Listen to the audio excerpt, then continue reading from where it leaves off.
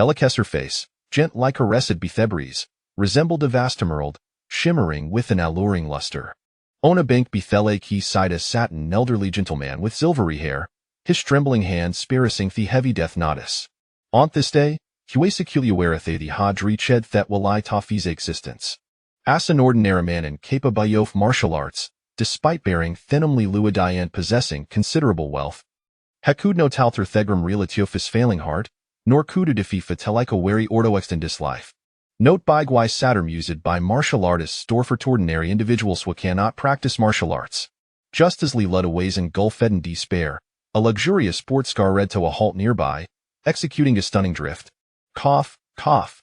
Theix housed famez from Thekar triggeretta fido fin tints a coughing from Liloati. Thekar door swung open, revealing a pair of long, snow-white legs, followed by the radiant figure of Sujianya, hair when arid hair glistening under the soonlight. Shepazessa Dabarith taking Visagi and a devilish figure, her black miniskirt accentuating the flawless contours of her legs. As the gentle breeze swept by, her fitted top clunked to her skin, showcasing her enchanted form. Liluo did red no gatooling, fearing I might not withstand the overwhelming beauty before him. Speak up, Watergent matter bring Siautome? Sujayan inquiretisally, her finas eye esga aiming with intensity.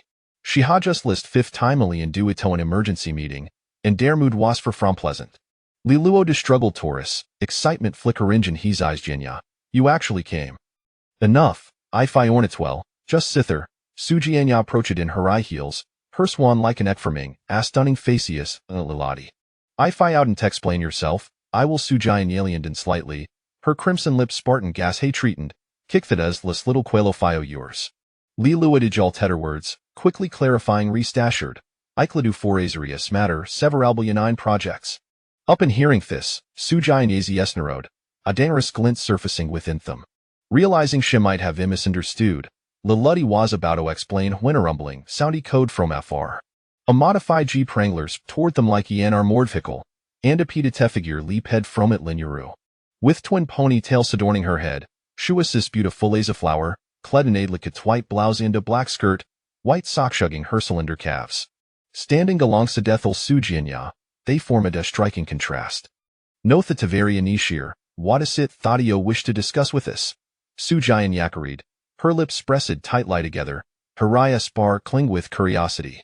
Linyar also Luca Datli Luida with intrigue, her fair and smooth facey appearing, particularly rosant the soonlight. Liluida was thyrus-band, yet duito his laco fa spiritual vein.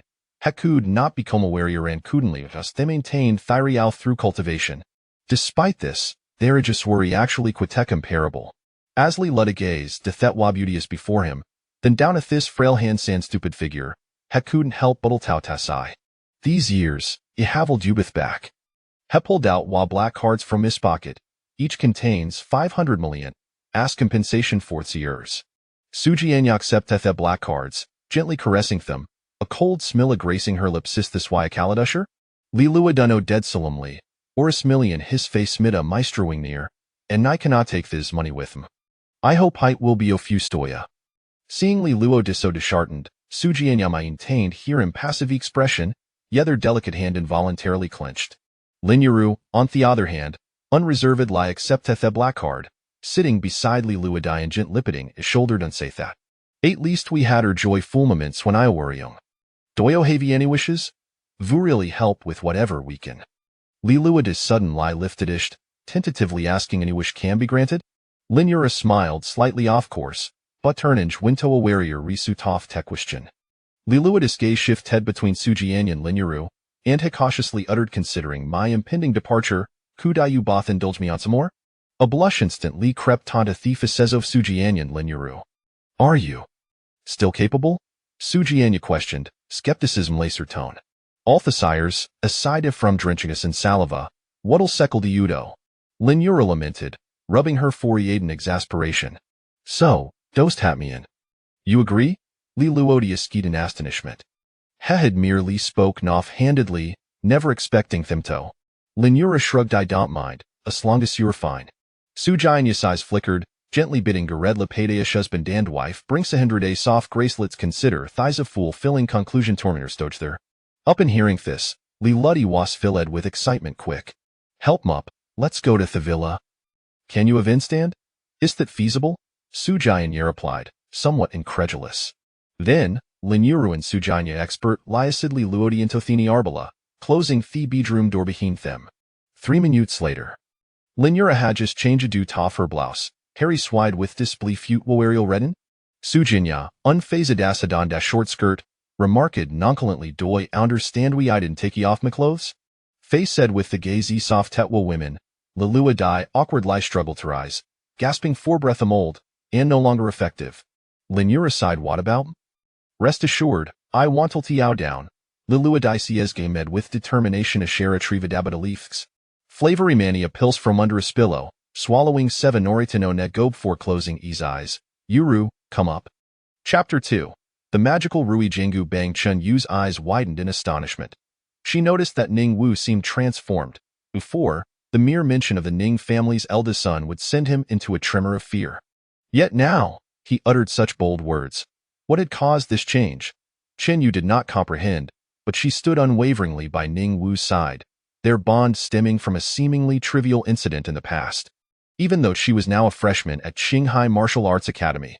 Perhaps this news had yet to reach Ning Wu.as she gazed upon his visage, a flicker of tenderness sparkled in her eyes. Are you still hungry? Not anymore. Please proceed with the discharge procedures. What? My body no longer requires hospitalization. There are matters I shall discuss with you later. Chen Yu hesitated momentarily before nodding. She trusted Ning Wu, who was no longer an ordinary person, albeit burdened with a rather inferior talent. Chen Yu departed to complete the discharge formalities, while Ning Wu closed his eyes, keenly attuning himself to his new beginner's gift package. The beginner's gift package opened. Heavenly Grade Divine Ability 1, Heavenly Grade Martial Art 1, Divine Grade Weapon 1, Divine Ability, Blazing Battlefield, greatly enhances one's state, making you the favored child of combat. Martial Art. Origin Technique of the Stone Monkey, automatically cultivates. Absorbs natural energy at 20 times the normal rate. Assists in the absorption of solar and lunar essence for the cultivation of the Fire Eye Golden Mirror. In that moment, Ning Wu's body underwent a dramatic transformation. What was once a dilapidated thatched hut now resembled a palace suffused with ethereal energy.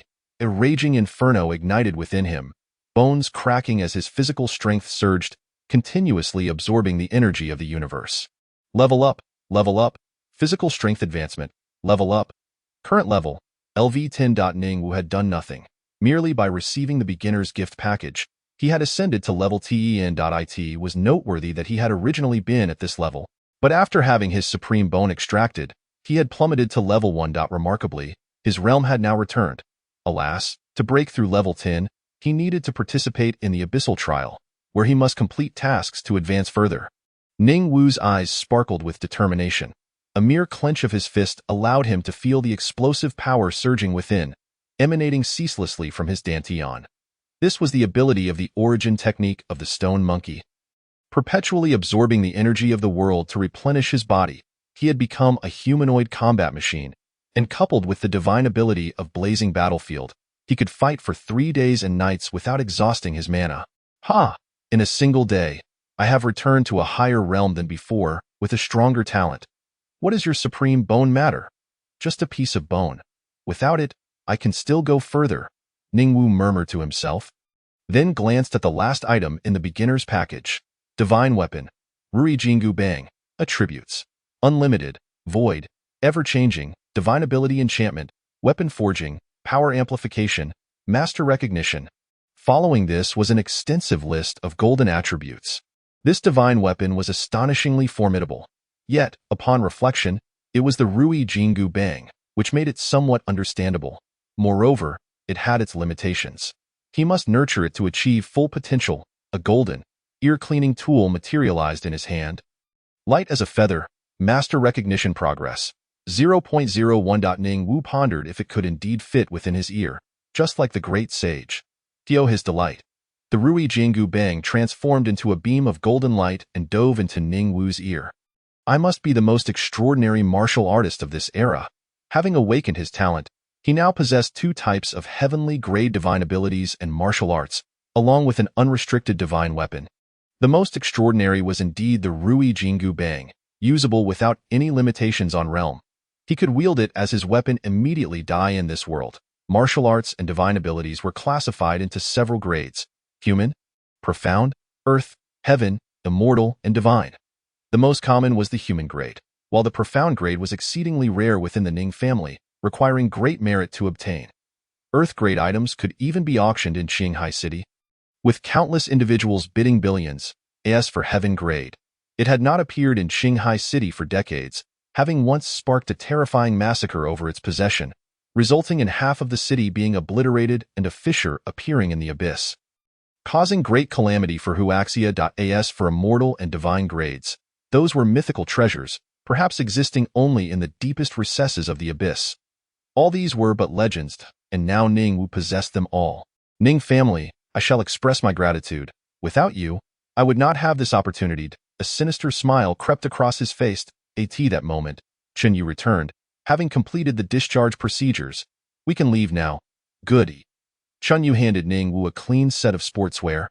As he shed his hospital gown, his muscular upper body was revealed, showcasing beautifully defined muscles and prominent abs, broad shoulders tapering to a narrow waist. Chen Yu's cheeks flushed, yet she could not divert her gaze.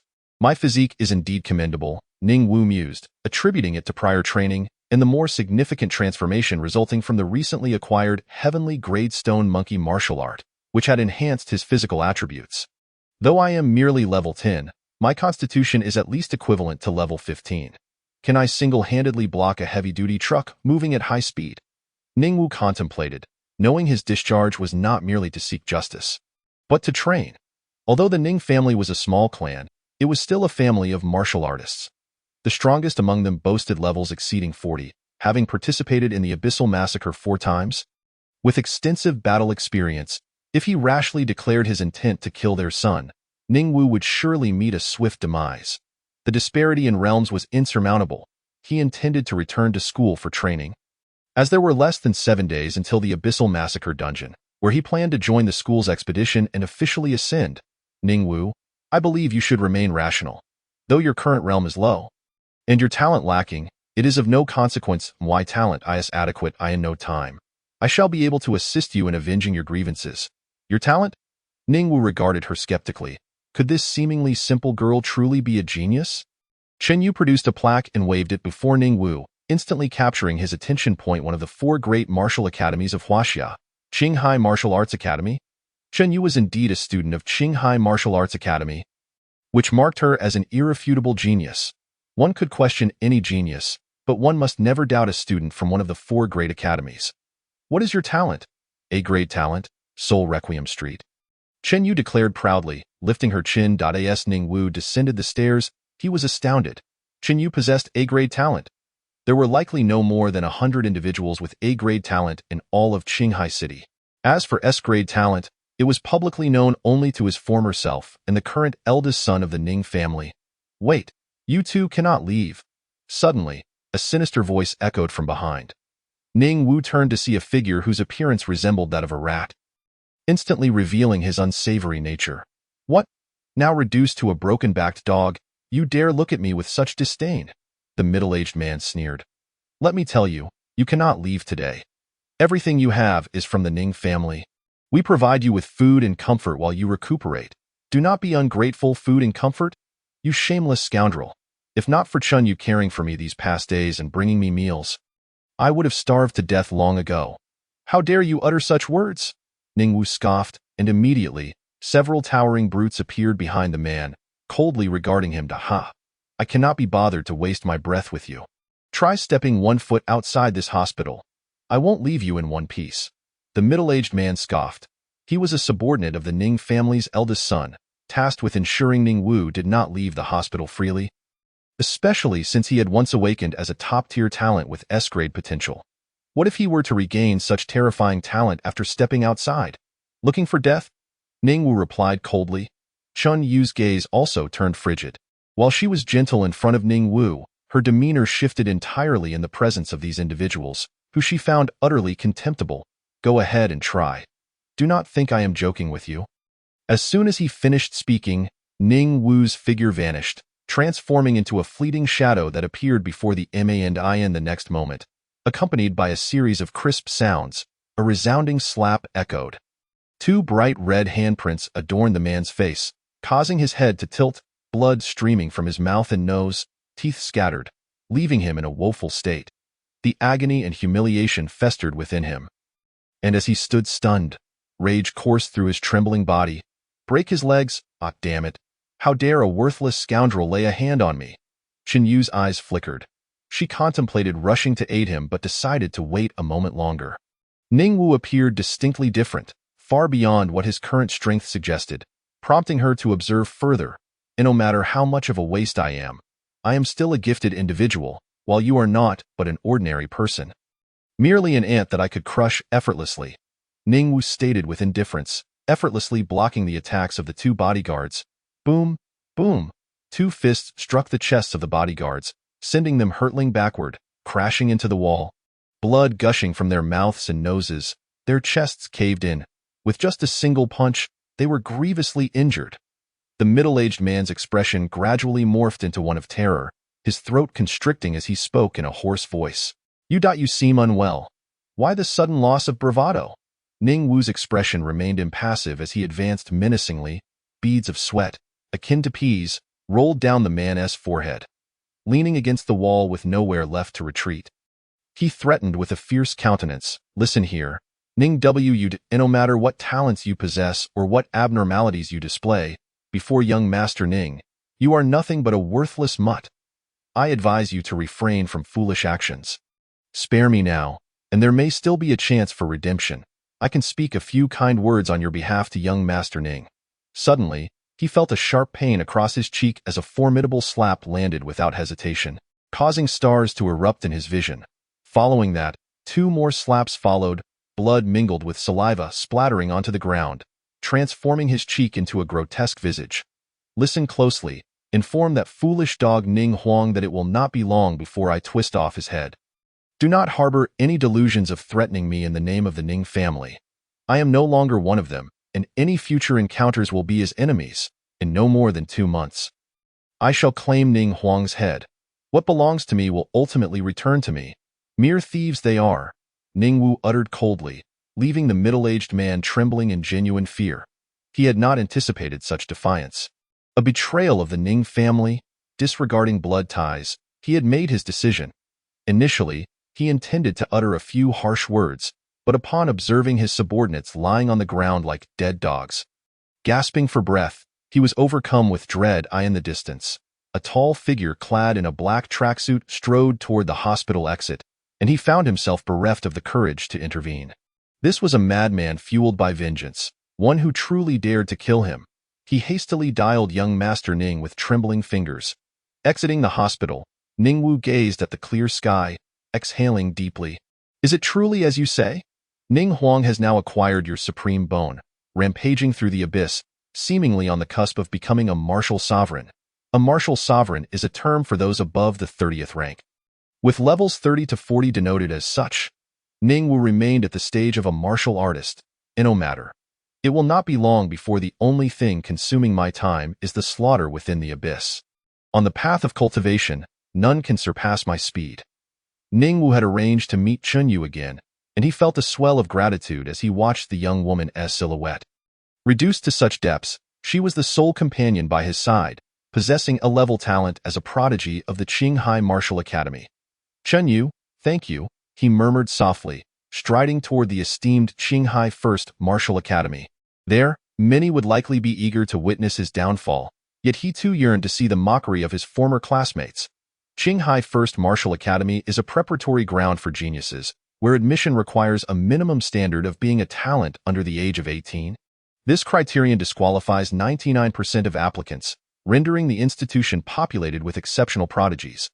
After acquiring the Supreme Bone, Ning Wu had become a student of Qinghai First Martial Academy, undeniably the top genius of his year. His classmates had once treated him with utmost respect, eager to curry favor. Yet, upon his loss of the Supreme Bone, they revealed their true colors, exhibiting an extreme double standard. As he strode into Qinghai First Martial Academy. However, the doorman had already begun to obstruct him. Hey, who let you in? You must not be aware that your student status is about to be revoked. That has been decided in the last few days. Do not enter, the doorman, robust and impatient, waved his hand dismissively. Such a worthless individual does not deserve to step foot in Qinghai First Martial Academy. It is a disgrace to us all, especially recalling his previous sycophancy towards Ningwu. He felt a wave of nausea. How could he have ever deigned to flatter such a waste? A lifelong stain on his reputation. You mentioned a few days. Thus, I am still a student of Qinghai Martial Academy. Are you barring my entry?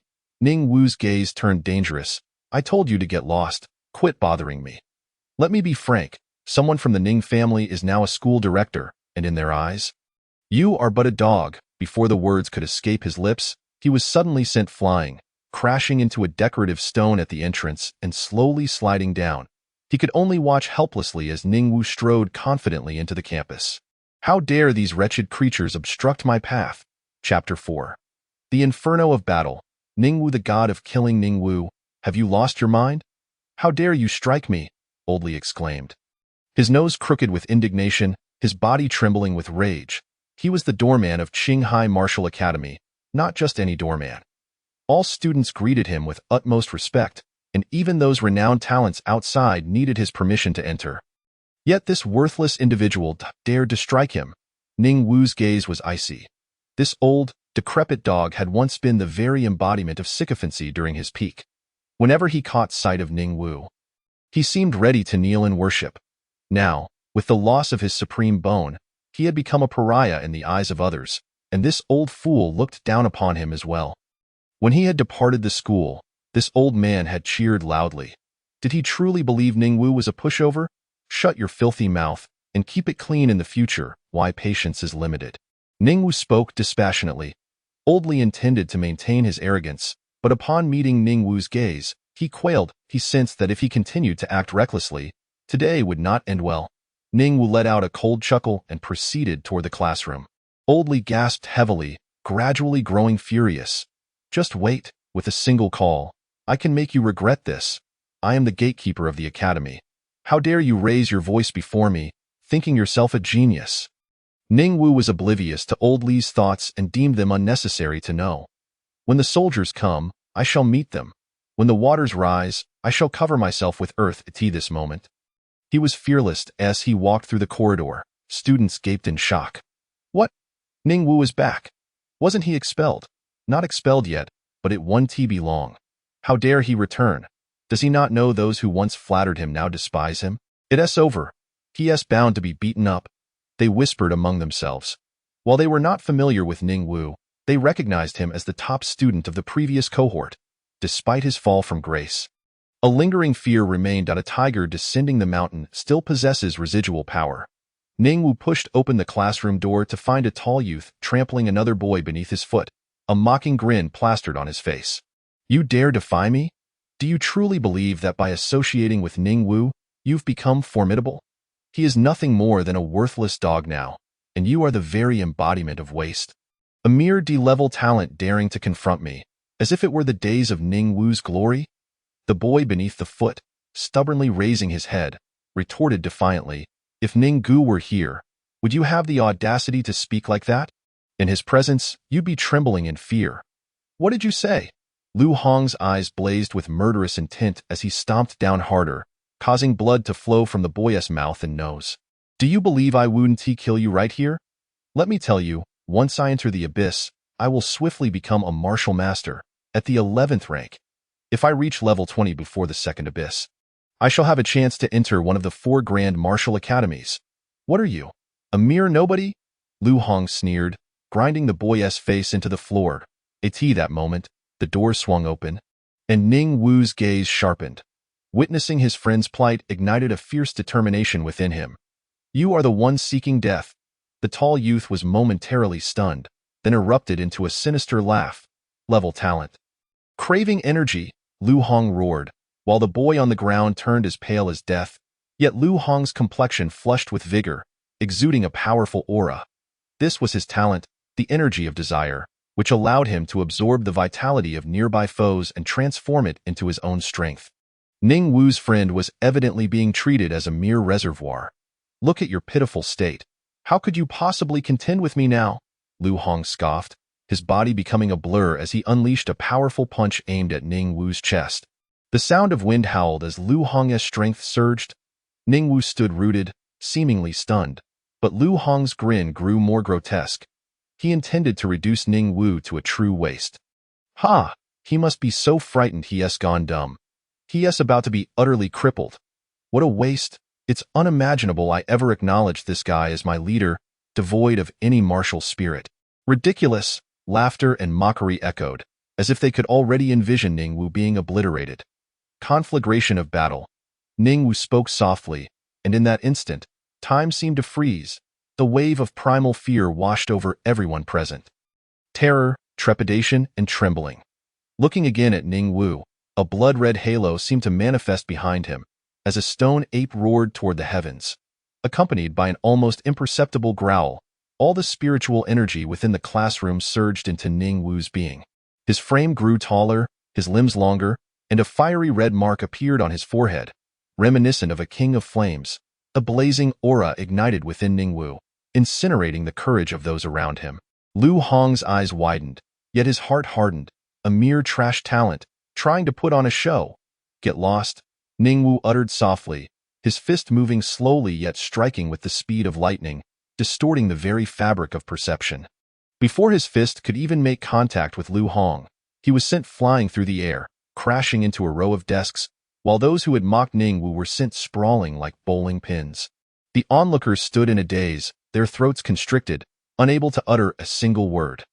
Useless scum, come here, Ningwu commanded with a wave of his hand, and a pair of menacing hands seized Lu Hong, slamming him down towards the ground. Thud, thud, thud. The sound of bones shattering accompanied by a dull thud echoed as Lu Hong writhed in agony, begging for mercy. I was wrong. Father, I was wrong. If this continues, I will die. I implore you, spare me. Fear gripped Lu Hong, and he began to weep, snot and tears streaming into his mouth. This pitiful sight left the crowd in shock, their eyes wide with disbelief. Hadn't Ningwu been reduced to a mere waste? Was this truly what constituted a waste? What then did that make them? Could it be that his supreme bone had returned? Some speculated in astonishment. Hua Zi, I offer you a chance to determine his fate. Spare him or render him useless. Ningwu's gaze softened as he looked at the pale-faced youth. Liu Hua was a good brother in his previous life and remains a good brother now. He had endured this humiliation at the hands of Lu Hong to defend Ningwu, and now Lu Hong's fate lay in his hands. However, he could not kill the man. Ningwu was not yet powerful enough for that. Seizing the moment, Lu Hong knelt before Ningwu. Father, I am kneeling before you. I beg you, spare me. I truly won't dare speak out of turn again. My mouth is but a toilet, a filthy pit in the countryside. I misspoke. Lu Hong was genuinely terrified. He realized that while Ningwu would not kill him, he could certainly render him powerless at the risk of expulsion. He dared not gamble. What difference was there between becoming an ordinary person and dying? Lu Hua sighed, his eyes filled with pity. Had I known it would come to this, I would not have acted so rashly. If I hadn't feared for Ning Ji's expulsion, I would have certainly dealt with you today. Ningwu nodded and once more seized Lu Hong, flinging him out of the window. He crashed down onto the square with a resounding thud, drawing gasps of astonishment from the onlookers. Chapter 5, General of Thunder. Zhang Junyang is Ningwu out of his mind. Does he not realize that Lu Hong's current ally is Zhang Junyang, who ranks among the top 10 in the school? I suspect he feels invincible. Just look at him. Does he seem like a waste? Impossible. He has been stripped of his supreme bone, reduced from the top genius of the school to the lowest tier. He must have resorted to some underhanded means. I support your statement. If someone of such low talent can act with such audacity, we might as well give up on cultivation altogether. The students gasped in shock, whispering among themselves while continuously observing Ningwu's expression. The moment he showed any sign of displeasure, they immediately fell silent. The current Ningwu was not someone they could provoke. Regardless of how he had achieved it, his strength was undeniable, and the means he employed were inscrutable. That technique he had just displayed was at least of the Xin level. Lu Hua staggered to his feet, still feeling somewhat unsteady. Ningwu, why have you come? If I hadn't come, would you not have been bullied to death? Why bother for a waste like him? Ningwu reproached, unable to bear seeing his brother being beaten, especially due to his own actions. Every man has a sense of pride, let alone Ningwu. who possessed the indomitable will of the great sage. No, Ningwu, you are not a waste. You will always be my elder brother, Lu Hua replied with a bitter smile, his eyes reddening slightly. Ningwu had stood up for him. Incurring the ire of Lu Hong's older brother month prior, Lu Hong had been one of Ningwu's lackeys. Yet Ningwu had never thought highly of him due to his questionable character. Using his status as a talented individual, he had bullied countless others, shamelessly clinging to his previous self. After receiving a stern warning from Ningwu's past self to cease his bullying or be expelled from the team, Lu Hong had managed to restrain himself to some extent. However, the day after his supreme bone disappeared, he had betrayed Ningwu, quickly aligning himself with a new leader, Zhang Junyang, who was even more ruthless. Lu Hong had become entangled in Zhang Junyang's schemes, their arrogance only growing. Lu Hua couldn't help but worry for Ningwu. Zhang Junyang was a B-rank talent, the owner of the Thunder General ability, and incredibly powerful, ranking among the top 10 geniuses in their year. The school board had invested in him, as those who received such support were undoubtedly extraordinary talents destined to carve out a place for themselves in the world. Yet Ningwu, now fallen from grace, had offended Zhang Junyang due to this friend of his, who was merely averaged. It's all my fault for being useless, lacking strength and talent. Until now, I've barely reached the 10th level. Lu Hua lamented, pounding his chest in despair, yet no one dared to laugh. They would mock Lu Hua, but with Ningwu present, their courage vanished. Just look at Lu Hong's current pitiful state, lying on the square. Not a single person dared to help him up. Lu Hong groaned, feeling as though his ribs had shattered. Curse you, Ningwu. Once I recover, I will definitely call my boss to deal with you. No, I'll call him now. I cannot endure this humiliation. Lu Hong clenched his fists, a sinister smile creeping across his face. As a local bully, he was well aware of the tricks his classmates employed. Just as he was about to make the call, someone stepped on his arm, prompting him to curse in anger. Damn it! Has the tiger fallen to the plains to be bullied by dogs? Ningwu can bully me, but what are these random fools doing? Boss! Lu Hong's voice abruptly halted, turning into excitement as he noticed a towering figure beside him, standing at least 2 meters tall. Adorned with tattoos of dragons and tigers, and smoking a cigar, he looked down at Lu Hong, twisting the tip of his shoe, causing Lu Hong to sweat profusely. Boss, do you know why I'm punishing you? I know. I've lost face for the boss. I never expected to lose to such a waste, but he is truly acting strange today. I can guarantee he has definitely used forbidden techniques. Otherwise, I wouldn't have been powerless to retaliate. Boss, you must believe me, useless. You couldn't even handle him. Allow me to go and test him myself. Zhang Junyang scoffed disdainfully, for he was far more powerful than Lu Hong. He could easily lift Lu Hong and slam him into the ground, reducing him to a pulpy mess time and again. This was the true might of a B-rank talent, the Thunder General. Zhang Junyang squinted, taking a deep drag from his cigar, the thick smoke swirling in the breeze before slowly exhaling. Ningwu, once a king, step forward and show me what you're made of. Let me see how you managed to reduce my dog to this state.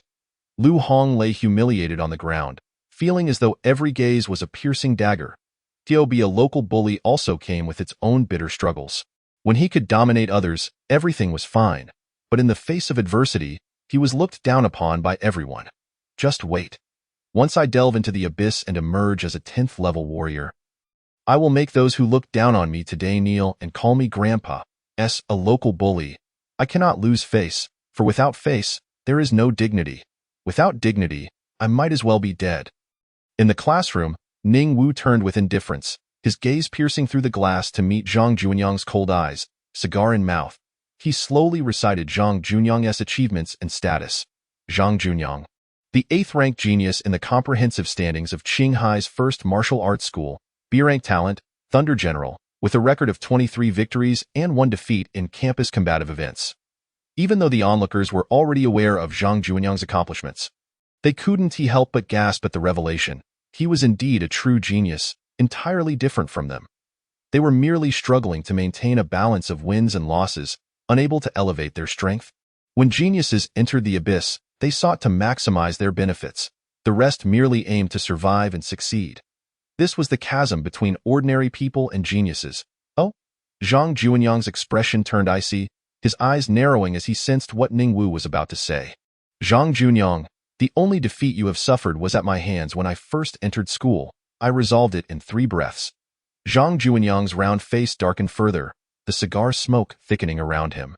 Back then, he had taken pride in this incident, for Ning Wu had quickly ascended to the ranks of the top 100 geniuses in Qinghai, a dream ranking that was utterly unattainable for Zhang Junyang. He had boasted about lasting 3 moves against Ning Wu. But there is one thing you do not know. Those 3 moves were merely to avoid humiliating you further. Otherwise, where would your dignity as a local bully go? Seeking death, Zhang Junyang roared, unable to contain himself any longer. He was a person of reputation. Chapter 6. The comfort of thunderous rain for Zhang Junyang, the local bully of Qinghai Martial Arts School. Face was the most important thing in his life. How could someone in this society endure such humiliation? Ning Wu had evidently crossed Zhang Junyang's line, who was known for his ruthless nature. Whenever he had any strength, he directed all his malice towards the common folk. Fierce thunder. Zhang Junyang bellowed, and visibly purple lightning crackled to life around him, enveloping his body in arcs of electricity. His once slick hair transformed into an explosive mane. Yet his momentum surged, and to the casual observer, he had shifted from a mere obnoxious fat man to a figure of genuine dread. It was not only because he was a B-rank talent, but also because he had become a true martial artist. Just last month, he had successfully advanced within the abyss, becoming a legitimate warrior. His strength and physique had received a tremendous boost, and his talent had been further enhanced. In this world of gifted individuals, each aspiring to transcend their formidable limits must descend into the abyss to undergo a trial of bloodshed. Should they emerge victorious, they ascend to the next grand level, simultaneously acquiring a fearsome ability related to their innate talent, often referred to as their life-bound power. It is rumored that the most powerful gifted individual in the world possesses 9 such life-bound abilities. Reigning supreme in this era, a rarity even in Huaxia, Zhang Junyang has also attained his life-bound ability, known as the Mighty True Thunder. This augments his physical constitution by 30%, doubles his speed, and imbues any technique he unleashes with a paralyzing effect of lightning that lasts for 2 minutes. Zhang Junyang moves with astonishing swiftness. Despite his 300-pound weight, he charges forward like a ferocious wild boar. With reckless abandon, Ning Wu leaps out of the window, and in an instant, the Liao Yuan 100 battles amplifies all his physical attributes. If the Mighty True Thunder is an extraordinarily powerful life-bound technique, then Liao Yuan 100 battles is even more formidable. It enhances all of his attributes by 50%, persisting as long as his spiritual energy remains unspent, transforming him into a darling of battle. His reaction time and the speed at which he unleashes other techniques are beyond imagination. While others require 2 seconds to react, Ning Wu needs only a fraction of a second.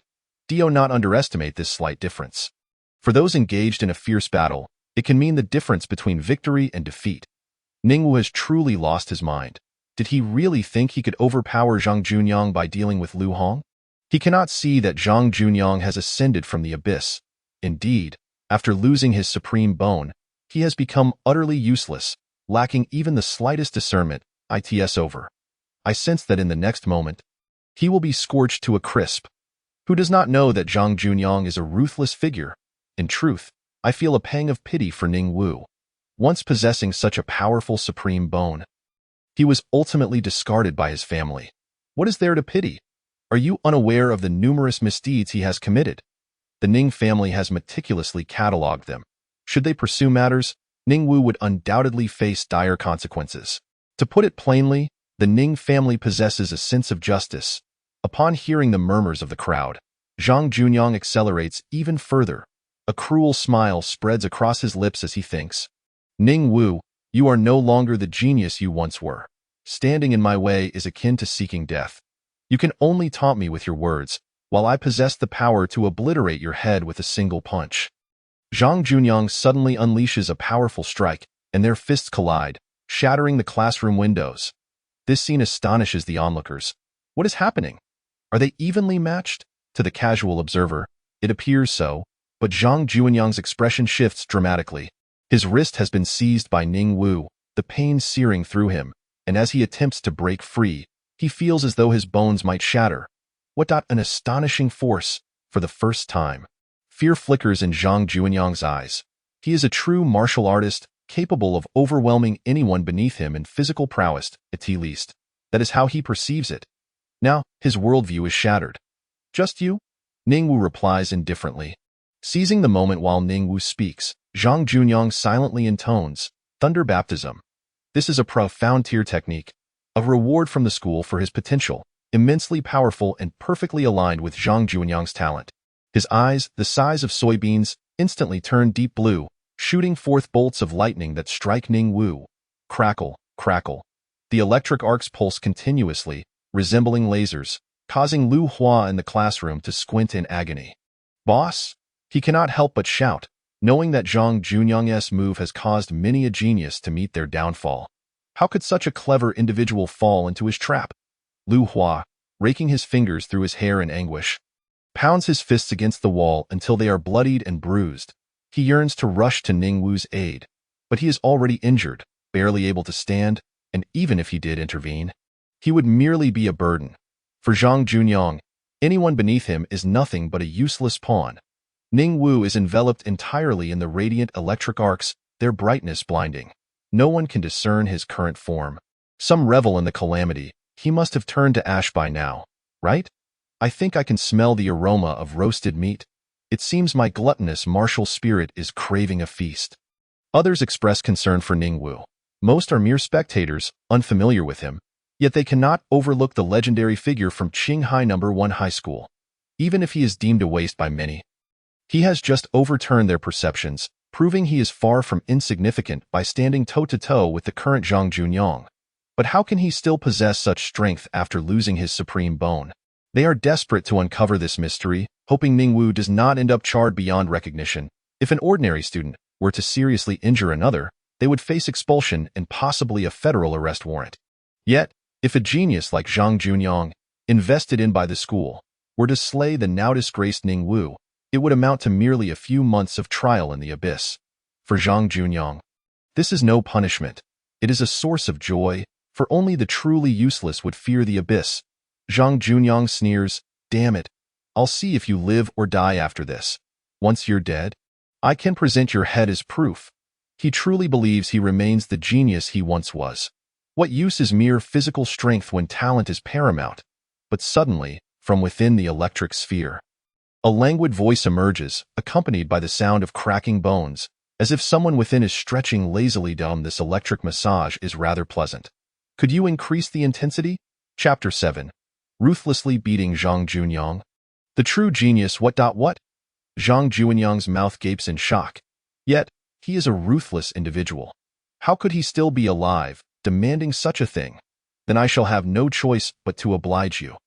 Unleash all the electricity. His eyes blaze like torches, the lightning within them nearly blinding. Any casual observer would be severely injured under his gaze for merely a few seconds. The disparity in their strengths is insurmountable. Zhang Junyang can no longer contain himself, pouring all his spiritual energy into his eyes, determined to end Ningwu here and now. From the electric light emerges a young figure, his clothing reduced to tattered rags by the scorching lightning. Yet, he remains concealed from the crowd, swathed in crimson smoke that forms a cloak around Ningwu, resembling a celestial harbinger of doom. You? Zhang Junyang exclaims in horror, realizing he is nearly spent of energy, while Ningwu appears unfazed, merely with torn clothing. Activating Liao Yuan 100 battles and fully engaging the Stone Monkey origin technique, Ningwu takes a deep breath, gazing at the somewhat fearful Zhang Junyang.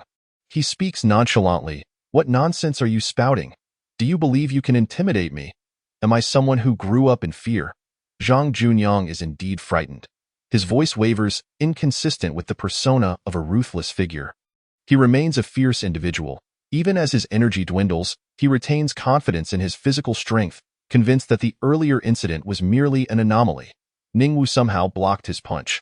However, this time, under his sneak attack, Ningwu stands no chance of countering.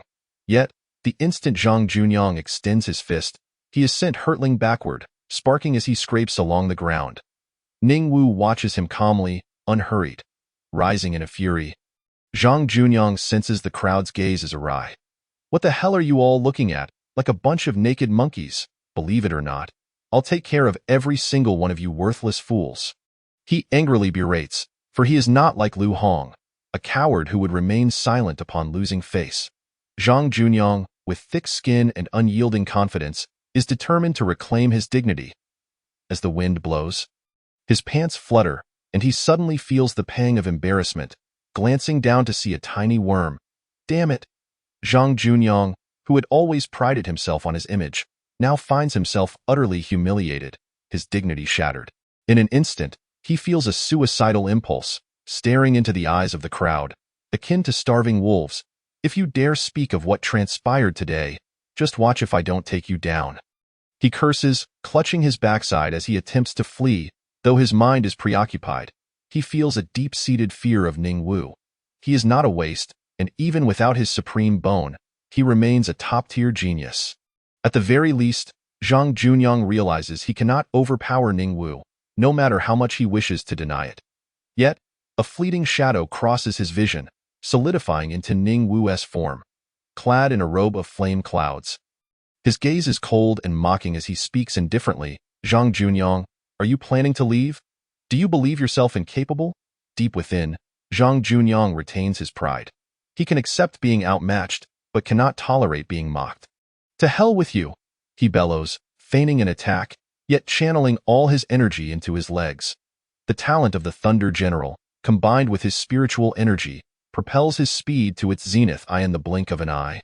He is 10 yards away, still charging forth in a desperate bid to escape. Everyone can see the terror etched on his face.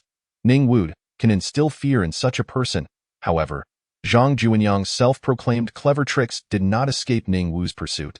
His speed was akin to lightning, leaving behind the familiar afterimage, prompting Zhang Junyang to sit down abruptly on the ground and let out a cold laugh on one hand. It was to mask his embarrassment and maintain some dignity.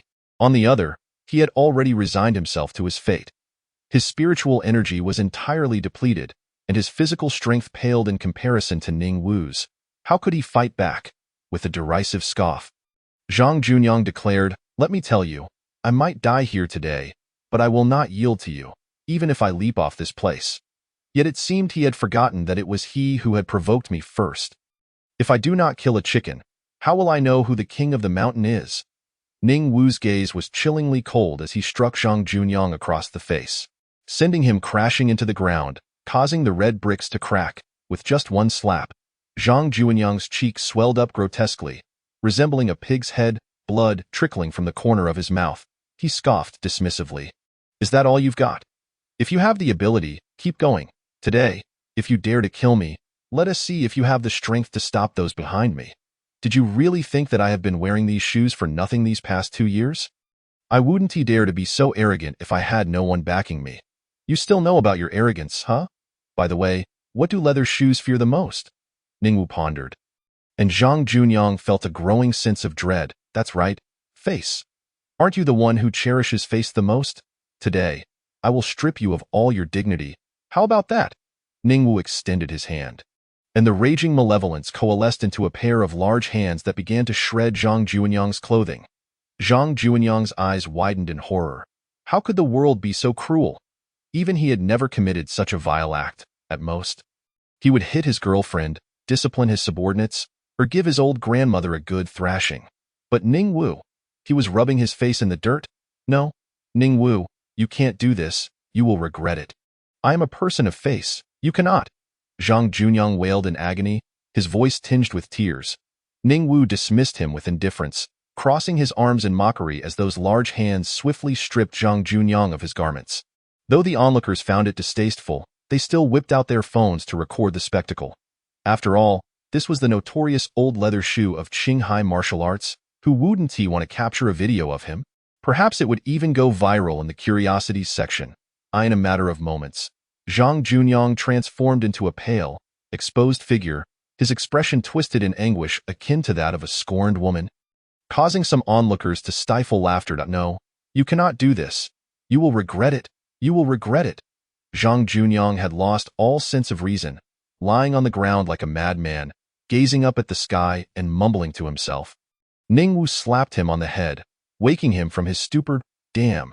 He had just uttered those 2 words when he fell silent, for he met Ning Wu's indifferent gaze, and he had no doubt that Ning Wu was now far more ruthless than he. How does it feel? I'm offering you a chance to save some face.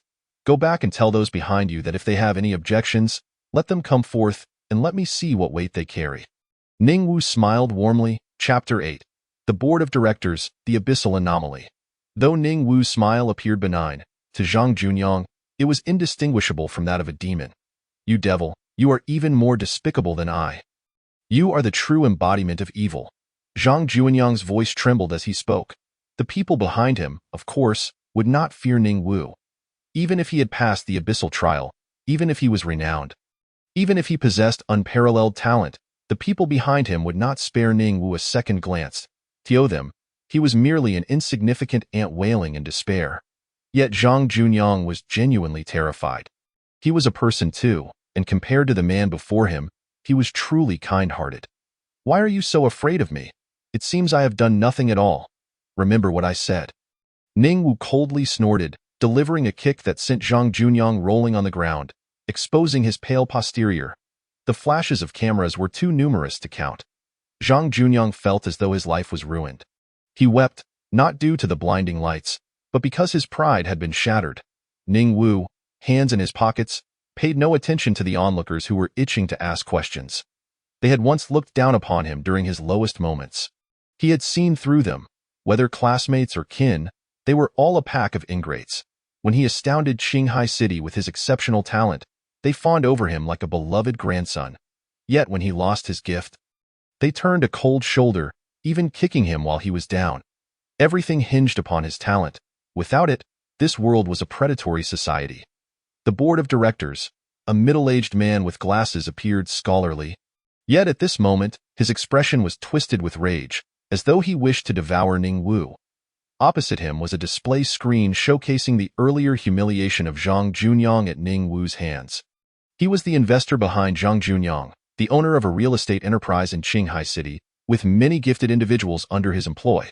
Although merely an ordinary person, his wealth allowed him to purchase everything, including the services of the gifted. Zhang Junyang was the prodigy he had selected, destined to enter one of the 4 major martial academies. Yet now he lay on the playground like a dog, indifferent even after Ning Wu had left, unwilling to even move. Drag this worthless piece of trash back to me. Throw him into the abyss for a week of trial. Chairman Shun, isn't that punishment a bit lenient? Do you truly consider Zhang Junyang one of your own? Ning Wu's humiliation had shattered his psyche. Whether he could ascend to level 30 was now a significant hurdle, as the abyssal trial at that level pertained to the mind.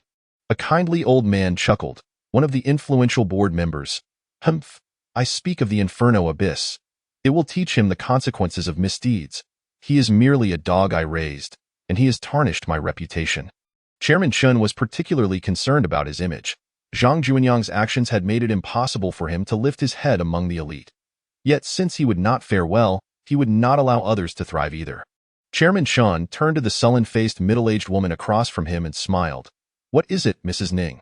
Are you having some regrets? The woman with the dark expression was named Ning Hua, a member of the Ning family, and she held another layer of identity as the younger sister of the matriarch of the Ning clan. Ning Wu's supreme bone had been transplanted into her nephew. Ning Hua suddenly smiled radiantly. Chairman Shun, you jest? How could I? Though Ning Wu may lack character, my family is one that can embrace him. Otherwise, he would have perished long ago. It seems the talents of my Ning family are indeed commendable. Even without the supreme bone, he can still crush the geniuses of Qinghai martial arts. She tossed her hair with a touch of pride, exuding a certain charm. Chairman Qin gazed at her with a smile. This woman's venomous heart was rivaled only by his own. She was exceedingly malicious.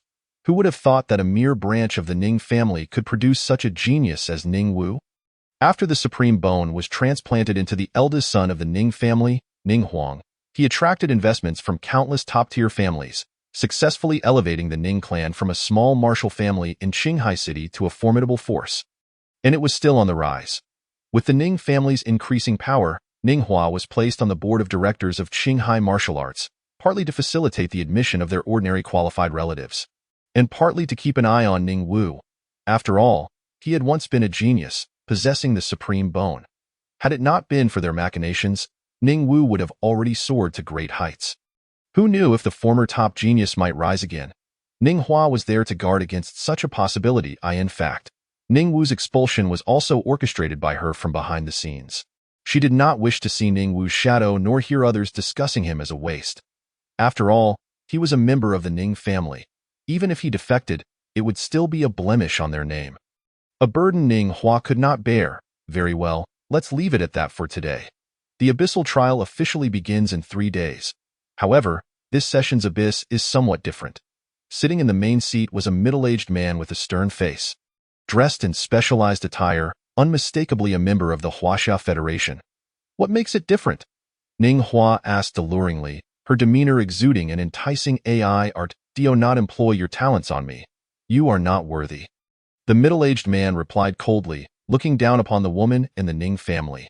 Ning Hua's smile faltered, her fists clenching and releasing slightly. What, not satisfied? The man with a square face replied indifferently. His strength alone could crush everyone present. How could a mere girl have the audacity to be unsatisfied? He chuckled. Chairman Qian sneered mockingly. The kindly old man maintained his smile, while the other board members observed silently, indifferent. Captain Liu, what exactly has changed in the abyss? Is it beginning to stir again? Not at all. Rather, it is a positive change. Rare treasures have appeared in the abyss, at least of the Earth grade. The middle-aged man with the square face finally cracked a smile. At least? Several board members stirred, for Earth grade was merely the starting point, which meant there was a possibility of treasures of the heaven grade. Their breaths quickened, each one a cunning fox, their eyes darting as they began to contemplate how to seize the treasures for themselves. Do not get too excited. This does not concern you. The location of the treasure's appearance is in the first layer of the abyss, and the rules remain unchanged. Only those with talent at level 10 or below are permitted to enter. If you wish to gain entry, you can only permit the prodigies within your family or select students to do so, thereby helping you seize the extraordinary treasures and retain a glimmer of hope. Well then, today's meeting concludes here. Chapter 9. The Spirit Power Storage Vessel. An encounter with an enemy upon leaving the grand conference room. Ning Hua's once captivating visage turned as cold as ice. Damn it, what on earth is happening with Ning Wu? Has he stumbled upon some fortuitous encounter once again? Or is it possible that the supreme bone has not been fully transplanted? Regardless of the possibility, he is now beyond our control, posing a significant threat. What use is it for a mere collateral branch member to possess such exceptional talent? Can he truly lead our Ning family to prosperity? The Abyss trial in 3 days. Ning Hua's gaze flickered, uncertain if Ning Wu would participate. Logically, he should only be at level 2 at most, rendering him unqualified to enter the Abyss. Yet, he must not be assessed by conventional standards. A flash of murderous intent crossed Ning Hua's eyes. Inform everyone. If Ning Wu dares to enter the Abyss, eliminate him swiftly. Should he reveal greater strength within, spare no expense to ensure his demise. Someone nearby nodded, commencing the issuance of commands within the Ning family. I already have thoughts on the candidates for this Abyss expedition. I will decide upon my return. Chairman Chen's eyes flickered as he walked down the corridor. Resolving to contact a ruthless genius, he requires that extraordinary treasure, whether it be of earthly or heavenly grade. He needs it. Zhang Junyang has been rendered useless, and every family will undoubtedly offer countless enticing conditions to recruit the nation's top talents. Once they enter the Abyss, a fierce struggle for the treasures will surely ensue. The benevolent old man, with a smile, remained unperturbed as he made a phone call. A soft, drowsy voice answered, having just awoken. What's the matter, Grandpa? Tingzi, you are to participate in the Abyss trial, correct? Initially, I intended to arrange for you to enter the most suitable section of the Abyss, but circumstances have changed. The first layer of the Abyss will feature extraordinary treasures. Likely of heavenly grade. Heavenly grade. The woman's voice sharpened with newfound awareness. So, do you think you might be interested in trying your luck in the first layer of the Abyss? Of course. After all, it's just a bunch of kids. Going in there will be as easy as slaughtering chickens, no problem. The old man nodded with satisfaction. Ning Wu remained oblivious to all this, still contemplating the military merit points he had acquired. Every enemy he defeated and every battle fought granted him a portion of these points. After some calculation, Ning Wu found he currently possessed over 70 military merit points, all accrued from his confrontations with Zhang Junyang and Lu Hong. What could he exchange these merit points for? A glimmer flickered in Ning Wu's eyes as his consciousness shifted to another realm, the treasure space. The white bone flower, a commonly found spiritual herb in the first layer of the Abyss. was priced at 1 military merit point.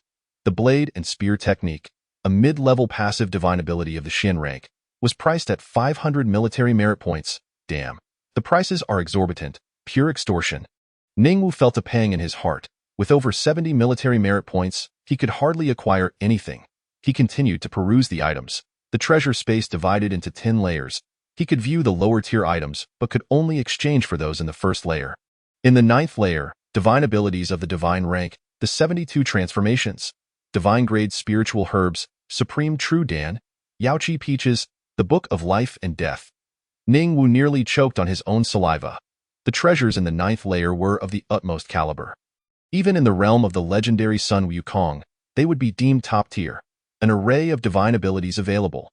The 10th layer, however, remained shrouded in darkness, concealing its contents from his view. Furthermore, Ningwu discovered a delightful tidbit. Each time he broke through a significant realm, he could partake in a random draw. This meant he could potentially obtain any of those treasures. Moreover, the quality of the treasures drawn would correspond to his performance in the abyss.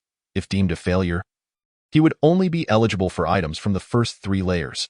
Ranking within the top 10 would grant access to middle-tier items, while securing the first position would allow him to draw from the last 3 layers of treasures. Ningwu was genuinely exhilarated. Did this not imply he could possibly acquire the 72 transformations? A divine ability. He could transform into a fly and sneak into the girls' shower room to observe them bathe. No, what am I thinking? How could I possibly entertain such thoughts? He hesitated for a moment before using all his military merit points to exchange for the spirit power storage vessel. It appeared to be an unremarkable vial. Yet its purpose was to store the spirit power he had amassed. Given that the Stone Monkey's foundational technique allowed for a 20-fold absorption rate of the world's spirit power, he need not worry about breaking through realms. However, as he had not yet passed the Abyss trial, the current realm limited his advancement, preventing excess spirit energy from entering his body. Only during battle could Ningwu expend spirit energy, allowing the Stone Monkey's foundational technique to replenish it. Dreaming of a breakthrough without the trial was futile. Yet, this spirit power storage vessel could convert surplus spirit energy from his body into the vial, capable of storing up to level 3. However, a drawback existed. The vessel could not directly absorb spirit energy. Ningwu had to infuse his own spirit energy into it. This led to an unfavorable situation. Half an hour later, Ningwu lay slumped over his desk, his fingers too fatigued to move. Using this vessel felt akin to a siphon, draining the spirit energy from within him. He felt utterly depleted in the classroom. Some girls observed his lethargic demeanor, scrutinizing the vial in his hand with widened eyes. Filled with suspicion, the boys, too, had begun to murmur amongst themselves, their voices hushed for fear of Ningwu's wrath. The cautionary tale of Zhang Junyang loomed large in their minds. Damn, what are these kids thinking? Am I truly such a person? After several attempts, the spirit power storage vessel reached its limit, now housing his level 3 spirit power, the utmost capacity. There was no further breakthrough possible. Once he emerged from the abyss, he would consume this vessel and perhaps attain a breakthrough, potentially catching up to the next abyss trial. Ningwu harbored his ambitions. The Ning family, a wretched clan, would face his retribution. He was determined to annihilate them. As the bell rang to signify the end of class, the cultural studies teacher ambled out slowly. Cultural studies were deemed the least useful subject in martial arts school. The teacher merely sat and dozed off during lectures. Ningwu, please step outside. Someone is looking for you, a stranger called out. Someone is looking for me? Ningwu's heart stirred as he followed the individual outside. Upon reaching a secluded area, a woman of enduring beauty emerged. It was Ning Hua. It's you? Ningwu's gaze turned icy, brimming with lethal intent. This woman was the aunt of the Ning Emperor and one of the orchestrators behind the plundering of his supreme bone. Do you have the audacity to meet me? Have you not grasped your place? Do you not kneel before me upon our meeting? Ning Hua sneered disdainfully. Chapter 10. A transaction? Get lost.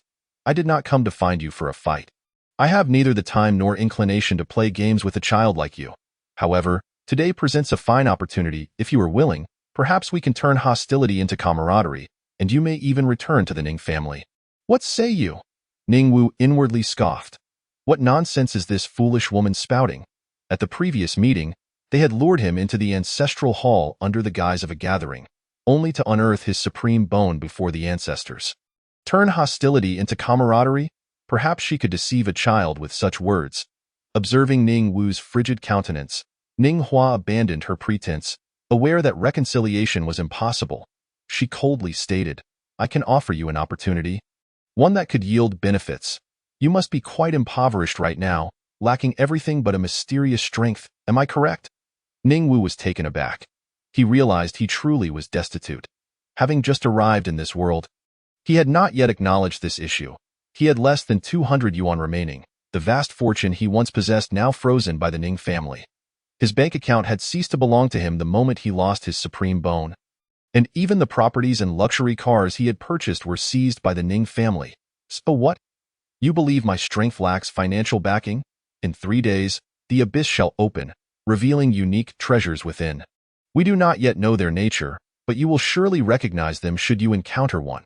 If you manage to seize that treasure and present it to the Ning family, not only will the family forgive your previous transgressions, but you will also receive a reward of 5 million. Ning Wu could not help but laugh. What did 5 million amount to for someone of his caliber? Such words were akin to nonsense. A typical talent could easily earn over 1 million a year, even under the pretense of working for the elite. If one were to serve them as a dog, 2 million would hardly suffice.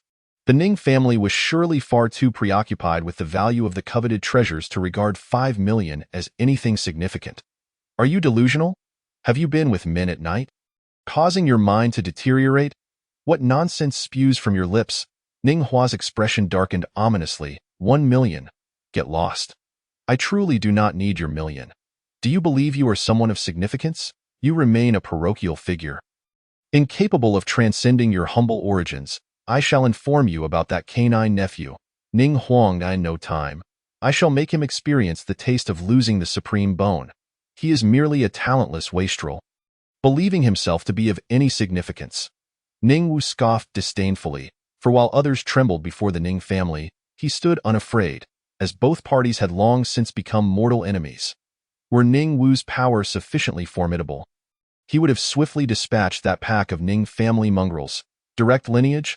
What nonsense! Ning Hua's expression darkened like a turbulent sea. Her alabaster fingers clenched tightly, revealing the blue veins beneath her skin. She was genuinely furious. I hope you can remain as resolute as you are today. Remember to take good care of yourself in the abyss, lest you be slaughtered, Ning Hua said, taking a deep breath and smiling with a delicate charm. As the sister of the esteemed matriarch of the Ning family, she exerted great effort to temper her temper. Were it not for her reservations, slapping Ning Wu to death would be a trivial matter. The Huaxia Federation imposes severe restrictions on high-level gifted individuals acting against those of lower levels. Should she slay Ning Wu, the true eye of heaven, suspended high above, would not conceal today's events, and she would find herself summoned before the Huaxia Federation's tribunal, where a host of devils awaited her. Watching Ning Hua's retreating figure, Ning Wu let out a cold laugh and muttered a curse. Indeed, Ning Hua's graceful stride faltered for a fleeting moment, a terrifying killing intent emanating from her. Ning Wu's complexion paled as the disparity in their realms was immense. Ning Hua had relentlessly elevated her strength with abundant resources. Once unable to enter the abyss even once a year, she had emerged from it just last month, experiencing a significant breakthrough in power. In 3 days, the abyss would unveil extraordinary treasures. What might they be? Surely, they would be coveted items, at the very least of earthly rank, if not possessing a whisper of celestial potential. It is worth noting that my stone monkey's foundational skill is merely of celestial rank. What could it possibly be, manifesting on the first level, where I might seize the opportunity? Ning Wu's heart burned with fervor. The abyss, a newly coined term emerging in recent centuries, had suddenly appeared in the imperial sphere. The abyss comprises 9 layers, and to transcend one's realm, one must undergo trials within its depths, with increasing difficulty. The first layer of the abyss is where the most trialists congregate, all comprising those who have yet to break through level 10. Although Ning Wu himself is at level 10, his prowess is anything but ordinary. The stone monkey's foundational skill has elevated his spiritual power to a terrifying quality. The burning battles of 1,000 flames is a celestial divine ability, making him the favored child of heaven and earth during combat. Any comprehension of battle manifests through him. Furthermore, The stone monkey's foundational skill continuously replenishes his spiritual power, ensuring he never faces the depletion of energy during combat. Most importantly, he possesses a supreme divine weapon, the Rui Jingu Bang. That is the weapon of the great sage, now nurtured within his ear, currently at a nurturing progress of 2%. Once the nurturing is complete, he can wield the Jingu Bang against his foes, unleashing its divine abilities at will. Alternatively, he could employ the Jingu Bang as an ordinary weapon, rendering it indestructible, as no premier weapon could shatter it. After all, what is the calming sea needle? I possess a clear understanding of my strength. Few in the abyss could rival me. Even if those prominent families dispatch their finest geniuses, I remain undaunted. Let alone the truly outstanding geniuses who have long since transcended level 10, breaking into the next realm in the abyss. While not invincible, I am nearly so. A mere 10 million wishes for me to cast aside past grievances and sell you extraordinary treasures? A delusion. When I encounter those from the Ning family, do not blame me for my ruthless heart. A glimmer of murderous intent flashed in Ning Wu's eyes. Within the abyss, there are no restrictions on slaughter. He returned to the classroom, only to find these lessons utterly futile for him. How can one reduce spiritual energy consumption to a minimum? How to discern the enemy's weaknesses during combat? Where can one most likely acquire genuine treasures? None of these concern me. I am the favored child of battle. My spiritual power flows like a spring, and I lack neither divine abilities nor weapons. Yet I am bereft of funds. Chapter 11. The Alluring Teacher. Shangguan Yinran Ning Wu now found himself in a dire state of poverty. Just days ago, it was Chun Yu who funded his hospital stay, bringing him meals daily. Now that he had left the hospital, Chen Yu mentioned plans to return to Qinghai Martial Academy, leaving him to confront the hardships of survival alone. How to earn money? I must devise a plan. Ning Wu's brow furrowed in concern. Earning money is not difficult for gifted individuals, especially for a talent such as himself. However, most opportunities involve serving others, which he finds beneath his dignity. Putting that aside, he resolved to contact Chen Yu after school to inquire about potential avenues. With just 3 days until the abyss opens, he had reached a bottleneck in his cultivation and needed to improve his circumstances. Gazing out at the azure sky, he mused. Though this is also a metropolis, its technology far surpasses that of his previous life. Even their desks are entirely transparent, a marvel of high technology. The final class of the day was martial arts combat, and a stunning red-haired beauty strode in. Her waist appeared exceptionally supple, and she walked with a cat-like grace, drawing the unwavering attention of the boys, including Ning Wu's good friend, Lu Hua. Who is this enchanting woman? Ning Wu's eyes lit up. Previously, the class had been led by either an elderly man or an older woman. The sudden appearance of this captivating beauty was truly eye-catching. You wouldn't understand. You've barely spent 2 days in class here. You surely haven't seen her before, right? Lu Hua replied, somewhat pale, as his bloodied hand had nearly healed. Such minor injuries are trivial for gifted individuals, akin to a mere scrape for ordinary folk. Indeed, some boys glanced at Ning Wu, seemingly curious about his reaction. Upon witnessing Ning Wu's appreciative gaze, they nodded in satisfaction. This woman is the dream goddess of all, and to find a genius sharing their sentiments made them feel honored. These classmates are fickle. They previously deemed Ning Wu a failure and shunned him. Yet now that he has reclaimed his status as a genius, they feel privileged to associate with him. I certainly haven't seen her. You know well how illustrious I was back then. How could a mere classroom confine me? I am destined to become a dragon. Ning Wu jested, his gaze lingering on the alluring teacher. She possessed a mesmerizing figure, sensuous and voluptuous. With a curvaceous silhouette, captivating waves in her chest, and fiery red curls that added a touch of maturity to her allure, contrasting sharply with Chen Yu's youthful charm. Chen Yu resembled a vibrant young girl. While this teacher exuded the aura of an older sister returning from overseas, no, perhaps an older sister who has indulged in the black dragon, he thought. Yet I believe you are even stronger now than before. Can you really tell that? Not that. I meant your temperament. The you of the past was lacking in decisiveness, perhaps due to your overwhelming genius at the time, constantly considering the future of the Ning family, struggling to handle certain unpleasant matters, yet they engaged in such barbaric acts. This family is destined for ruin, Lu Hua whispered angrily. Ning Wu's mood darkened as he shook his head and chuckled lightly. It matters not. They cannot remain arrogant for long. If I fear a small family newly emerging in Qinghai City, how can I ever hope to grow? Now that's the spirit, Lu Hua exclaimed, giving a thumbs up. Then swallowed hard as he explained, this is our martial arts instructor, Shangguan Yanran.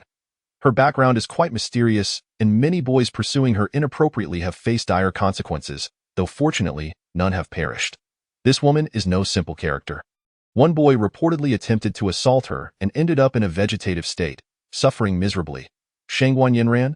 What a lovely name. Just then, Shangguan Yanran seemed to catch wind of Lu Hua's words and glanced down. Her gaze lingering on Ning Wu for a moment before she smiled alluringly. Oh, discussing the teacher again, are we? It's perfectly fine to talk about me. After all, your mouths belong to you. Just ensure you don't develop any improper thoughts about your teacher.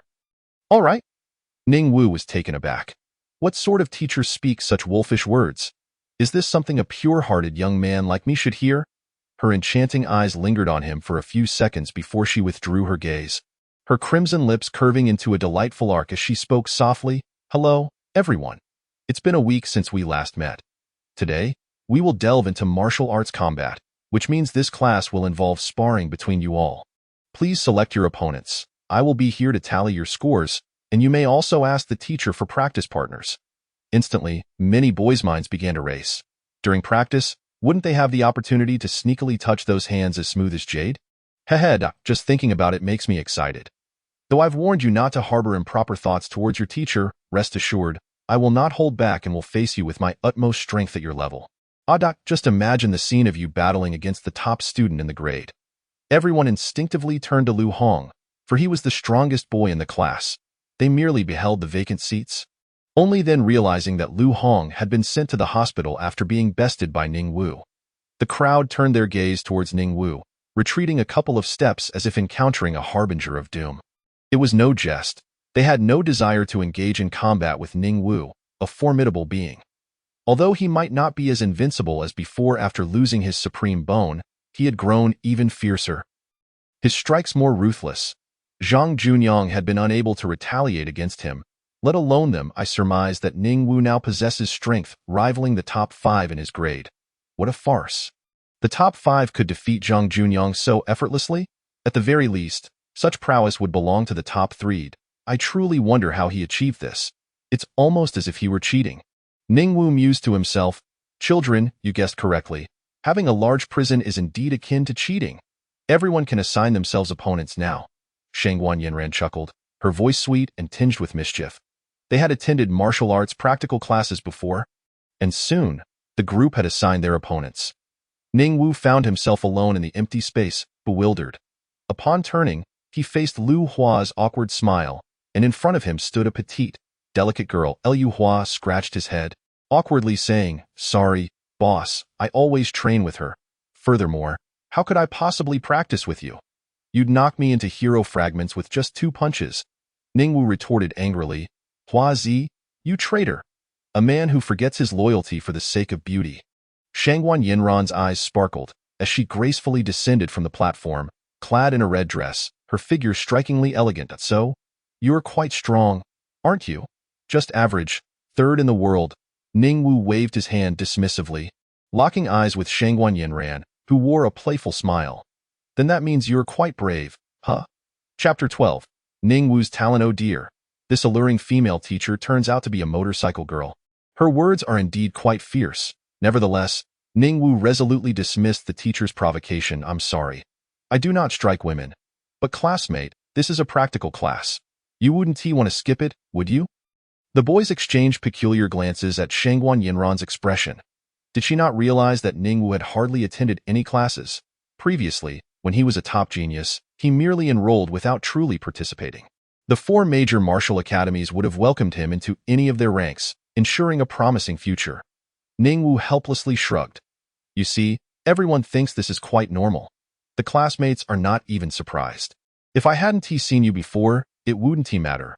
But now that you are in my class, you cannot skip. Today, you must choose someone for practical combat. Ning Wu sighed in resignation, casting unfriendly glances towards the boys. They immediately retreated 2 steps, hiding behind the girls. What does this fierce god want from me? Does he intend to beat me up? My head is not made of dough. It's made of water. The girls were no better, their faces paling as they swallowed hard and slowly backed away. Why are you looking at me like that, as though I've committed some heinous crime? The crowd shook their heads frantically. And Ning Wu sighed in exasperation. He had merely taught 2 school bullies a lesson. Did it warrant such fear? Shangguan Yinran chuckled. See? No one wants to spar with you, which leaves only me. I find you quite strange. I believe I possess considerable charm. Everyone wants to spar with me. Why do you refuse? Because there is no benefit, and besides, I don't think you can beat me in the same realm. I dislike hitting women, Ningwu replied candidly. Attending these classes was merely a way to pass the time for him, providing no real training. If you seek a reward, how about this? I could give you my salary for the month? To be honest, the teacher doesn't believe you can defeat me. You should know I'm suppressing my realm to match yours. Shangguan Yinran smiled slyly, her lips curving in amusement. A month's salary? Ningwu's eyes sparkled. Qinghai Martial School was quite affluent, which was why there was a board of directors. The salaries of substitute teachers here were exorbitantly high, enough to startle ordinary people. However, none of them were ordinary. Even that old man teaching cultural classes had an impressive background, a scholar from a bygone era. Yet times had changed, and no one cared for his knowledge anymore. Just my luck. I'm currently a complete pauper. And if I managed to defeat Shangguan Yinran, it would not only alleviate my immediate plight, but also genuinely test my abilities. 3 days from now, the Abyss will be filled with talents. Those who originally planned to break through in the unique Abyss secret realm would undoubtedly be compelled by their families to participate in the true Abyss trial, all in pursuit of extraordinary treasures. At that time, the competition would be fierce, and talents like Zhang Junyang wouldn't even make the cut. But what about me? As he contemplated this, a surge of fighting spirit ignited within Ningwu. Shangguan Yinran had suppressed her realm and strength to the level of the first in the grade. Could he possibly win? Yes, I agree. Upon hearing the youthful voice tinged with excitement, Shangguan Yinran instinctively rubbed her smooth forehead in exasperation. No way, classmate. Do you truly believe you can defeat your teacher? What gives you that delusion? Ah, but it's all right.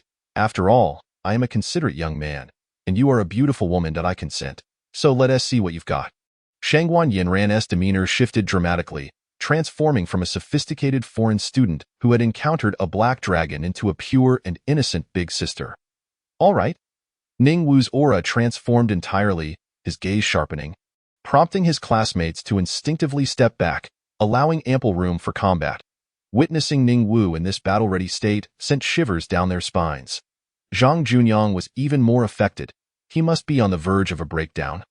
Dreading to see his humiliating image on the campus forum the following day, the contemporary shoe-polish face had lost all dignity.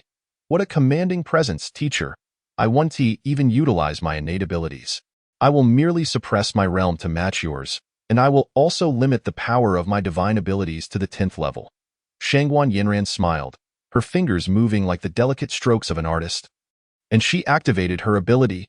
Inferno of 1,000 battles, Ningwu whispered, once again embodying the favored child of battle, feeling an imminent sense of danger that had previously eluded him. Silken threads, without hesitation. He instinctively knelt and rolled away. In the next moment, nearly transparent threads sliced through the space he had just occupied, carving deep marks into the ground. What immense lethality! What level of talent does Shangguan Yinran possess? Ningwu's heart raced. The martial arts classroom's floor was specially made from high-precision alloys, capable of self-repair. Oh, you managed to evade it. Quick reflexes. Shangguan Yinran chuckled, her alabaster fingers twisting as an invisible net seemed to descend from above. Ready to ensnare Ningwu, a mage without a physical form, yet you still fail to maintain distance? Ningwu scoffed, crimson mist enveloping him as he unleashed the full power of Inferno of 1,000 battles. His speed surged to its peak, and he vanished in an instant, leaving only an afterimage behind. Shangguan Yinran remained composed, instinctively freeing her other hand, her fingers twisting once more. The invisible threads extended again. Blocking her path. In the blink of an eye, Ningwu's figure appeared before her. He swung his fist with great force but abruptly halted. His enhanced vision allowed him to see the nearly transparent threads. If his fist advanced even an inch further, it would shatter into pieces. Teacher, you're quite ruthless. Not at all. I'm merely defending myself. If you genuinely act foolishly, I will definitely control it, said Ningwu.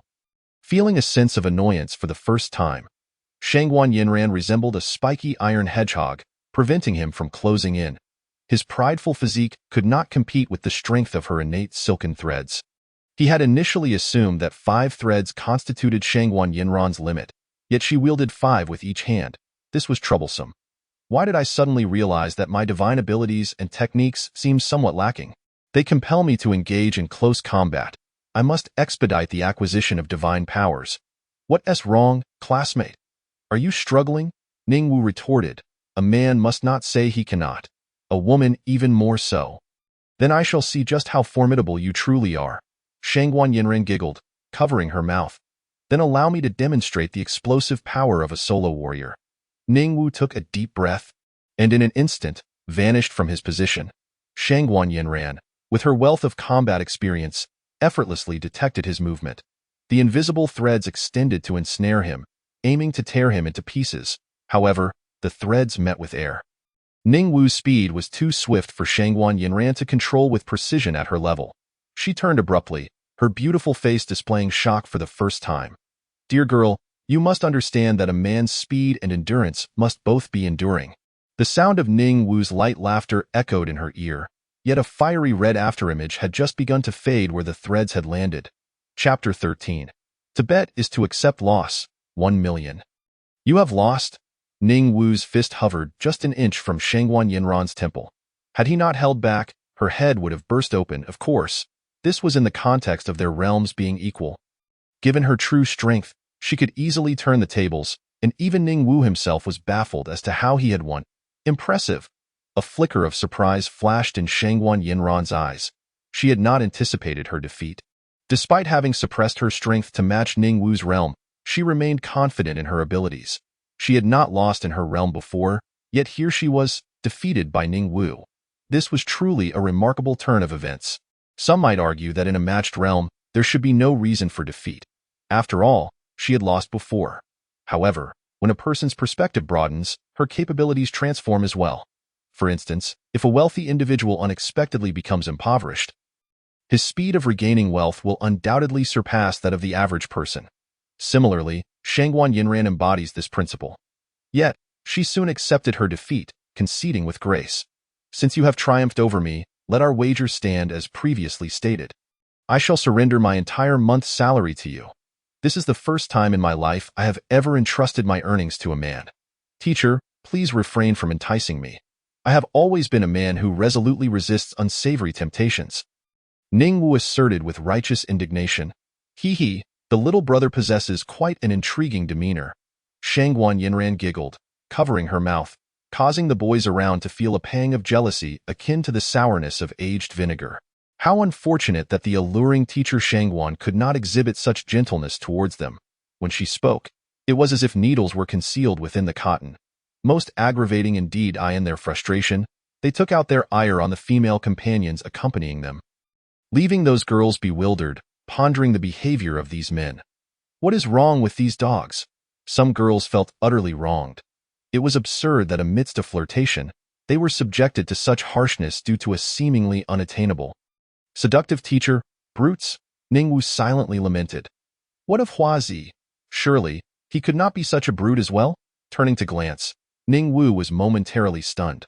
Lu Hua was indeed a remarkable figure, appearing more like a dancer at a nightclub than a mere sparring partner. The affectionate glances exchanged with his female companion were nearly palpable. Damn it, a dog of a man. Shall I transfer the funds to you now? Of course. Ningwu and Shangguan Yinran naturally added each other as contacts, inciting the boys' eyes to redden with anger. Their dream goddess. Typically, Shangguan Yinran scarcely took their classes, yet in this first session, this scoundrel Ningwu had managed to add her as a friend. Countless unfortunate sycophantic students had toiled for 2 years without achieving such a connection. Why is this fair? What injustice is there? This is merely the treatment reserved for geniuses. A BMW paired with a fine saddle, a genius matched with a beauty. I despise this. Why am I not a genius? Many muttered angrily, while Ningwu found amusement in their discontent. Indeed, Shangguan Yinran was exceedingly popular. By the way, what is your talent level, above B grade? What do you think? Ningwu mused, casting a contemplative glance and declaring, "If we were to reverse roles, you would at least be a D-grade powerhouse. I shall take that as a compliment." At that moment, Ningwu received a staggering transfer amount, 1 million. Shangguan Yinran's monthly salary amounted to 1 million, which seemed rather outrageous. Typically, a talented individual would earn such an amount in a year. This did not even account for Shangguan Yinran's year-end bonuses or various benefits. Goodness, should I also consider becoming a teacher? The earnings in this profession surpass even those of certain company executives. Oh, I see your expression is intrigued. I believe it would be wise for you to abandon such thoughts. You are ill-suited for the role of a teacher, lacking the charm I possess. Furthermore, not every teacher enjoys such high compensation. Shangguan Yinran remarked, her words laden with implication. Oh? What do you mean? When you emerge from the abyss and are courted by various parties, you will understand. For now, however, I prefer not to dampen your spirits. Who knows who will dampen whom? I genuinely possess the capability to do so, while you do not. He, how amusing. Shangguan Yinran laughed, then casually turned her attention to the students for martial arts testing. She hardly paid them any mind, appearing as though she were dozing. These students were simply not worthy of her attention. Only Ningwu captured her gaze for a moment, as she found his manner of speaking quite to her taste. After all, Shangguan Yinran was a seasoned seductress. Soon enough, the martial arts sparring concluded, and Ningwu rightfully claimed first place, with no objections raised. To everyone's surprise, Lu Hua achieved a commendable second place, leaving him both astonished and bewildered. This accomplishment could elevate his overall performance, granting him advantages in future examinations and potentially creating a butterfly effect. But why? The others were left baffled, their anger simmering. Shangguan Yinran's explanation was succinct. You possess neither strength nor diligence. You are inferior to those who dance beautifully. At least they have some advantages in romance. The crowd's faces flushed, akin to that of a monkey's rear. Some boys mused, if I could master a captivating dance, would it not win Miss Yinran's everlasting affection? With the bell signaling the end of class, Shangguan Yinran departed without a trace of reluctance, her graceful silhouette inspiring endless daydreams. Some had transformed into infatuated fools. 1 million. How shall I spend it? In my past life, I strived tirelessly yet never earned such wealth. Now, having acquired it with such ease, it is truly exhilarating. The purchasing power of money in this world is, in fact, comparable to that of the previous life. The only difference lies in the earners, now transformed from capitalists to talented individuals. Coincidentally, Ningwu was a genius among the gifted. Regrettably, he could have gained significant experience from this bout, but alas, he was hindered by his current realm and unable to break through. Nevertheless, having bested Shangguan Yinran, he had, in any case, emerged victorious, astonishingly receiving 100 merit points. Excellent, I shall purchase a cup. Ningwu unhesitatingly acquired a cup. Leaving him with over 30 merit points. It was the same ancient-style spirit energy storage vessel, but it possessed a devil's mouth, capable of absorbing all of Ningwu's vitality. Regardless of the description, it was merely a spirit energy storage vessel. Once I emerge from the abyss, I shall consume all my precious spirit energy. Perhaps I could leap several levels in one go. Additionally, I possess the Stone Monkey's original technique, which might enable me to catch up upon re-entering the abyss and break through once more. Chapter 14. The young dragon's daring courtesy. Ningwu and his companions had concluded their classes for the day, with the next session scheduled in 3 days, coinciding perfectly with the weekend. In contrast, Qinghai Martial High, a first-rate institution, allowed students to leave promptly without pressuring them to study. Perhaps it was their inherent talent that served as a baseline. Even Lu Hua, who seemed mediocre among the crowd, would be regarded as a top-tier genius elsewhere. He was the neighbor's child, after all. What should I do over the next couple of days? Ningwu pondered. Feeling a tinge of melancholy, the taste of invincibility was indeed lonely. His desire to cultivate was thwarted, having hit a plateau. What should he engage in? How to spend the 1 million? Should he become a lavish spender? Alas, 1 million hardly qualified one as a spendthrift. Never mind. I shall seek out Chenyu and see if she has any plans. Coincidentally, upon opening the chat, Ningwu noticed several messages from Chenyu, though they were sent earlier in the day, inquiring if he was well and how he was doing. After he dealt with Zhang Junyang at noon, Chenyu had ceased messaging him. Ningwu dialed her number, and she answered almost instantly, without hesitation. What is going on? Did you think of me at school? Oh, why do I feel as though I am in a romantic situation? Ning Wu's heart raced, feeling the stirrings of first love. Unconsciously, he softened his tone. Of course, the first thing I did after class was to call you. I believe that, she replied. This could spell trouble. I witnessed your performance. Very impressive and quite dashing. That chubby fellow seemed to garner much applause. Yet he barely lasted a few rounds against you. Please, I was merely letting him have his moment. Otherwise, how could he have landed a few hits? I wanted him to feel proud before casting him into despair. After this encounter, his demeanor should change significantly. Indeed, I noticed you were concealing your true strength. But must our phone conversations revolve around such inconsequential topics? Is it not normal for a top student from Qinghai Martial High and a premier genius from one of the 4 great martial academies to discuss combat? Ning Wu was perplexed. Oh, has he turned into a heartthrob? No, I do not wish to discuss such topics. They lack interest. Instead, I shall come find you to hang out. I'll treat you, of course, though you look down on me. Thinking I lack funds? Ning Wu joked. Where would you acquire money? Which woman is funding you? Chen Yu retorted playfully, causing Ning Wu to retreat, sheepishly silencing his intentions of flaunting wealth. Damn, how could a woman have him at her mercy? Just as he contemplated where to go for the evening, Lu Hua approached, accompanied by the earlier dance partner. No, rather, his martial partner. Ning Gu, care to unwind tonight? There's a newly opened bar that is quite lively. Ning Wu cast a contemplative glance at the somewhat bashful female partner. Lu Hua, I never expected you to be this kind of person. Lu Hua was bewildered, questioning what he had done. Boss, what are you talking about? I simply saw you return, and I was pleased. Enough with your excuses. I see through everything. Ning Wu placed a hand over Lu Hua's mouth, bringing the phone to his lips, lowering his voice to a magnetic whisper. Chen Yu? Shall we meet at our usual place tonight? Chen Yu? Ahem. What is the name of that bar again? The Enchantress Barrel Karaoke, right? All right, Chen Yu. See you tonight at 8 at the Enchantress Barrel nightclub. Lu Hua gazed at Ning Wu in silence, realizing that his superior had a penchant for distorting the meaning of words. What was clearly a respectable karaoke lounge in his mouth transformed into a nightclub. Ahem, remember this. I'm risking my life to accompany you. I won't be drinking, nor do I fancy those raucous places. Understood? Understood. Understood my foot. Lu Hua actually comprehended nothing at all, but whatever the boss said was gospel. So he acquiesced. Chen Yu hung up the phone. Beside the pavilion, artificial hills loomed, and the gentle murmur of a stream filled the air. Such a picturesque scene. A strikingly beautiful woman leaned over, curiosity sparkling in her eyes. Chen Yu? Who were you on the phone with? You seemed so mushy. With a dog of a man. A dog man. TSK, how is it that no one at Qinghai Martial Academy knows you have a boyfriend? Not even I was aware. You've been hiding it quite well. Not a boyfriend. I told you, just a detestable dog man. One that makes my teeth grind. Future boyfriend, perhaps? I can only imagine how many heartbroken boys at the academy will be left in tears over your unattainable allure. The girl exclaimed dramatically, with a hint of jealousy in her tone. She and Chen Yu shared a close bond. It wasn't envy, but whenever they appeared together, all eyes were drawn to Chen Yu. The outside world could never fathom her true standing at the academy, nor her formidable prowess. By the way, does that dog man know how popular you are? Might he feel a tinge of insecurity? Not worried.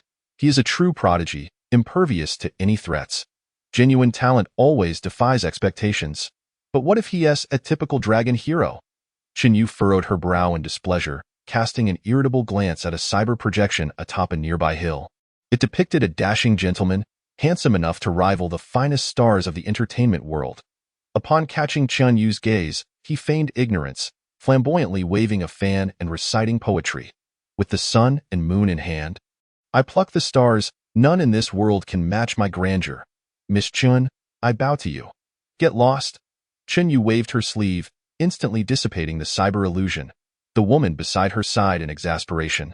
Why does that dragon hero, despite his extraordinary talent, have such a warped mind? Don't even get me started on him. Look at how you're speaking, he must ve influenced you too. Are you going to start referring to yourself in the third person? The girl widened her eyes and promptly shut her mouth, muttering in disdain. That dragon hero, I wonder which family produced such an antiquated character, always spouting nonsense.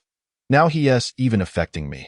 Chen Yu, compared to you, I'm faring much better, for I don't reside here. When I return from the abyss next time, I'll surely reduce that so-called ancient artifact to mere rubble, transforming it into a bowl and pouring a bit of water in, claiming it to be an ancient spiritual object. What utter foolishness! Chen Yu let out a cold laugh. Indeed, another projection of the dragon hero emerged on a different hill. Alas, fair maiden, you have misunderstood me. Get lost. Chen Yu struck again, her anger now fully ignited. Why apologies? The dragon hero bowed, thoroughly defeated, and vanished. Chen Yu sighed in resignation. She found herself utterly powerless against that man, who had, in her eyes, lost his sanity. Chapter 15. The Twilight Brewmaster. As night descended, the skyscrapers of Qinghai City shimmered with neon lights, while newly manufactured airborne vehicles soared through the skyline, eliciting gasps from onlookers. In this era, owning a car at 20 was hardly impressive. Possessing an aerial vehicle was the true mark of envy. Wow, that's rather dashing. Huazi, how much does this car cost? 3 million at the very least. And that's for the most basic model, without insurance, the kind that doesn't compensate for death. Ningwu chuckled. What a ridiculous airborne vehicle. It's utterly hideous, not stylish at all. I still prefer the Mazda on the ground. What? Doubting my ability to purchase it, are you? That's rich, Ningwu thought to himself. Soon, they arrived at a newly opened establishment named Succubus Barrel Karaoke, located beneath the neon skyscraper. Strangely enough, Ningwu suspected that the proprietor was a beer-bellied man who loved to say, "How about a drink?" The entrance was absurdly adorned with a statue of a purple-haired man with a beer belly, his abdomen decorated with patterns that resembled a succubus tattoo. Ningwu couldn't help but give the owner a thumbs up. This can't be a gay bar, can it? Just as he harbored doubts, Chen Yu's call came through. Where are you? Right in front of the succubus bar, standing before the statue of that beer-bellied man. I see you. Ningwu turned and his eyes brightened instantly. Chen Yu was dressed elegantly in a white gown, her face adorned with light makeup, her silky black hair cascading down to her waist. Her almond-shaped eyes sparkled with clarity, and her cherry lips evoked an irresistible urge to kiss. Beneath her white dress, she wore delicate crystal heels that wrapped around her dainty feet, her slender ankles adorned with a fine golden anklet. Exquisite in design, I'm starving. Ningwu suppressed his unrealistic thoughts, cleared his throat, and casually walked over to take Chen Yu's hand. Have you been here before? I've never visited such a place. It's my first time. Good. I haven't either. Liu Hua nearly burst out laughing. Ningwu shot him a mischievous glance. What's so funny? Is it amusing? Just tell me, since you've known me. Have you ever seen me in a bar, let alone one that looks like a gay bar? Ahem, that's true. The two burly guards at the entrance, sporting bushy beards and round faces, glared at them. Feeling insulted, Chen Yu cast a skeptical glance at them but said nothing. She remained somewhat unconvinced. As they passed under the entrance, Ningwu curiously observed the ill-tempered guards. It seemed they all shared a common appearance. Was this the universal standard of beauty? TSK. If that Zhang Junyang fellow showed up, wouldn't he be a true older sister? What a pity. He must still be pondering the meaning of life and unable to join them here. Ningwu's voice trailed off as he spotted the membership rankings inside the tavern. Membership ranking number 1. Zhang Junyang. Liu Hua was taken aback. Then, unable to control himself, he whipped out his phone to snap a picture and post it on the school forum. Did I just act under some spell? What did I just do? Feigning shock, Liu Hua exclaimed. Ha! You know full well. Old monk version. Chen Yu couldn't help but chuckle. She recognized that the rotund man was the same one Ningwu had mercilessly dealt with. Due to Ningwu's presence in Qinghai Marshal, she had also registered for an account on the forum, checking in for updates whenever something new arose, hoping to discover any connection to Ningwu. Today, she just happened to stumble upon Zhang Junyang's dismal state. Why are the drinks here so exorbitantly priced? It's daylight robbery. Ningwu stared at the price list on the table, utterly stunned at a bottle of the most ordinary extreme cold liquor cost 50,000. What a joke. His 100,000 was mere pocket change here. Apologies, sir, but you might consider obtaining a membership here. All drinks are 20% off, and you'll also receive exclusive service from our bear staff. A burly waiter with a profuse chest of hair approached, speaking in a gruff tone. He sized Ningwu up and promptly lost interest. In their circle, Ningwu was at the bottom of the hierarchy, far too unattractive. Ning Wu felt a wave of disdain wash over him. Liu Hua was about to burst into laughter when the bear waiter's eyes lit up upon glancing at him. This one's quite good. Although he's a bit thin and awkwardly proportioned, his delicate demeanor, combined with that fair complexion, possesses a unique allure. Liu Hua was genuinely impressed, unable to deny it. He quickly bowed his head, pretending he hadn't seen anything. The bear waiter appeared somewhat disappointed. Look, while I'm not going to sign up for a membership, I'd like to sample the drinks here. Let us start with 2 glasses. Ning Wu declared grandly, apologies, but you must purchase at least 1 bottle. The bear waiter's impression of Ning Wu further deteriorated. Unattractive, poor, stingy, and pretentious. Ning Wu was about to protest when Chen Yu interjected. Is the extreme cold liquor brewed by your boss? Not at all. 50,000 won tea get you a bottle brewed by the boss himself. Is your boss the Twilight Brewmaster, Gulasaka? Eh? How do you know? The bear waiter was astonished that this slender young man was aware of such information. He clearly wasn't an ordinary individual. 2 bottles of Twilight's glacial wine, please. Certainly. The waiter's gaze shifted to Chen Yu as if she were his long-lost mother. Chen Yu, who is this Twilight Brewmaster? Is he worth spending so much on just 2 bottles? Ning Wu felt as though his heart was bleeding. 1 bottle of Twilight's wine was worth 1 million. What a concept! 2 bottles equated to more than half a flying car. Absolutely worth it, as he is our Academy's guiding instructor, ranking among the top brewers in all of Huaxia. His liquor not only possesses exquisite flavor but also evokes extraordinary sensations. Chen Yu spoke earnestly. Gulasaka's liquor is hard to come by. The only time we can taste it is during his classes when he unveils his latest creations in the outside world. It seems this newly opened tavern is the only place to find Twilight wine.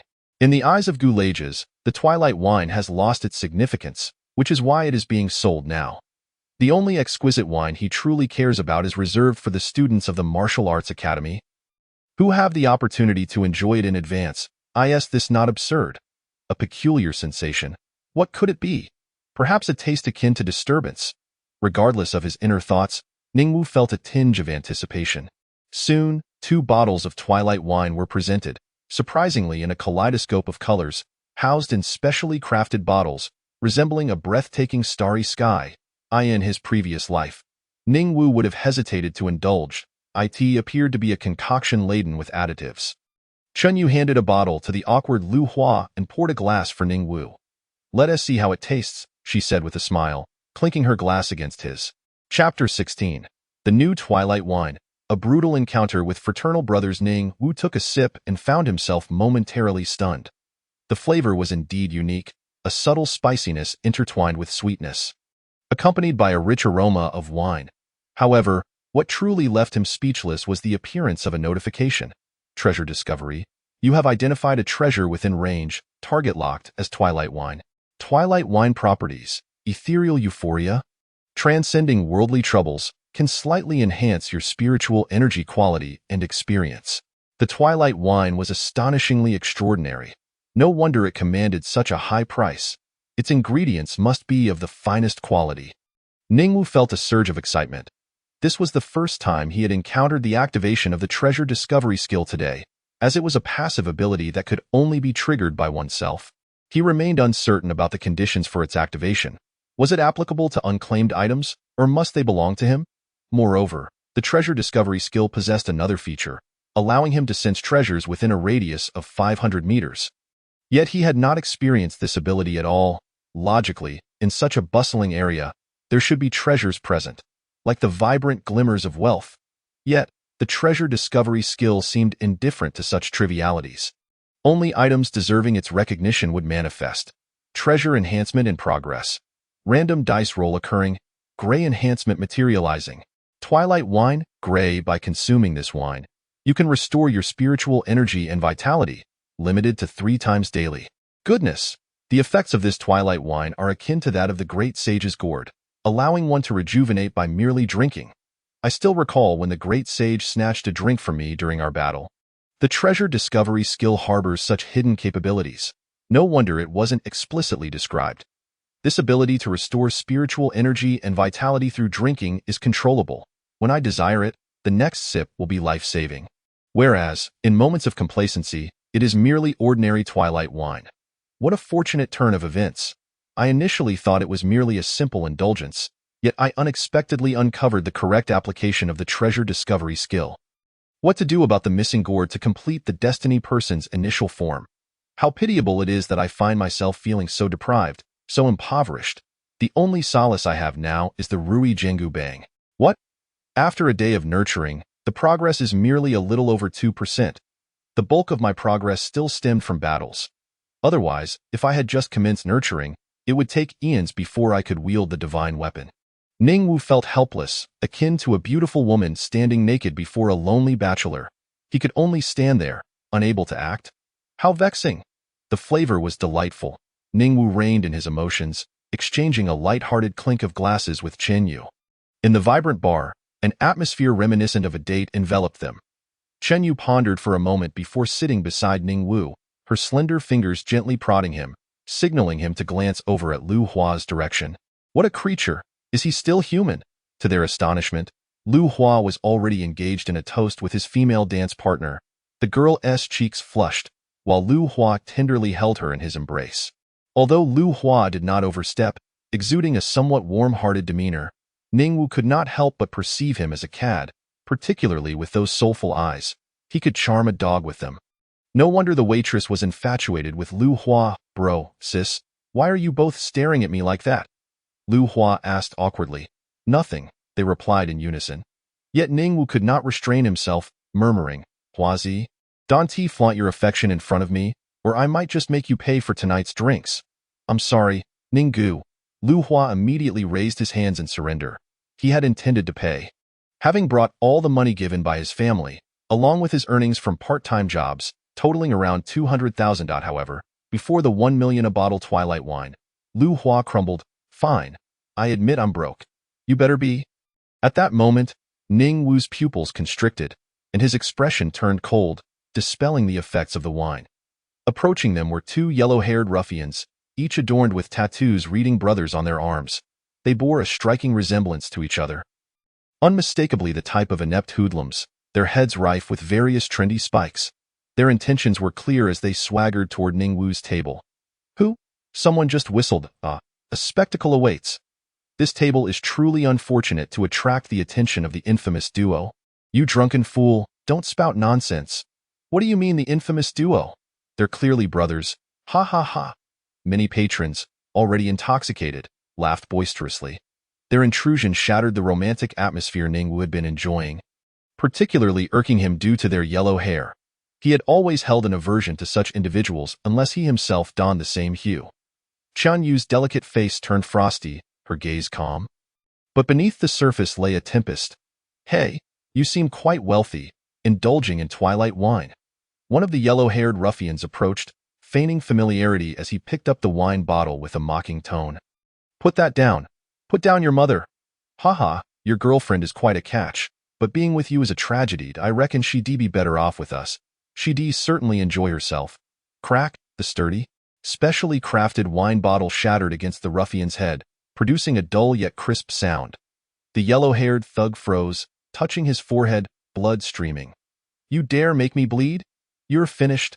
He trembled all over, as if his mother had just passed away. His wailing utterly unbearable, Ningwu, exasperated, seized the neck of the belligerent yellow-haired ruffian and forcefully slammed him to the ground. The resounding crash reverberated as bones shattered in a cacophony, leaving one of the yellow-haired brothers incapacitated after a single move. This grim scene shocked the onlookers who had anticipated a mere spectacle, many of whom were jolted back to sobriety. Is this amusing? Quite entertaining. Isn't it? You drink a bit of horse piss and forget who you are? Am I giving you face? Am I? Ningwu's palm left behind afterimages, striking the yellow-haired thug's face repeatedly, transforming his pleas into whimpers, then into incoherent silence. The other ruffian stood petrified, trembling in fear. You two are brothers. Huh? Your brother is getting pummeled while you just watch? Get over here. Ningwu summoned his powers, his spiritual energy morphing into a lethal aura, coalescing into a pair of blood-red hands that seized the remaining yellow-haired thug. The unfortunate fellow faced an even grimmer fate, being relentlessly slammed down towards the ground. Bang! Crack! Boom! Please, no. We're not brothers. We're not familiar. This has nothing to do with me. He instigated it with each impact. The bar trembled slightly, and the patrons were left in shock, no longer inebriated but wide awake. The once arrogant yellow-haired brothers were now utterly humiliated. Chapter 17. The Four Great Regions of the World. Blazing Fire Palm and Absorbing Palm. It is worth noting that these two were endowed individuals, frequenting the alluring Demon Barrel Bar, making them familiar faces. Other endowed individuals had clashed with them before, but were swiftly subdued by the yellow-haired brothers. Yet now, they had encountered a formidable opponent. Why are you so vicious? Ning Wu's massive hands relentlessly smashed the two brothers into the ground, and before long, they were teetering on the brink of death. Suddenly, he realized that while handling these yellow-haired ruffians, he could also accumulate battle points. What a fortunate revelation! Moreover, the method of accumulating battle points was rather unique. Each time the ruffian emitted a wretched howl, he received an additional point. If this continued, could he not keep thrashing these two and endlessly amass battle points? A wicked smile crept across Ning Wu's face. The yellow-haired brothers gazed in terror, feeling as if they were enduring the most horrifying moments of their lives. Ning Wu was akin to a juicer, determined to extract every last ounce of their vitality. The mournful wails echoed throughout the Demon Barrel Bar, sending shivers down the spines of the onlookers. Good heavens, what a terrifying young man! Which school's genius is this? He has utterly decimated the yellow-haired brothers. Stop spouting nonsense. You are just an ordinary person. Ning Wu, possessing a kind heart, disposed of the two ruffians like dead dogs, having thoroughly dealt with them. No one dared to intervene, and the waitstaff were even less inclined to interfere. Throughout the ordeal, the yellow-haired brothers had not even once invoked their powers. The disparity between the two sides was glaringly evident. Pathetically weak, no different from newcomers, probably around level 7 or 8. Ning Wu shook his head. Opponents of such caliber were easily dispatched, offering him no thrill in combat. At the same time, Ning Wu was pleasantly surprised to discover that his combat points had actually increased by over 200. It was the first time he realized that dispatching two insignificant individuals could yield such a substantial amount of combat points. Alas, had he known this earlier, he would not have been so lenient towards Lu Hong and Zhang Junyang. At the very least, he wasted several hundred combat points. Just when he was in need of some weaker divine abilities to exchange for, he found himself back in the treasure space, immediately setting his sights on the divine abilities named Blowing Palm and Sucking Palm. Both were low-level profound abilities, each requiring 100 combat points, and with his 200 combat points, he could redeem them both. Moreover, these two abilities had a synergistic effect, making them the pinnacle choice among low-level profound techniques. Ning Wu had great faith in his judgment. In the next moment, he gained the cultivation methods for Sucking Palm and Blowing Fire Palm in his mind, as well as their respective effects. Blowing Fire Palm could send enemies flying and release his internal spiritual power from a distance to strike at his foes, boasting considerable power. Sucking Palm could draw enemies closer, allowing him to land 2 punches on their heads. It was the optimal choice for those with a heavy-handed talent, and once cultivated to great success, he could even extract the blood from his enemies. How terrifying! How terrifying indeed! He discovered a brilliant attack strategy, combining Sucking Palm and Blowing Fire Palm to unleash them simultaneously, which would undoubtedly inflict even greater damage on the enemy from a distance, effectively merging the two abilities. No wonder it was said that the two abilities had a synergistic mechanism. It turned out to be just as he thought. Ning Wu looked speechlessly at the description beneath the abilities. It seemed the information had already been clearly stated. Today, his visit to the succubus bar had proven fruitful, as he not only acquired 2 divine abilities, thus compensating for his limited offensive options, but also upgraded his twilight wine to become his monkey wine. Becoming a true great sage was now within reach. After this battle, no one dared to disturb their table any longer. Although the bar was a place of chaos, there was still a hierarchy of power. Ning Wu belonged to the upper echelon of strength here. What was even more astonishing than his power was his talent. What kind of ability was that blood-red mist coalescing into a giant hand? Someone even recognized Ning Wu and discreetly took a photo, posting it online with the caption "Fallen Genius." Several hours later, the group left the succubus barrel bar together. Ning Wu had 2 bottles of twilight wine in hand, all courtesy of the graceful and elegant Chun Yu. Do I really not need to pay you back? These 2 bottles are worth $1 million, he exclaimed. Hemph, Have your standards lowered? You used to think 1 million was mere pocket change, something you could toss on the street for others to pick up. I'm off now. There's a collective test tomorrow. Good night. Chun Yu gently leaned against Ning Wu's embrace, her gaze soft as she patted his back before departing. Ninggu, we're leaving too. Xiaomei has had too much to drink. Lu Hua said, scratching his head awkwardly. You aren't planning to escort her home, are you? Yeah, I hope you won't do anything untoward tonight. Next time you see me, bring along a chubby little boy and call me uncle. In the sprawling and prosperous city of Qinghai, Ning Wu awoke in a super presidential suite spanning 200 square meters, stretching lazily on the 30-square-meter bed. Goodness. The charming depiction of a president stretching on a grand bed in novels is indeed true. This was merely a 20,000 yuan suite. The top-tier suite costing 1 million a night surely offered a 200-square-meter bed and a 1,000-square-meter bedroom. Don't ask why a 1,000-square-meter bedroom could be built on the top floor. The whole room must be immense. Just don't know, as I've never stayed there. Come in, waiter. Vettel. A refined gentleman entered. What can I do for you, sir? Bring me the most exquisite food. Some oysters, a few large shrimp, some oranges, and some buns. I want crab roe buns, and 2 braised eggs. Ha, before my rebirth, I wouldn't have dared to indulge in such delicacies. Now, it seems I can feast to my heart's content. The waiter left with a curious expression, and shortly after, he returned with the requested food. After a hearty meal, Ningwu found it rather bland. Only 2 days remained until the abyss opened. Coincidentally, that coincided with the start of their school term. He then requested 2 books from the waiter to delve into the intricacies of the world's various forces and distinctions and realms. Ningwu's jaw dropped further and further.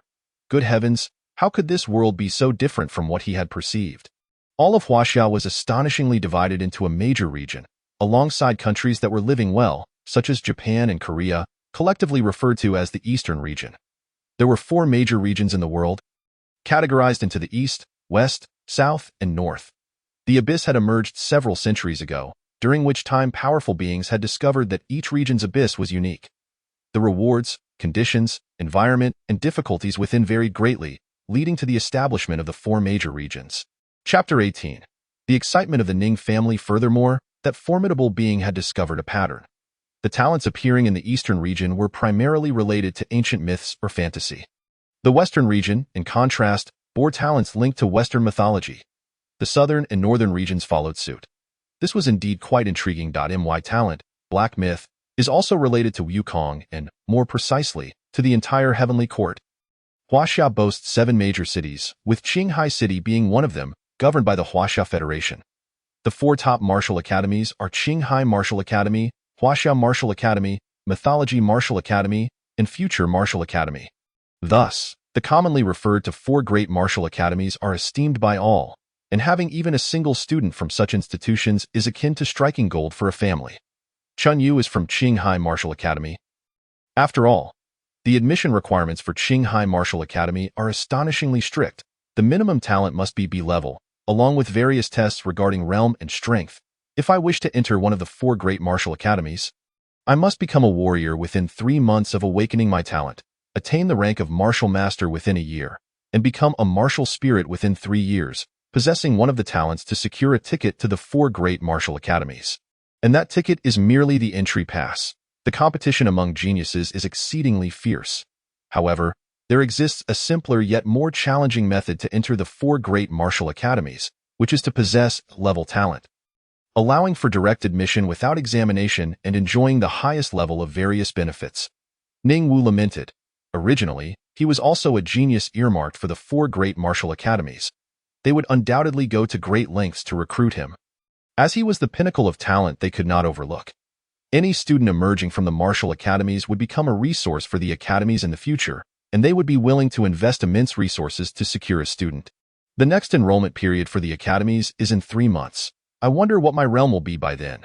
Becoming a warrior within 3 months is certainly not an issue for Ningwu. Regardless of whether his supreme bone has been extracted, it has only been a little over a month since he awakened his talent.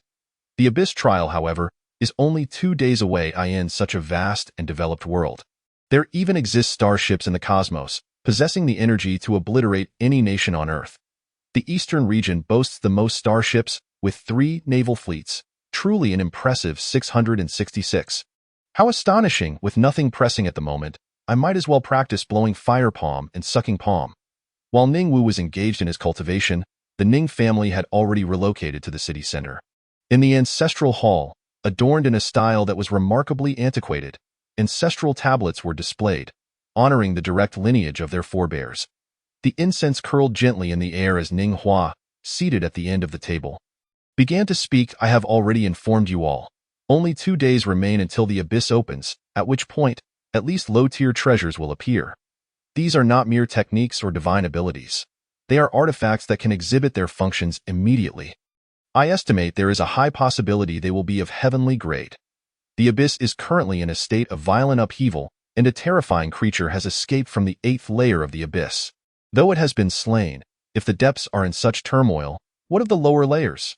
A group of elders with somber expressions suppressed their excitement, turning their gazes toward a dignified and elegant lady at the head of the table. She was clad in traditional attire, a golden gown adorned with a vividly embroidered golden dragon, its claws skillfully severed. The garment seemed almost alive. Anyone could discern its exorbitant value, with fox-like eyes and a delicately pointed face. She held a snow-white fox in her arms, her demeanor cold. This lady was the current head of the Ning family and the mastermind behind the extraction of Ning Wu's supreme bone, Ning Huang's mother. Heavenly grade? Are you certain?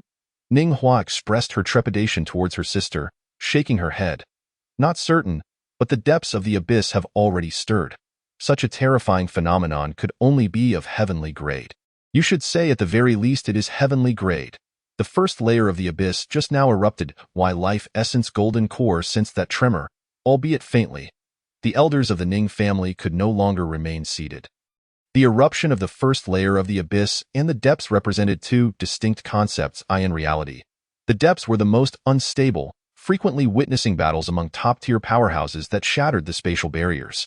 Over the years, monsters would occasionally escape. However, the first layer of the abyss was remarkably stable, having experienced almost no upheaval since its emergence. Today, its eruption signified that something extraordinary was afoot. It was assuredly at least of heavenly grade.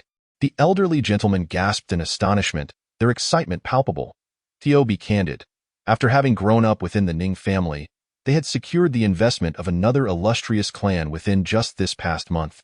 This was a local supernatural entity of considerable strength, now preserved by the Ning family as a closely guarded secret. Only the direct descendants, those endowed with exceptional talent or monumental achievements, could hope to study it. Fortune truly favors the Ning family. Although we have lost Ning Wu, a distant relative, we have gained a prodigy in the form of the esteemed young master Ning Huang. Just as we were beginning to rise, a rare treasure re-emerged from the abyss after decades, seemingly destined to belong to the Ning family. Indeed, this represents yet another opportunity for our ascent. Should we acquire that treasure and entrust it to young master Ning Huang? Who would dare oppose us in Qinghai City? No one. The group of elders eagerly engaged in animated discussion. Ning Sujian, the first among them, was an elegant woman, exuding grace and poise, embodying the allure of a mature lady. The elders were correct. This was indeed another pivotal moment for the Ning family. However, the treasure could only manifest on the first tier. Would this not be preferable, sparing us the challenge of securing it from deeper levels where our family lacks top-tier combat strength? We have no shortage of geniuses on the first tier. One elder chuckled heartily, citing his grandson Ning Huayun, a true talent with the potential to enter one of the 4 great martial academies. Perhaps we should send him in. I must also caution you regarding Ning Wu. There is something amiss with that young man. After losing the supreme bone, he should have become a mere shadow of his former self. Yet he now exhibits the tendencies of a fierce tiger, having even defeated a top 10 student at Qinghai Martial Academy with little effort. Ning Hua remarked, "These old dogs only seek to claim credit for themselves. Should his grandson obtain the treasure, who can guarantee it will be relinquished? Even if he were willing, the Ning family would suffer greatly." How so? Ning Hua recounted the events of Ning Wu's battle at Qinghai Martial Academy yesterday. An elder, incensed, retorted, "Then why not expel him from Qinghai Martial Academy? I refuse to believe your authority extends that far. Do you think the other board members are fools? Our Ning family is on the rise. They have long been envious. Now that Ning Wu holds a deep-seated grudge against our family, no one will consent to his expulsion. The previous decision is null and void." Ning Sujian, unperturbed, stroked the white fox in her hands and declared, "Enough, I have made my decision." Chapter 19. The invitation of Shangguan Yanran, the enchanting little pixie as she spoke, all present acquiesced. No one dared to disregard Ning Suzhan's verdict. The current prosperity of the Ning family was a testament to her sagacious leadership. If the supreme bone were to be bestowed upon Ning Wu, it would represent a grievous loss of opportunity for the Ning family. While it may seem biased to transplant the supreme bone to her son, it was this very decision that had propelled the Ning family from obscurity to a contender among the great clans of Qinghai City. What they now required was merely time. Unbeknownst to Ning Wu, significant events were unfolding within the Ning family. In his room, he diligently practiced the fire-blowing palm and the absorbing palm, both advanced techniques that rapidly consumed spiritual energy. Most individuals would soon tire and cease their training. Yet with the essence of the stone monkey coursing through him, Ning Wu persevered, akin to a steadfast ox, steadily advancing through relentless practice. Fire-blowing palm. Ning Wu unleashed a powerful strike, channeling his inner energy into his hand. Releasing it with tremendous force, the air crackled with the sound of fierce winds, as if someone had thrown a punch from afar. Anyone present would surely be stunned. This was the essence of the fire-blowing palm. An art conceived by an exceptionally gifted individual who, at the time, had merely sought to ignite a fire, inadvertently creating this formidable technique. Its power was commendable, comparable to my most potent strike. Next, he attempted the absorbing palm. Altering his method, his spiritual energy surged through his meridians, adopting an entirely different approach. If the former technique expelled the enemy, this one drew them in. With a sudden thrust, a painting affixed to the wall was inexplicably pulled into his grasp. Disappointed, he rehung it. Such impressive suction, likely capable of drawing in several hundred pounds, could easily bring an adult within reach, allowing him to deliver a devastating blow. Now, let us explore the bond between us. The execution of the fire-blowing palm and the absorbing palm was not particularly difficult. Ning Wu employed one with his left hand and the other with his right, striking simultaneously. With a cacophony of sounds that resonated like a symphony, a small vortex formed in the air before him, causing nearby glass to shatter, including an opulent table that must have cost a fortune. Ning Wu was taken aback. The fusion of these two advanced techniques was indeed extraordinary. It was akin to the melding of ice and fire. Imagine a person on the brink of freezing in a frigid landscape, suddenly thrust into a desert, the stark contrast annihilating their vitality. The combination of the fire-blowing palm and the absorbing palm embodied this concept, directly dismantling the enemy's life force. The power of this amalgamation surpassed my full force strikes, granting me the ability to attack from a distance. Even if the enemy were as slippery as I could still pursue them. Should they be as spiky as Shangguan Yanran, I could utilize the absorbing palm to draw her closer for a reckoning. In truth, I was thoroughly satisfied with these two techniques. Ning Wu stretched languidly, opened his phone, and noticed several messages from Qian Yu. To his surprise, Shangguan Yanran had messaged him. What could this alluring teacher want? Surely she does not intend to ask me out. Damn it. I am not a boy easily swayed by money. You have misjudged me. Ning Wu clicked the message open. Shangguan Yanran, with a striking black and white profile picture, do you have time today? Let us meet. Ning Wu. I'm sorry, your invitation lacks sophistication. Shangguan Yanran. With a playful expression, you seem to be in need of funds. Ning Wu instinctively clutched his collar, blushing as he sent a voice message. You wicked woman? Do you truly perceive me as someone whose worth can be bought? Boo-hoo. I have misjudged you. 1 million, are you in? Absolutely. Shangguan Yanran quickly sent an address, and Ning Wu, thrilled, flung his phone, only to awkwardly realize it had flown out through a shattered window. But it mattered not. Wealth was within his grasp. What was a mere broken window? He could compensate for it. A few tens of thousands at most. Pocket change. Upon arriving at the hotel entrance, Ning Wu felt a pang of regret. What a shameless establishment! 2 shattered floor-to-ceiling windows and a table with a slew of pretentious names cost me 200,000. And they claim it's a discount. To hell with them. Cursing under his breath, he boarded an advanced self-driving taxi designed to prevent disputes between passengers and drivers. After disembarking, Ning Wu found himself speechless. This was not the grand hotel he had envisioned. What is this place? A fighting arena? Where is the luxurious hotel suite? The sound of high heels clicking behind him caught his attention, and an idea sparked within him to test this woman's true strength. However, before he could act, he found himself paralyzed, akin to a marionette, with only his eyes able to move. He felt as though he were being oppressed by a phantom, trapped in thought yet unable to move. What is happening? Am I being haunted? A sultry voice reached his ears, accompanied by an intoxicating fragrance, as Shangguan Yinran, clad in a black mini-skirt and white blouse, approached him. Ning Wu's eyes widened in admiration. Her outfit was breathtaking, perfectly reflecting the image of a well-off teacher from a prosperous nation.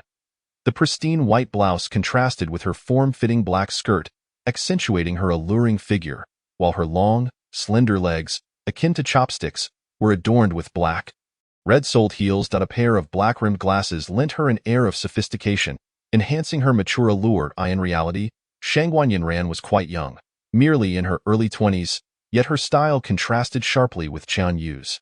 The last time she donned a red dress, this time she embraced a professional look. Woman, you are playing with fire. Indeed, this is how men are.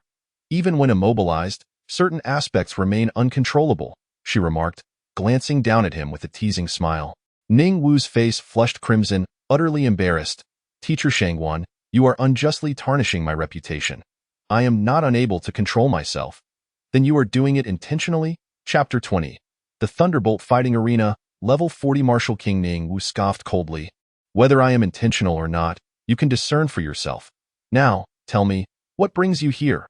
Are you truly willing to pay 1 million for a single night? Shangguan Yinran cast a disdainful glance at him. Too little. Poppycock. How would you know unless you try? I was referring to age. Shangguan Yinran chuckled softly. You still have a long way to go if you wish to compete with me, little brother. You ought to learn a thing or two.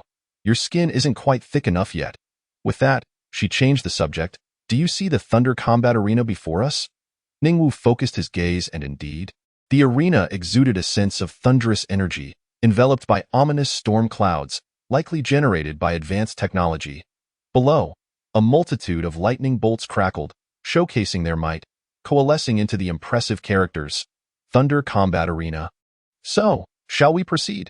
Shangguan Yinran produced 2 half-face masks from her possession. One resembled a white fox, alluring and seductive. She donned it, revealing her enticing red lips and captivating eyes. Ning Wu felt somewhat awkward as he received a black patterned mask, thinking to himself, damn, this feels just like the ones in those floral videos. Are you intending to take me in as a flower picker? I would be the one being picked. At this rate, I won't earn that million. You're after my life? Ning Wu recalled the exuberant waitress from the Demon Barrel Bar yesterday, tightening his expression. Rest assured, it won't be that extreme, she replied. The Thunder Combat Arena is the domain of the Thunder God of Huaxia. Have you heard of him, the Thunder God? Who hasn't? Ning Wu's heart stirred. The Thunder God of Huaxia was an exceptionally powerful talent, so formidable that some claimed he alone could obliterate a nation. Not one of those minor ones at that. Even strategic nuclear weapons would fail to extinguish his vitality, a single individual whose strength rivaled that of a starship. Such a figure would be among the elite on a global scale. Although it was said he had a rivalry with the Nordic powerhouse also known as the Thunder God, and they were destined for an earth-shattering confrontation. Could this arena possibly belong to him? What else could it be? The two entered the interior of the Thunder God Combat Arena, where everything was top-tier and modern. Robots, liquid crystal floors. Suddenly, an ethereal projection appeared before them, bowing respectfully. May I ask who you two are? Participants in martial arts combat. My codename is Yuan. And this gentleman? The attendant quickly discerned Shangguan Yinran's codename, his demeanor shifting to one of respect, leaving Ning Wu astonished. My codename is Pauper. Pauper? Nonsense. My codename is Destiny's Chosen. The attendant, having examined the invitation letter in Shangguan Yinran's hand, watched as the wall ahead suddenly split apart, allowing them to enter. Before them lay a cold expanse of silvery metal, composed entirely of specially crafted alloys, both malleable and rigid. Ning Wu had intended to inquire about something, but upon noticing Shangguan Yinran's hurried pace, he abandoned the thought. As they reached the end, the ground unexpectedly gave way, and the scene transformed, immediately filled with a cacophony of voices. They found themselves in an expansive platform akin to a sports arena, with tens of thousands of seats, all filled to capacity, showcasing a myriad of curious projections. Clearly, These individuals had not used their physical identities for projection. At the center of the platform stood a massive octagonal cage, within which two fighters clashed, one already in a state of defeat, clearly on the verge of losing. Looking up, Ning Wu was astonished to see a brilliant blue sky overhead, beneath which loomed a gigantic projection displaying the upcoming contestants' rankings. Yuan versus Wild Ghost? Hold your astonishment for now. That Yuan is me, I shall register you now. With my internal recommendation, you will be next. Shangguan Yinran playfully tossed her hair. The defeated contestant was swiftly removed, leaving the victorious one in an awkward position. He was meant to receive applause and accolades, yet now all the attention was stolen. Nevertheless, he dared not voice any objections, for he was merely an ordinary contestant with 3 wins and 1 loss. While the next match featured Yuan and Wild Ghost, 2 of the most elite contenders in recent months, it could be said that the majority of the audience had come for these 2. Suddenly, a stunningly attractive woman clad in a mermaid skirt and possessing flowing golden hair and azure eyes appeared on stage, exuding an enchanting aura akin to a true fairy. "Hello, everyone!" The crowd erupted in cheers once more. The steep ticket prices were justified, for they were not only witnessing 2 top-tier contenders, but also the rarely seen host, Jinx. A colossal projection detailing the contestants' information descended, revealing a gaunt man with sunken eyes on the left, while on the right stood Shangguan Yinran in her uniform and fox mask, codename Yuan, Wild Ghost, with a record of 23 battles and 22 victories. Yuan, undefeated in 8 battles. Ning Wu understood why the spectators favored Wild Ghost. His record was indeed dazzling, nearly flawless in another life. He would have been a champion. It turned out Shangguan Yinran had brought him here to step into the ring. Her record was equally impressive. Undefeated. Who would have thought that the alluring teacher was a powerhouse beneath the surface? If I were to be harassed, not only would I turn that boy into a vegetable, but I would also water him daily to test if my combat points could increase. Ning Wu thought wickedly, considering the possibility for future reference, but for now, it was unwise, as he could easily attract the ire of the crowd.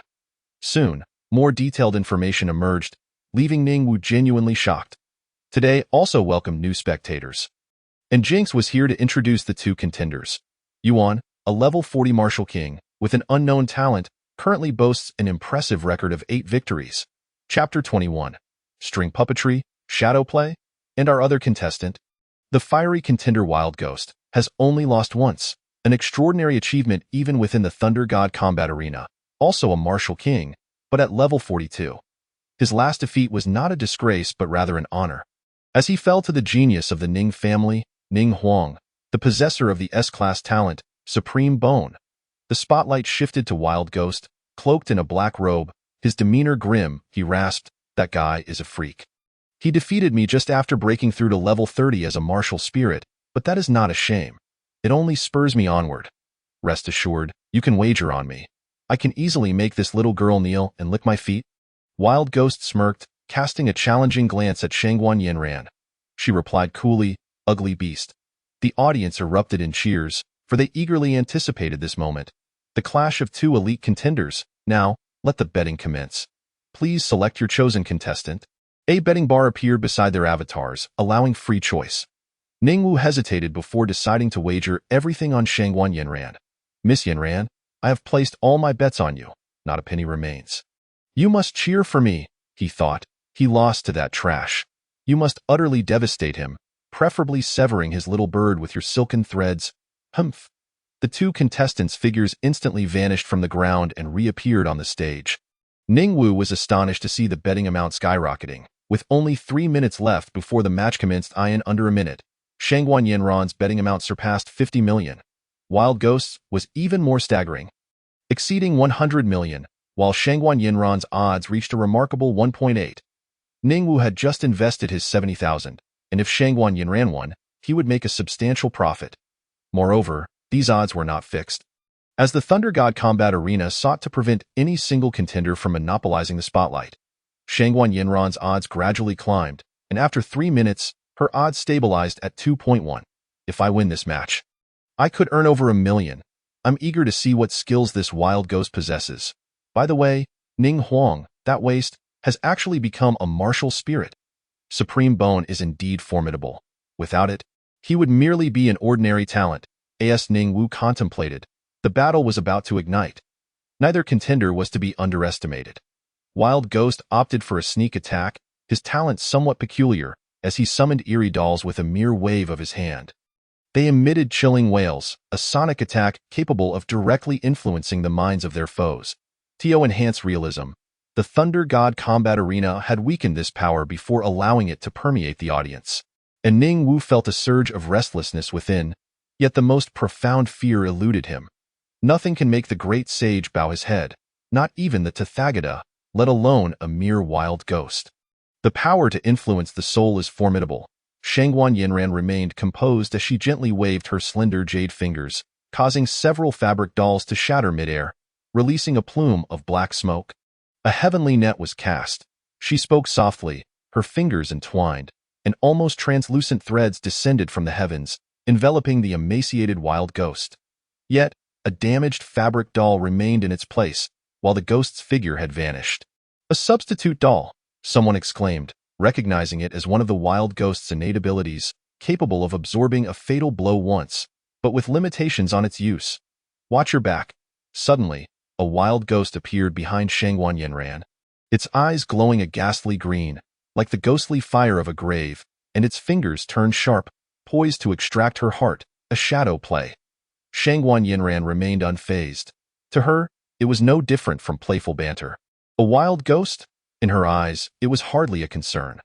The claws of the advancing ghost were instantly halted by an invisible barrier. Upon closer inspection, one could see its fingers being pulled backward by delicate threads. The joints twisted and broken. "Did you think of me as a mere distance attacker? You are gravely mistaken," the wild ghost sneered. Gasps filled the air. The outcome of this battle seemed inevitable. The wild ghost had triumphed many times in this manner, either due to an opponent's momentary carelessness or their underestimation of a seemingly feeble, dying body that was, in fact, a fierce warrior. Shangguan Yinran had not even watched battle videos of the wild ghost prior to this fight. Those who had invested in her felt regret, lamenting their folly. "It's over. I might as well jump off a building upon returning. Why is my luck always so abysmal? I cannot win even with a 2-to-1 chance." Everyone knew the consequences when a mage was cornered by a warrior. The outcome of this battle was already decided. Sighs filled the air. Although anticipated, it was still disappointing. The wild ghost was simply too formidable. Each time it took the stage, it seemed to toy with its adversaries, granting them a glimmer of hope before ruthlessly extinguishing it. But this time, it truly overstepped. Surely, it wouldn't lose. It hadn't even used the technique that had just controlled me. Yinran, put in some effort. Ning Wu felt a tinge of panic. He had only 70,000 left. The ghost's eyes glowed with intensified ghostly fire, its body swelling larger, towering over a height of over 10 feet within a few breaths. Standing on the platform, it resembled a titan, its clothing having been completely torn apart, revealing ashen skin, with intricate patterns appearing on its face, transforming it into a true wild ghost. The ragged attire combined with its immense size exuded an overwhelming pressure. Shangguan Yinran finally turned to face it, her tone betraying a sense of regret. "So, this is your strongest innate ability, big fellow? How uninteresting." The fourth divine ability, puppet mastery. Her crimson lips parted, and in an instant, the muscular wild ghost's clawing motion froze. Not only its actions, but the mockery in its eyes and the smile on its face also became rigid, as if petrified by Medusa, rendering it immobile. "No, what is happening? Impossible." The wild ghost was finally gripped by terror. No matter how hard it struggled, it could not break free from this terrifying suppression. No, it simply didn't know how to struggle. For it lacked direction. It was utterly paralyzed without understanding why. Damn it. "Ah! Cursed be this fate. Return to the source." Shangguan Yinran gently placed her hand on the wild ghost's leg, creating a stark contrast between their forms. No one could believe that this seemingly fragile woman could emerge victorious. In the next moment, the wild ghost's massive body exploded, spewing blood as it was flung off the platform. Chapter 22. The abyss opens. Everyone was stunned. The once dominant wild ghost had lost? To a girl so vastly smaller than itself. Those who had chosen to invest in Shangguan Yinran were momentarily taken aback, only to erupt in exhilaration and cheers. They had actually won. They could hardly believe that victory was theirs, yet it truly was. The brother who had been shouting about jumping off a building leaped 3 feet into the air. Incredible! So damn exhilarating. Yin, I knew I didn't misjudge you. Yin is indeed my goddess. Even the host, Jinx, was taken aback. She had not held much hope for Yin and even felt a hint of hostility towards her. Perhaps it was simply the innate jealousy that beautiful women possess? Shangguan Yinran felt little joy, even stifling a yawn. To her, the loss would have been the shocking event, much like Ning Wu's earlier display of astonishment. Yin, I truly did not misjudge you. Ning Wu was also shouting in excitement. Just a little show-off. Shangguan Yinran shot him a glance before appearing beside him in an instant. Jinx reluctantly announced that Shangguan Yinran was the victor. She had drawn one step closer to becoming a star contender. Half an hour later, in front of the Thunder God fighting arena, Ning Wu stared blankly at the 2 million transfer on his phone, sent by Shangguan Yinran. She had already removed her mask and donned glasses, transforming back into the original sultry teacher. You give me 2 million just for watching a match? As I said, come and you shall profit. Did you not believe me? I didn't disbelieve. I just thought you were expecting something more intimate. Get lost. I've already signed you up. You should be heading into the Abyss soon. After the Abyss, the time is set for next week. You'll be fighting the martial artist. What? You actually used me? Ningwu suddenly felt that the 2 million he had received was no longer enticing. Indeed, every windfall comes with a price. What's wrong? Are you unwilling? The resources of the Thunder God fighting arena are beyond your imagination. This money is merely a fraction of what's available. The real resources lie within. If you participate in the competition and advance step by step, you shall obtain them. So what have you gained? A set of high-level armor of the mysterious tier. Is that sufficient? If not, there's also a cumulative prize pool of 30 million. Is that enough? If that's not enough, that's enough, that's truly sufficient. Ningwu was nearly drooling, though he appeared wealthy now. It was all illusory. He merely possessed a golden staff that he could only hope to cultivate over a long time, along with a somewhat lackluster original stone monkey technique in terms of combat prowess. The Wildfire 100 battles was indeed formidable, but overly singular in its approach. Fortunately, the fire-blowing palm and absorbing palm compensated for his lack of offensive variety. Then it's settled. See you next week. Shangguan Yinran waved her hand dismissively as she departed. Ha! Such an indifferent woman. Ningwu had his own thoughts. No matter how talented he was still just a solitary individual. The Thunder God fighting arena could ensure he would no longer be alone in the future. For within, there were signed contestants from the Thunder God fighting arena. He could obtain abilities or weapons that were currently beyond his reach, and enhancing his combat power was paramount. Moreover, to earn military merit points and experience, he must engage in battle. The Thunder God fighting arena was clearly an excellent place. Otherwise, Ningwu wouldn't have agreed, and Shangguan Yinran could not have compelled him. Next up was the Abyss. In the following 2 days, Ningwu resided in an extravagant hotel, feeling the need to purchase a property of his own. Continuing to spend like this was unsustainable. Money is indeed a potent tool. It can buy most treasures in the world, as long as one possesses sufficient funds. Even certain specific treasures require merit points for exchange, but if one has enough money, it can be used to donate merit points. Albeit at a low ratio. But as long as you have enough money, 2 million could roughly buy high-level yellow tier techniques or low-level mysterious tier abilities. Calculating it this way, my 1 military merit point is worth 20,000 bucks. Every fight is a chance to earn. Ningwu had been terrified of poverty in his previous life, afraid to spend even a single cent. At Qinghai Martial Arts School, the crowd surged today.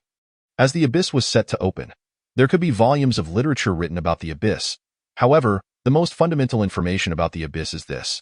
The first layer of the Abyss opens approximately once a month, with no fixed schedule, while the deepest layers may only open once every decade or so, each time inciting carnage around the world.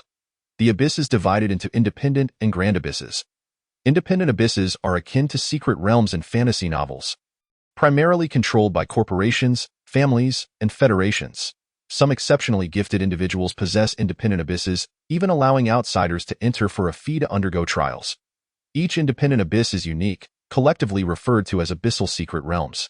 Some are merely torture chambers, like the Inferno Abyss where Zhang Junyang was cast, while others are treasure troves filled with numerous low-risk treasures, the very places Ningwu yearned for. Some gifted individuals may fear danger.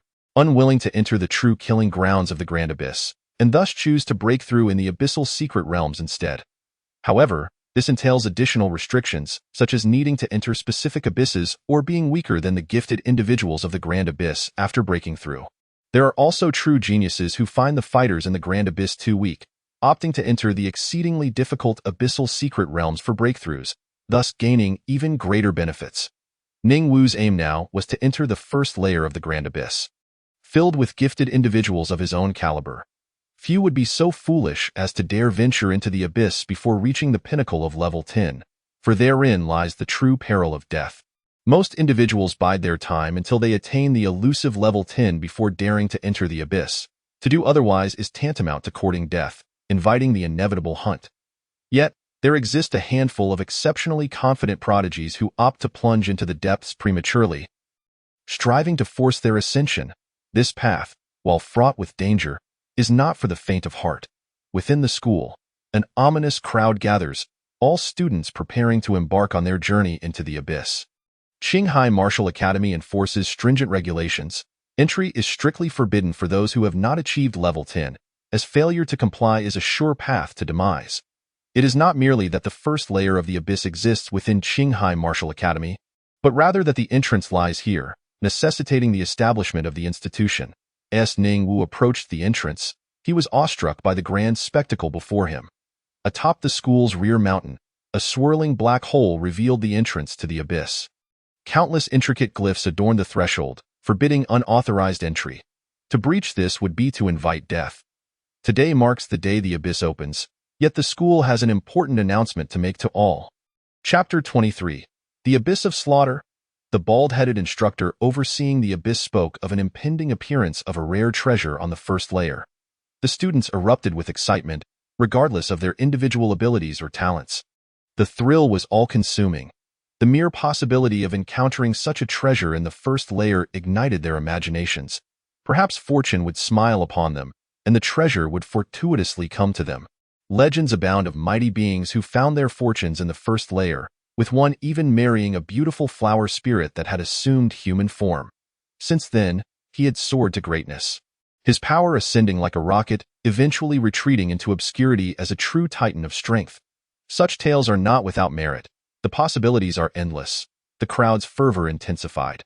The school also had another matter to disclose. Should any of you acquire a treasure that proves unbeneficial or beyond your means to safeguard, you may sell it back to the school, which will offer a price deemed fair and equitable, certainly not lower than any market competitor. This constitutes a transaction between the school and its students, open to all who lay claim to the treasure. Disdain rippled through the crowd. Only a fool would choose to sell, regardless of the offered price. The abyss instructor remained unfazed, a knowing smile gracing his lips, for he had his own strategies in mind. After all, any student wishing to exit must pass through this entrance, and what secrets might be revealed through proper scanning? The notion of hiding treasures is but a folly. Such treasures are too valuable for the students to grasp. It is far more equitable for the board of directors to oversee them. Now, prepare yourselves to enter the abyss. Remember, within its depths, there are no restrictions on what one may bring. Equip yourselves with all that may aid in your survival and bolster your strength. This is a place where killing occurs without hesitation.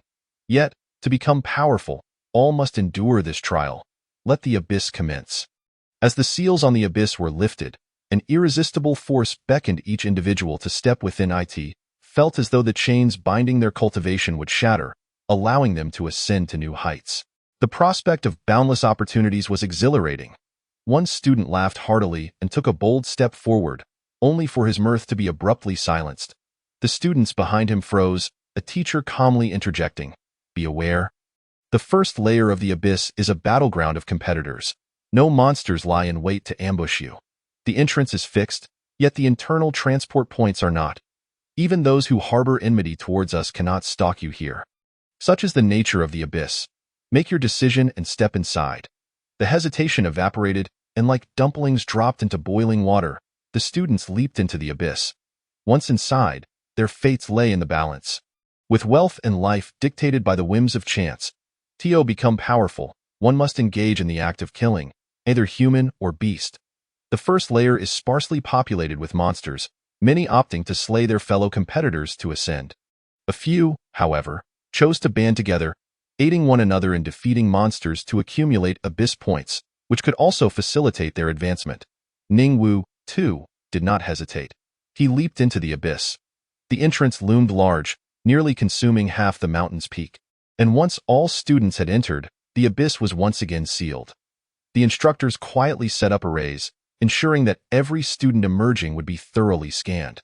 Any acquired treasures would leave no room for concealment. The board of directors coveted such artifacts. How could students without connections hope to possess them? Even those with backgrounds would be subject to theft. Within the abyss, Ningwu was surprised to find himself separated from the main group. They had dispersed upon entry, and as he turned, he glimpsed the closing black hole behind him, the figures of Qinghai Martial Academy's instructors becoming faint. These scoundrels, setting up their detection mechanisms the moment we arrive? Ningwu muttered under his breath.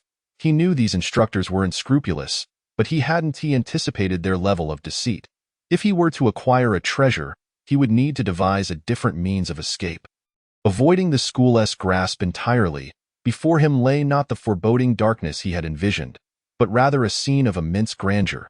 He found himself on a vast expanse of desolate land. A fiery sun blazing in the sky, casting scorching rays upon the ground. The winds howled, whipping up stones and sand, while the landscape stretched endlessly before him, devoid of any human presence, save for the towering earth and rock formations. Congratulations! You have successfully entered the first layer of the abyss. Current ranking, 131545.to advance before the abyss concludes in 3 days. You must reach the top 10,000. Within this time. You may earn abyss points by slaying enemies, capturing creatures, or defeating bosses.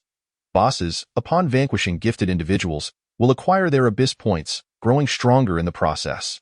Humans, too, may earn abyss points through their conquests, and accumulating enough points will grant specific enhancements. Upon successful advancement, your abyss points will be redeemable from a randomly refreshing list, available once the abyss concludes. Beware of ambushes and protect yourselves. Good luck, gifted ones. A neutral voice echoed in Ningwu's mind. Rumored to be the voice of the spirit of the abyss, a sound to which all had grown accustomed. Even those who had never heard it before recognized it as a fundamental presence. What? This abyss has attracted 13,000 participants. The odds of success stood at 1 in 13,000, a brutal reality for many.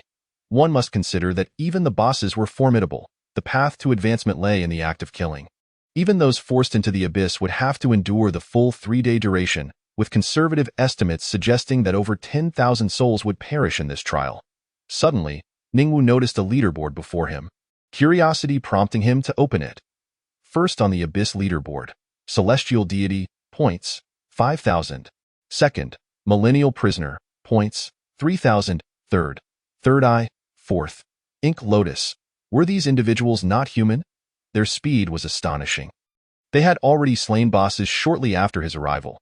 Such points could only be awarded for taking down a boss, as defeating a single enemy yields but 100 points.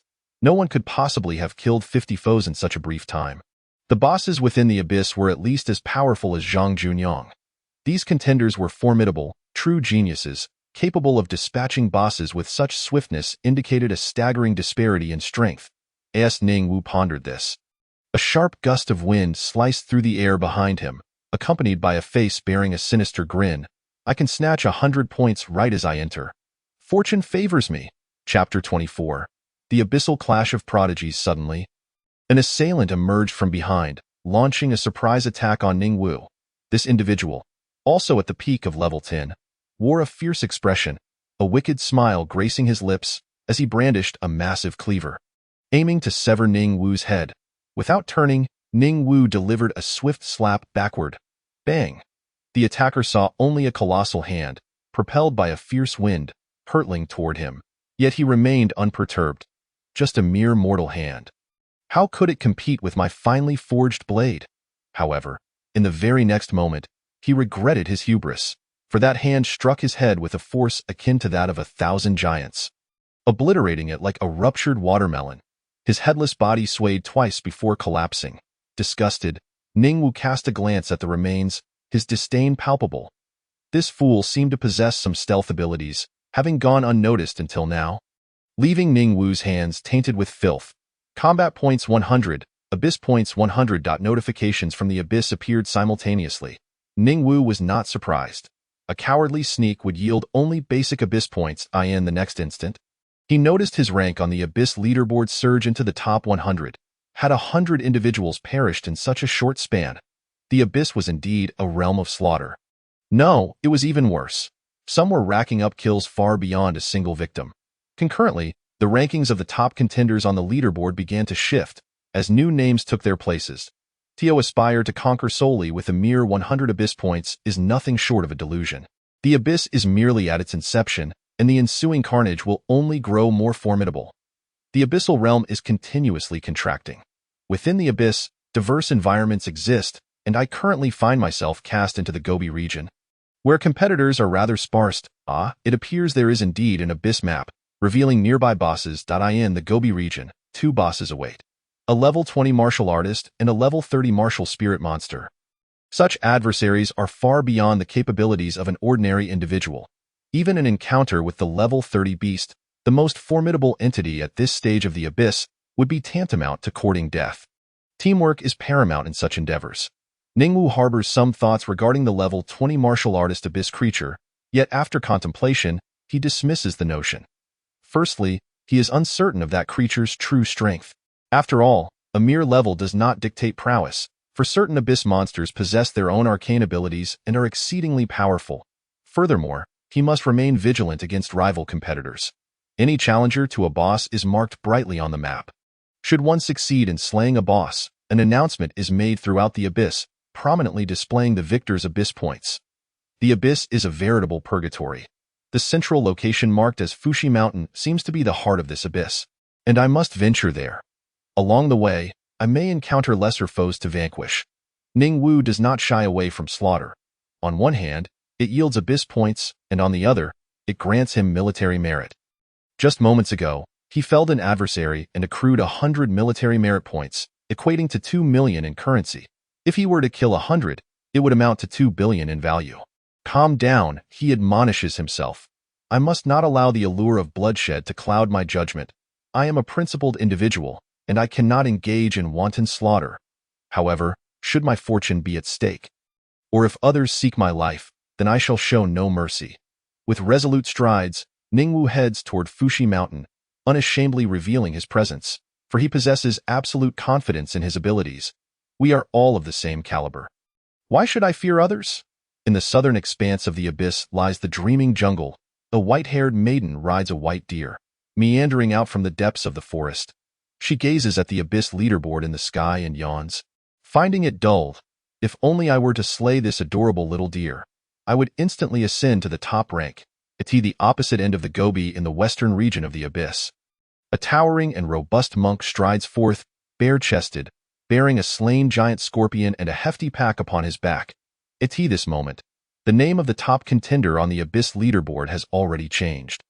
He sighs and joins his hands in prayer. In the northern peaks of Belia, a sharp-eyed youth coldly observes the colossal gray wolf towering before him, drawing a long blade from behind and slowly unsheathing it. He intends to take down the boss single-handedly. In the eastern boundless sea, a young man clad in purple robes, with a warm smile, holds a jade scroll and watches the trembling group of dozens before him. His voice is gentle. Do not fear. It will be over soon. You will be my fortuitous opportunity. Those individuals, gazing at the scattered rubble, are pale with regret for having entered the Abyss. Similar scenes unfold across various locales of the Abyss. While Ning Wu remains unaware, traversing alone and dispatching lesser monsters. Occasionally, he encounters mindless scorpions, which he crushes with a single stomp. Aha! 2 military merit points earned. Splendid. He then approaches an ant mound, hunting the ants that could grant him additional merit points. Dispatching any that emerge with a swift kick. Oddly, despite having slain so many ants, why has his military merit not increased? Destined individuals must possess a sharpness akin to a blade and a spirit as fierce as a dragon. Exploiting glitches will forfeit all your military merit.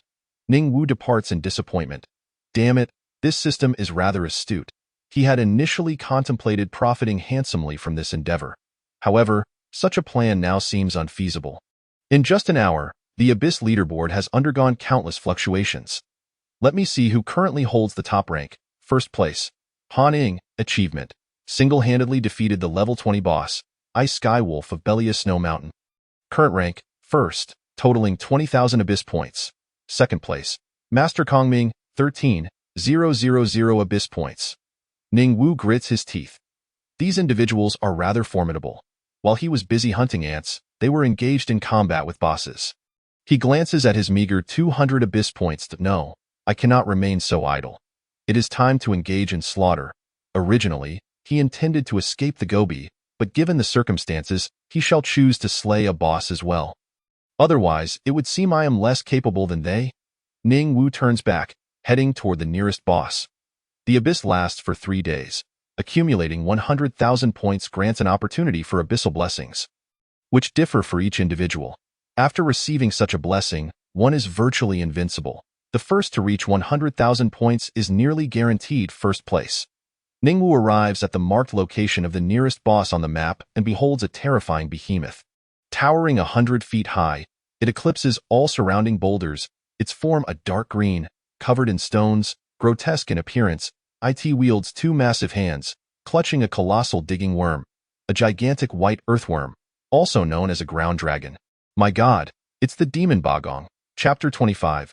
Demon Bagong, the life-saving talisman. This creature is fearsome and malevolent, reminiscent of a mountain demon from an anime. It is not the level 20 boss here. Rather, it is the ground dragon it grasps. The ground dragon is devoured whole, dark green juices splattering everywhere. Ning Wu dares not even breathe. This is an extraordinarily powerful being. It is undoubtedly beyond the realm of trials. An adversary they cannot contend with. No level 10 talent would suffice. They lack the strength. Such a terrifying creature should not exist on the first level. What has caused this? A rare treasure. Ning Wu feels a surge of excitement. It is likely that a rare treasure has just emerged, though its location is unknown. He hides behind a massive rock, ensuring the Bagong does not spot him. Otherwise, survival would be exceedingly difficult. Just then, an unexpected occurrence transpires. The ground beneath Ning Wu suddenly collapses, sharp, rigid vines shooting forth, aiming to pierce his body. He instinctively dodges, leaping out of the boulder's shadow and exposing himself to the Demon Bagong. Hiss! The Demon Bagong's small, crimson eyes fixate on Ning Wu, emitting a strange laughter. Its short legs, though seemingly diminutive, stand tall against ordinary trees, and it begins to lumber toward Ning Wu. The earth trembles, dust swirling violently, enveloping half the sky in a cloud of terror. Damn you! Ning Wu curses inwardly. Someone is attempting to ambush him. He turns to see a youth standing upon a distant boulder, his hair standing on end. Calmly meeting Ning Wu's murderous gaze. You wish to kill me, but you should first ensure your own survival. Seeking death. Ning Wu's fury ignites. This individual is insidious and cruel, lying in wait for an opportunity. Perhaps he initially intended to hunt the level 20 ground dragon, but saw the Demon Bagong instead. At that moment, Ning Wu passed by, and this scoundrel thought to take advantage of the situation. Raging inferno of 100 battles, with full force unleashed. Ning Wu's speed is astonishing. Fueled by his wrath, the flow of spiritual energy within him surges like an unstoppable river. The stone monkey's primal power frantically siphons the abyssal energy to replenish Ning Wu's strength, leaving a vacuum of power in his wake. At this moment, Ning Wu senses a change in the stone monkey's primal energy, but he has no time to ponder. He must eliminate this scoundrel. Attacking me, Ning Wu? Do you possess the strength to do so? The youth finally begins to panic. Ning Wu's speed is overwhelming, and before he realizes it, they have closed half the distance. Is it a speed-related talent? How swift! He remains unaware of the terrifying nature of the raging inferno of 100 battles when fueled by rage. Ning Wu is a favored child of battle, and his desire to annihilate this fiend is fervent. The innate abilities of Ning Wu heighten his combat prowess, granting him an unprecedented edge. At this moment, the divine ability of the heavenly stage is unleashed in its entirety. The Demon Bagong emits a bizarre roar. Echoing in the ears of both combatants, it seeks to prevent their escape. The youth, struck as if by a heavy blow, abruptly coughs up blood and stumbles away in a frantic bid for survival. What speed! He glances back, eyes wide with terror. realizing Ning Wu is now merely a few meters away. This distance can be traversed in the blink of an eye. Alas, you remain ignorant of my latent potential. The life-saving talisman, take me away. He produces a radiant golden talisman, shouting fervently. Yet, before the talisman can activate, a dreadful force pulls from behind. He is utterly defenseless. The disparity in their strengths is insurmountable in an instant. He feels a fist pierce through his chest, his very soul trembling. Looking down, he sees a gaping hole in his torso, his intestines hanging from bloodied fists. His lips quiver in terror. In the next moment, realization dawns, and he emits a piercing scream. Absorbing palm, blazing fire palm. Ning Wu's spiritual energy roils within his meridians, two starkly different divine abilities coursing through the same pathway, erupting in rapid succession. The treacherous youth has no chance to resist, instantly exploding into a mist of crimson. This individual is a remote mage, and once confronted in close quarters by the formidable Ning Wu, he stands no chance of survival. Ning Wu is filled with confidence, believing that only those with supreme talents might have a hope of truly contending with him. As for these lesser beings, they can be effortlessly eradicated. The demon Bagong emitted a mournful roar. Yet he felt no fear towards this young man. Suddenly, he crouched to the ground, assuming the form of a frog, his stunted limbs pressing against the earth, causing a thunderous rumble that reverberated throughout the realm. As yellow dust swirled into the sky, obscuring vision, the sky darkened, a colossal shadow loomed over half of it, and as Ning Wu looked up, he beheld a sinister green belly descending upon him with overwhelming pressure. How can I survive beneath such a weight? Ning Wu thought, attempting to flee, but his movements were astonishingly sluggish. Upon closer inspection, he realized the air was thick with dust, akin to viscous glue, an effect of the demon Bagong's supernatural powers. He found himself face to face with a creature possessing such abilities. What is this? A teleportation talisman? In the place where the young man had perished, a shimmering golden talisman lay quietly on the ground. With the demon Bagong's immense pressure drawing near, Ning Wu had at most 2 breaths before he would be reduced to a mere puddle of flesh. Without hesitation, he seized the teleportation talisman and bellowed. Activate! His inner spiritual energy surged wildly into the talisman, and in an instant, his vision transformed, the surrounding scenery becoming a blur as everything rapidly receded. Was that a muffled sound he heard? I have escaped. The demon Bagong could not ensnare me. It was too foolish. This appeared to be a forested area. Ning Wu hesitated briefly before halting, the talisman dimming and losing its previous brilliance, yet it seemed capable of being used 2 more times. He solemnly stowed this invaluable treasure away. It could very well save his life. If that despicable creature had activated the talisman, even Tin Ning Wus would have been powerless against him. Consulting the map, he discerned his location, Sunset Forest, with the Dreamland Forest adjacent to it. Ning Wu leaped into the trees, gazing out over the landscape, catching sight of a distant hazy yellow horizon and a diminutive black, slowly moving. That, indeed, was the demon Bagong. No other creature possessed such a massive form. As he surveyed the scene, the forest below was bathed in a golden hue, stretching for countless kilometers, a sight both magnificent and beautiful. Yet, a mere 10 kilometers away lay an entirely different vista. The trees were a riot of colors, each unique, and above, a rainbow arched across the sky. The danger level of Sunset Forest and Dreamland Forest was marked as A. Just as Ning Wu gasped in astonishment, danger approached. A colossal python, at least as thick as a water barrel, slithered through the treetops, speeding toward him. It opened its gaping maw, filled with fetid breath, ready to bite off Ning Wu's head. Chapter 26. The Emergence of Extraordinary Treasures, Turmoil in Huaxia. With a swift motion, the ferocious python was instantaneously reduced to jerky, its blood gushing forth, a gruesome spectacle. Moments later, a chorus of breaths echoed from the jungle floor, revealing pairs of beastly eyes, all thirsting for blood. In a wonder, the danger level of Sunset Forest was rated I.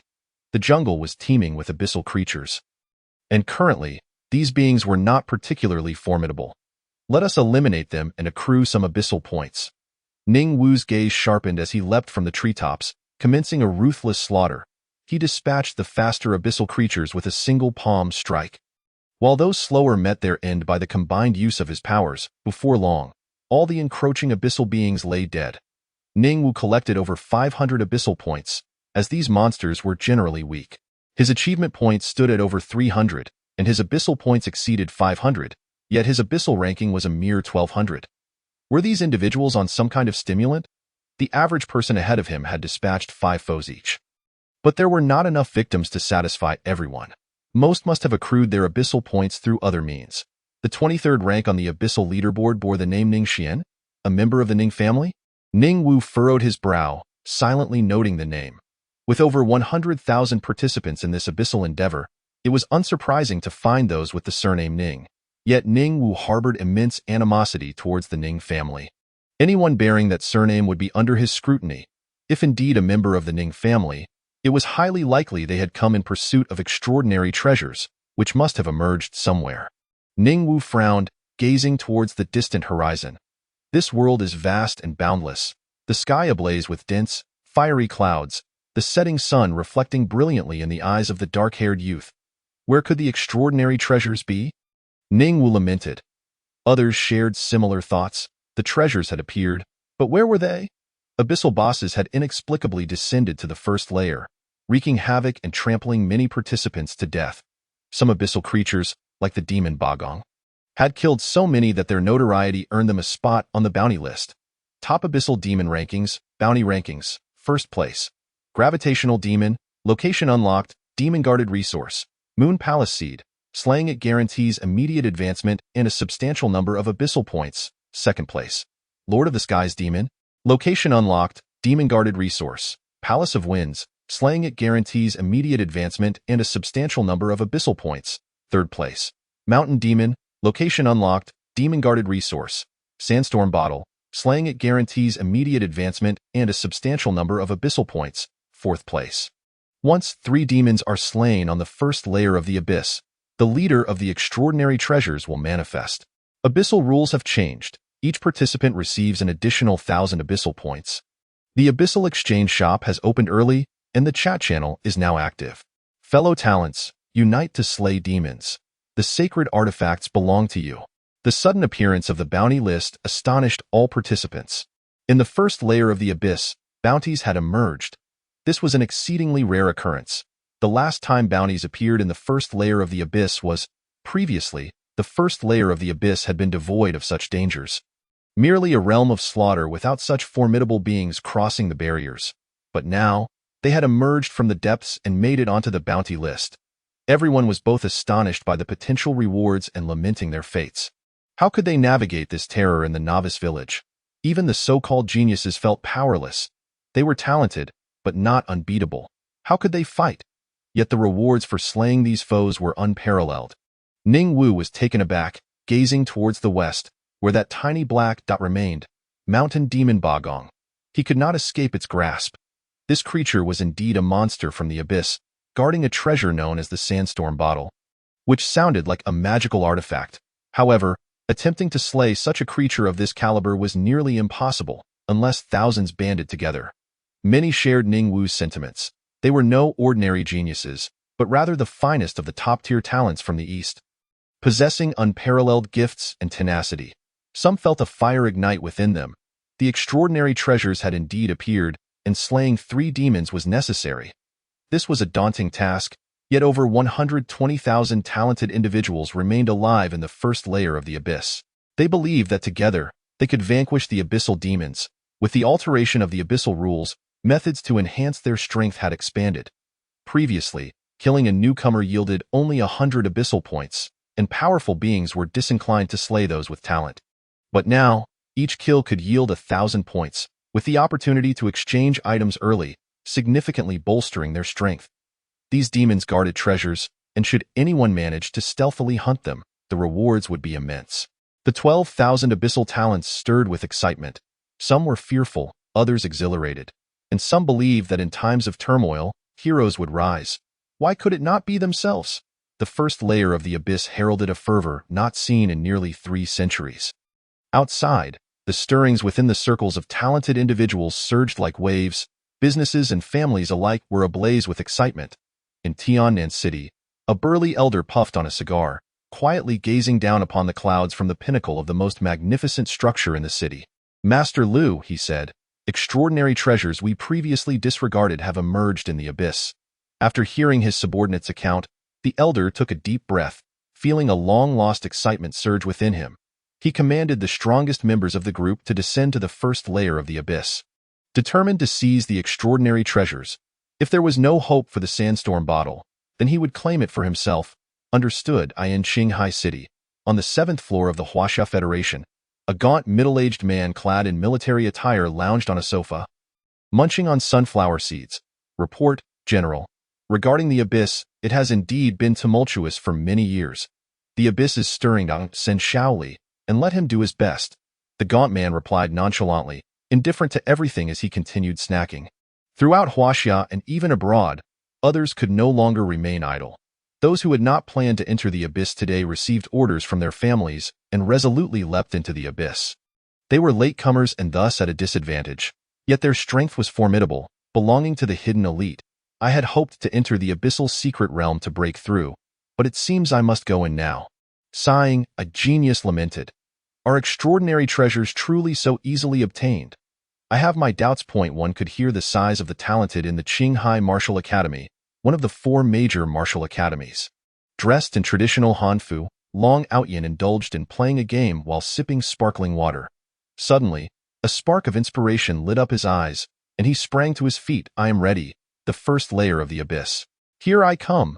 Chapter 27. Land of Slaughter, Wang Lingguan.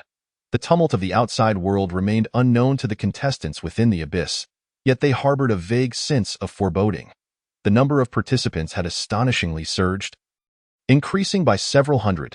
While this figure was negligible compared to the total of 130,000, it was evident that these newcomers were exceptional geniuses, capable of facing 100 foes alone. The prominent figures outside could no longer remain passive. Even those geniuses who initially intended to stay away had descended. One could only fear that some shameless elites would resort to divine powers to fabricate vessels, entering the first layer of the abyss in pursuit of rare treasures. Could it truly be played in such a manner? Their divine abilities are beyond our comprehension, equipped with supreme artifacts and possessing top-tier divine powers and techniques. Yet their realms are constrained to level 10. How can we contend with them? The abyss had descended into chaos due to the emergence of extraordinary treasures, prompting restlessness among all. Curiously, my ranking had plummeted to around 2,000. These individuals were relentless, engaging in a continuous spree of slaughter. The top contender, astonishingly named Dong Shenwang, boasted a rather audacious title, having amassed a staggering 100,000 points in the abyss, thus receiving the abyss's blessing. Not only him, but the top 30 had all received the same boon. Ningwu could no longer remain idle. His presence had been little more than a passive observer thus far, despite feeling he had put forth considerable effort. This group was far more competitive. Thus, he made his way to the most central area, determined to join the fray. Continuing in this manner was simply unacceptable. After a moment's hesitation, Ningwu activated a divine movement talisman and sped towards the Beast Mountain range.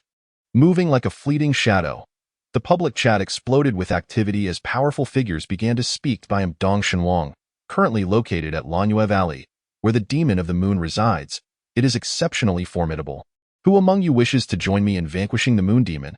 Starting from B-class talent, I will offer satisfactory rewards. Worthless individuals need not apply. A humble monk by the name of Kongming shares the same goal as Dong Shenwang. Presently at the Gobi Desert, my talent holds an advantage here. Is there anyone willing to join me in slaying the mountain demon?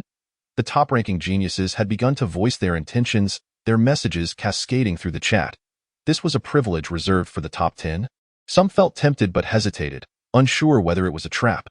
Some strong contenders were eager to engage, yet were wary, as their points in the abyss were considerable, making them wary of the intentions of these geniuses. Human hearts are shrouded in darkness, each harboring different thoughts. Ningwu raced towards the Beast Mountain range, the core area of this abyss. Along the way, he encountered numerous talented individuals. Upon seeing him, they were first taken aback, then hurriedly retreated. With such speed, he must be a top-tier powerhouse. They couldn't discern which rank he held on the abyss leaderboard. Quickly step aside, lest you fall victim to him. These individuals emanated weak auras.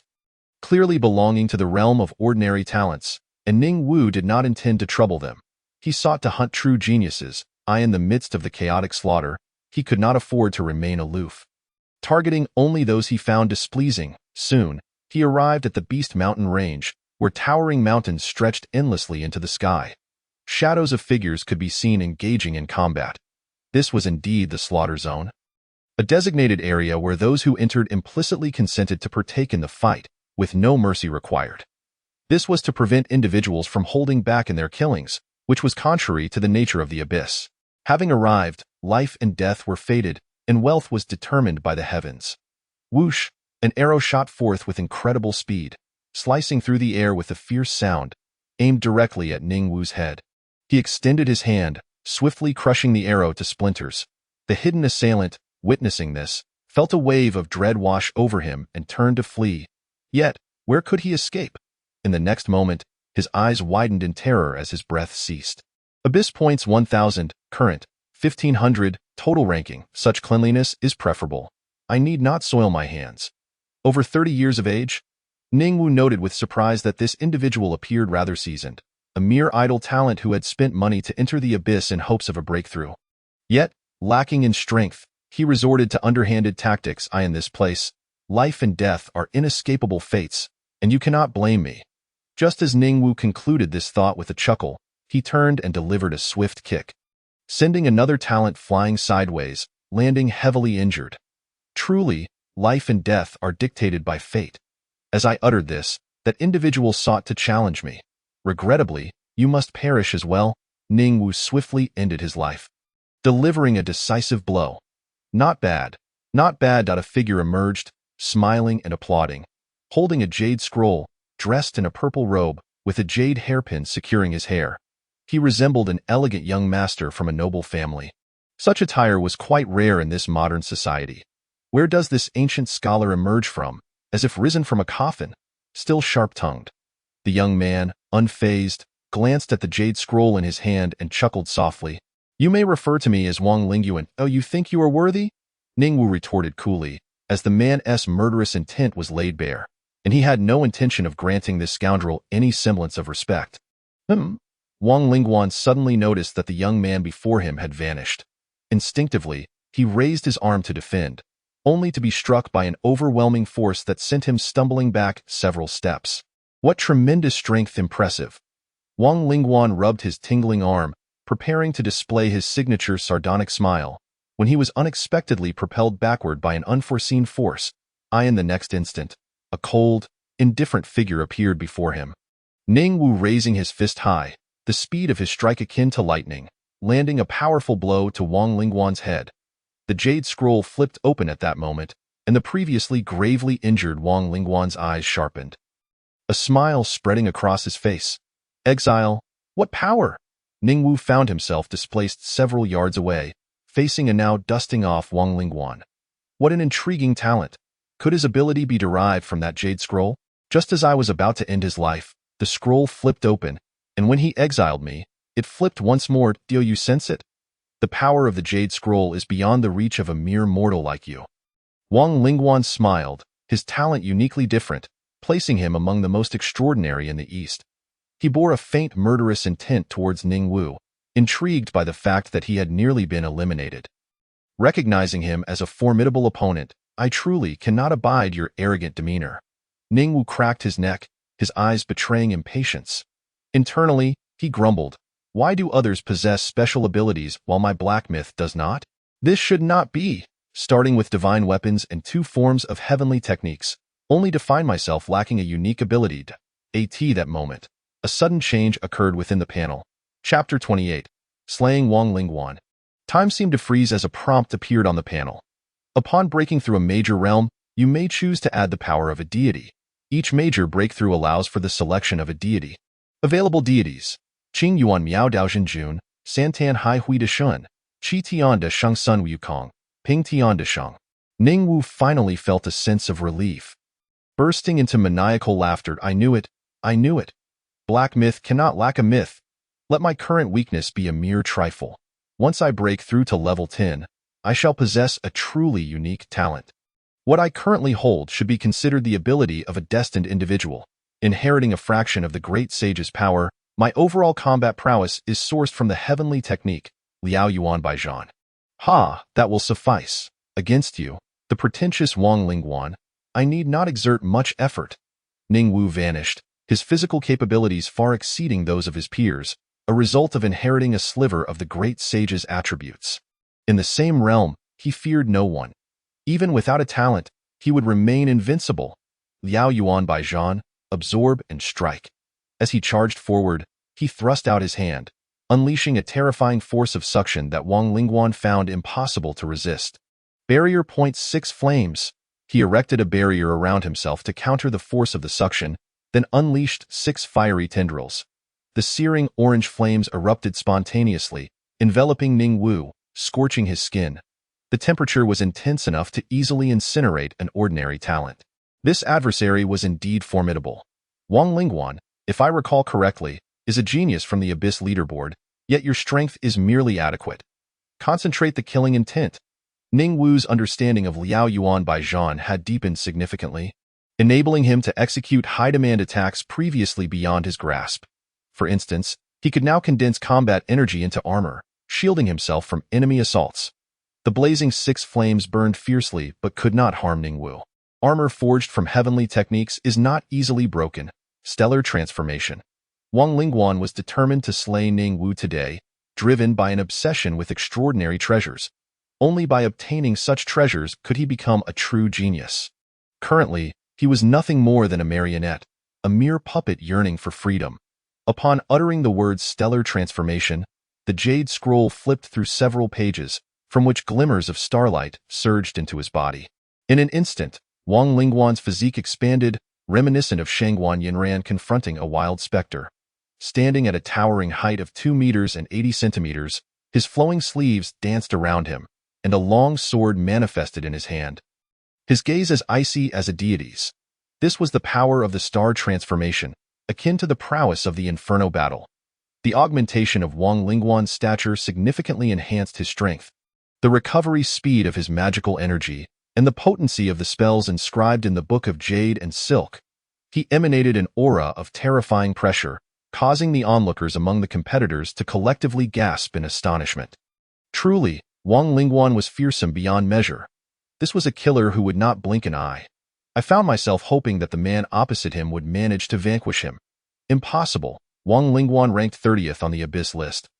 His might exceedingly formidable. Surely, you do not believe that man is merely pretending to be a pig while eating a tiger. Perhaps he too occupies a prominent position on the Abyss list. Do you know his name? There are also gifted individuals here forming teams, encountering friends or acquaintances among the gifted to collectively combat other talents. Someone recognized Ning Wu from Qinghai Martial Arts. Another was from our school. How formidable is he? His strength that I am uncertain.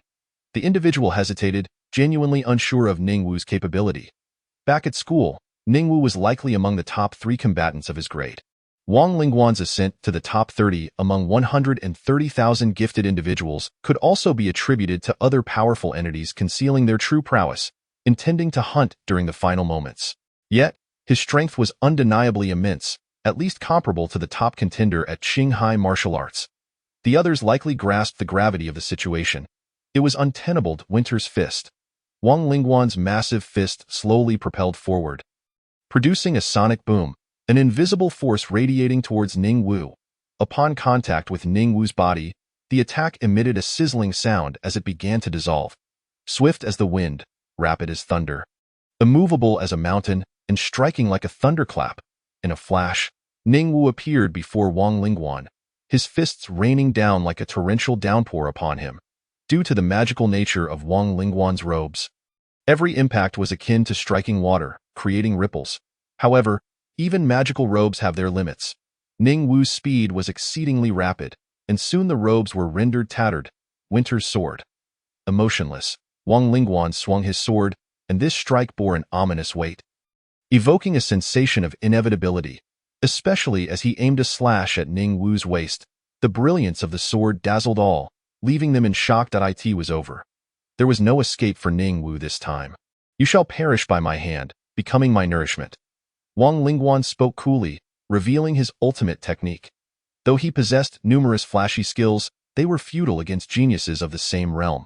Only the star transformation bestowed upon him unparalleled combat prowess, augmented by 2 divine abilities, rendering him invincible among his peers. Ning Wu's skin prickled with goosebumps as the razor-sharp sword light descended upon him, the terrifying momentum severing his hair. This strike? I cannot endure it. I shall die. Wang Lingguan's strength was indeed formidable. With a sigh, Ning Wu realized he had no choice but to resort to his hidden powers. Black God Interface, manifest before me. Purchase disposable tortoise shell. Without hesitation, Ning Wu utilized his war merit points to acquire a protective magical artifact, an ancient tortoise shell eye. In the next moment, the overwhelming sword light, infused with tremendous force, crashed down upon Ning Wu. Crack! The tortoise shell shattered. A massive gash opened in Ning Wu's waist, nearly cleaving him in half, and he was sent flying, grievously injured. The scene of blood splattering was heart-wrenching. He was no match for Wang Lingguan. I knew it. I knew it. Wang Lingguan is a prodigy of immense caliber. I have heard of his renown in the outside world. Wang Lingguan inhaled deeply, preparing to conclude Ning Wu's life once and for all. Haodong twin swords annihilate. 2 long swords of spiritual energy coalesced beside Ning Wu, poised to sever his head. Yet, he suddenly reached out, grasping the vibrating swords, and with a forceful pull, shattered them instantly. Do you think one could restrain my movements? Indeed, heroes are as abundant as river fish. Ning Wu slowly rose, causing Wang Lingguan to witness a miraculous sight. His injuries had completely healed. Glancing at his own dwindling book of jade and silk, the parched magical energy within him, the predatory gazes of the onlookers, and his tattered robes, without a word, he turned to flee. However, acquiring such formidable powers as the star transformation comes at a price. His form reverted to its normal height, clad in a purple robe, utterly exhausted. Ning Wu staggered before Wang Lingguan, delivering a palm strike that sent Wang Lingguan's head crashing down into his groin. Akin to a billiard ball sinking into a pocket, he had indeed slain the first prodigy, demonstrating significant prowess. Chapter 29. Moon Palace Seed. Everyone was astonished. Wang Lingguan had fallen just like that, slain by such an obscure youth. Unable to escape. Who is he? Could he be among the top 10 powerhouses? The crowd hurriedly glanced at the Abyss list. Since Ning Wu had slain Wang Lingguan, he would inherit all of Wang Lingguan's Abyss points. In the next moment, a name leapt to the forefront. Great Sage. This individual truly played the part of a pig while devouring a tiger, previously not even within the top 100. Yet now, having slain Wang Lingguan and inheriting his points, ranking 30th, Ning Wu gazed at his rapidly increasing Abyss points, finally feeling a sense of satisfaction, especially as his war merit points surged by over 1,000. Killing a Wang Lingguan yielded far more than slaying countless ordinary gifted individuals. Moreover, there was a rule. If Ning Wu grew excessively powerful and continued to slay ordinary gifted individuals, his war merit points would not increase, but rather be entirely confiscated. It was akin to him bullying ants, as the small ants lacked the strength to retaliate, all falling prey to Ning Wu. The system deemed it a bug in the rules. Are you all still standing there watching? Do you not fear that I may slay you? Ning Wu cast a frigid gaze at the gathering, clearly aware that they intended to pick up the spoils. Should they refuse to depart, he would not hesitate to send them off. Even the smallest mosquito is still meat. The group hastily fled. Remaining here would mean certain death. They lacked Wang Lingguan's formidable strength. If even he could not contend against Ning Wu, they stood no chance. Approaching him would merely serve to provide Ning Wu with experience. Observing their retreat, Ning Wu made no attempt to pursue. Most of them only possessed basic Abyss points. He was decisive in his actions, but not one to indiscriminately slay the innocent. Did they just step into this circle of slaughter? After a moment of contemplation, he dismissed the thought. Losing a few thousand points would not significantly impact him, as he now possessed over 60,000 Abyss points. It seemed Wang Lingguan had indeed taken many lives. No wonder he appeared in this circle of slaughter. He was the first true powerhouse I encountered here. Since the onset of the Abyss anomalies, he had killed over 60 individuals, truly a god of death. The Abyss treasury was now available for immediate exchange, but redeeming items would consume Abyss points. No, I must hold off. I shall wait until I accumulate 100,000 Abyss points to attain the Abyss blessing. Originally, over 30 individuals had reached the 100,000 Abyss points threshold, but now many had been slain by those ranked highly, allowing Wang Lingguan to secure the 30th position. No, the current 30th position is mine. Suddenly, a section of the map highlighting the area of the Moon Demon glowed brightly. Someone was challenging the Moon Demon. Who was it? Which powerhouse possessed such audacity? Gasps of astonishment echoed as the crowd dwindled in numbers. Everyone was immensely curious, eager to discover who was so valiant. After a moment's hesitation, Ningwu followed the throng towards that direction. Moon Embrace Mountain. The mountains here resembled giants cradling a waning moon, hence the name Moon Embrace Mountain. The sky had darkened, and tonight was also a crescent moon, slowly ascending above Moon Embrace Mountain. At this moment, the mountain was teeming with people, a sea of dark figures, all gifted individuals gathered to witness the grand battle. Here commenced the most powerful confrontation of the first layer of the abyss. In the center of Moon Embrace Valley, the Moon Demon stood tall and emaciated, approximately 3 zhang in height, a mere ant compared to the Mountain Demon. Yet, its power was formidable. Beneath its feet lay countless corpses, all suffocated by its air manipulation. It could directly control its enemies' asphyxiation. In Moon Embrace Valley, a vast area experienced a complete loss of gravity, rendering all present disoriented, unable to discern directions. The next moment, they would face the suffocating power of the Moon Demon. Among the gifted participants in the battle, there was a considerable throng, at least several hundred, most of whom were mere cannon fodder in the face of the Moon Demon's might.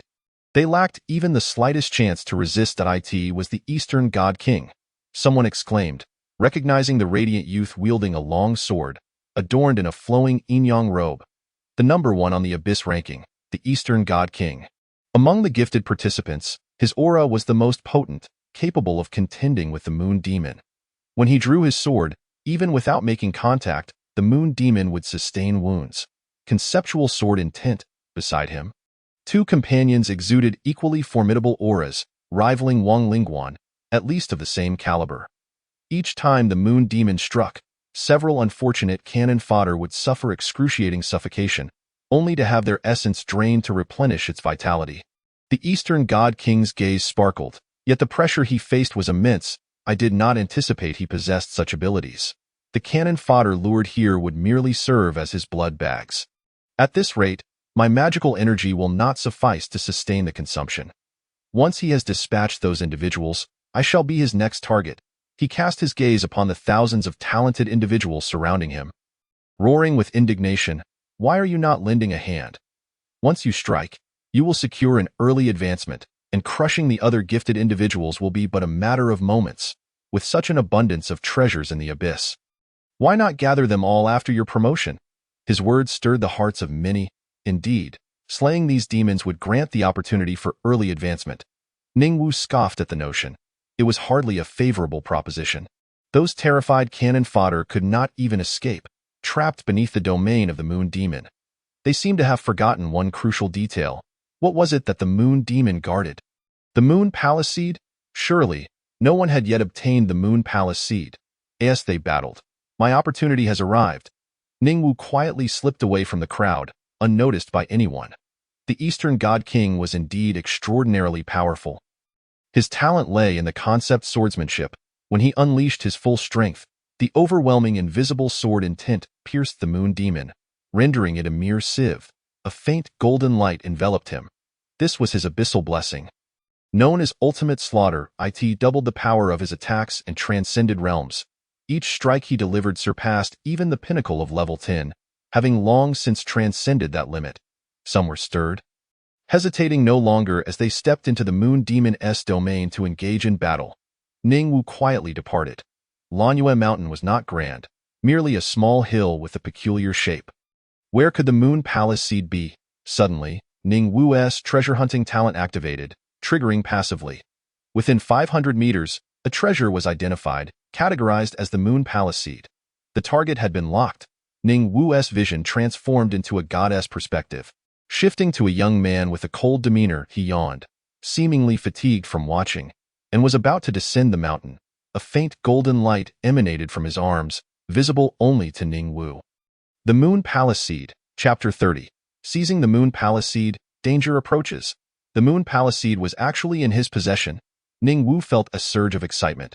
This was the supreme treasure guarded by the Moon Demon, with each demon safeguarding a unique treasure. Yet why had he not realized that the item he guarded was being stolen? No matter, I must obtain this item. Regardless of its purpose, a supreme treasure deserves to be in my grasp. Ning Wu was resolute. Treasures within the abyss were meant to be contested over, and he was no soft-hearted saint. The opportunity lay before him. How could he let it slip away? The young man feigned ignorance of the situation. Slowly making his way down the mountain, Ning Wu also pretended to be taking a leisurely stroll, trailing behind him. Just as they distanced themselves from Lanyue Mountain, the young man suddenly halted, turning to look back. You've been following me for quite some time. Do you seek death? So you're aware, are you? Well, I won't hinder you. Here's the deal. Hand over the Moon Palace Seed, and I won't hold it against you today. The young man scoffed. He was hardly an ordinary individual in terms of overall strength. He ranked among the top 50 of all the gifted individuals. The reason he feigned obscurity was precisely for the Moon Palace Seed.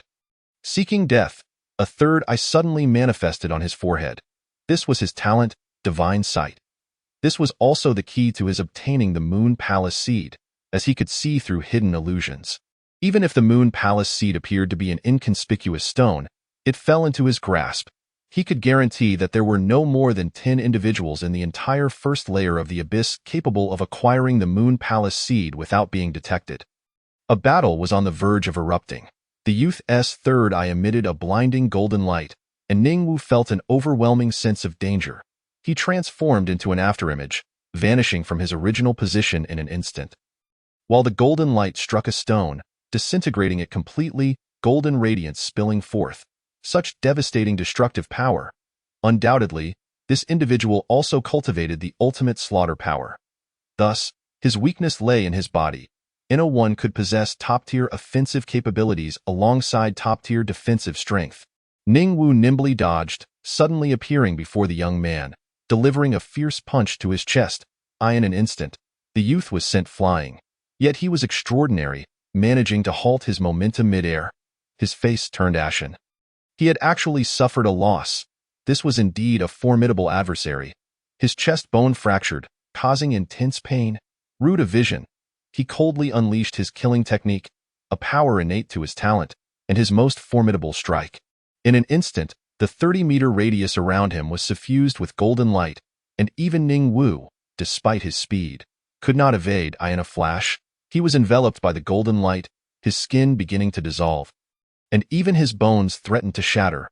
Ning Wu was alarmed. With the inferno of 100 battles activated to its maximum, he was a favored child of combat.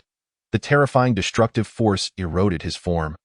Yet the inferno of 100 battles rapidly restored Ning Wu, achieving a peculiar balance. His flesh nearly dissolved into bone, yet his internal organs pulsated with vitality, his meridians still channeling spiritual energy. This is bad. The young man made a swift decision. For an ordinary person, death would be imminent, but the one opposite him was a freak, still bursting with life. If he didn't flee now, when would he? He possessed the Moon Palace Seed. A bright future awaited him. If he could just survive until he exited the abyss, his strength would undoubtedly soar.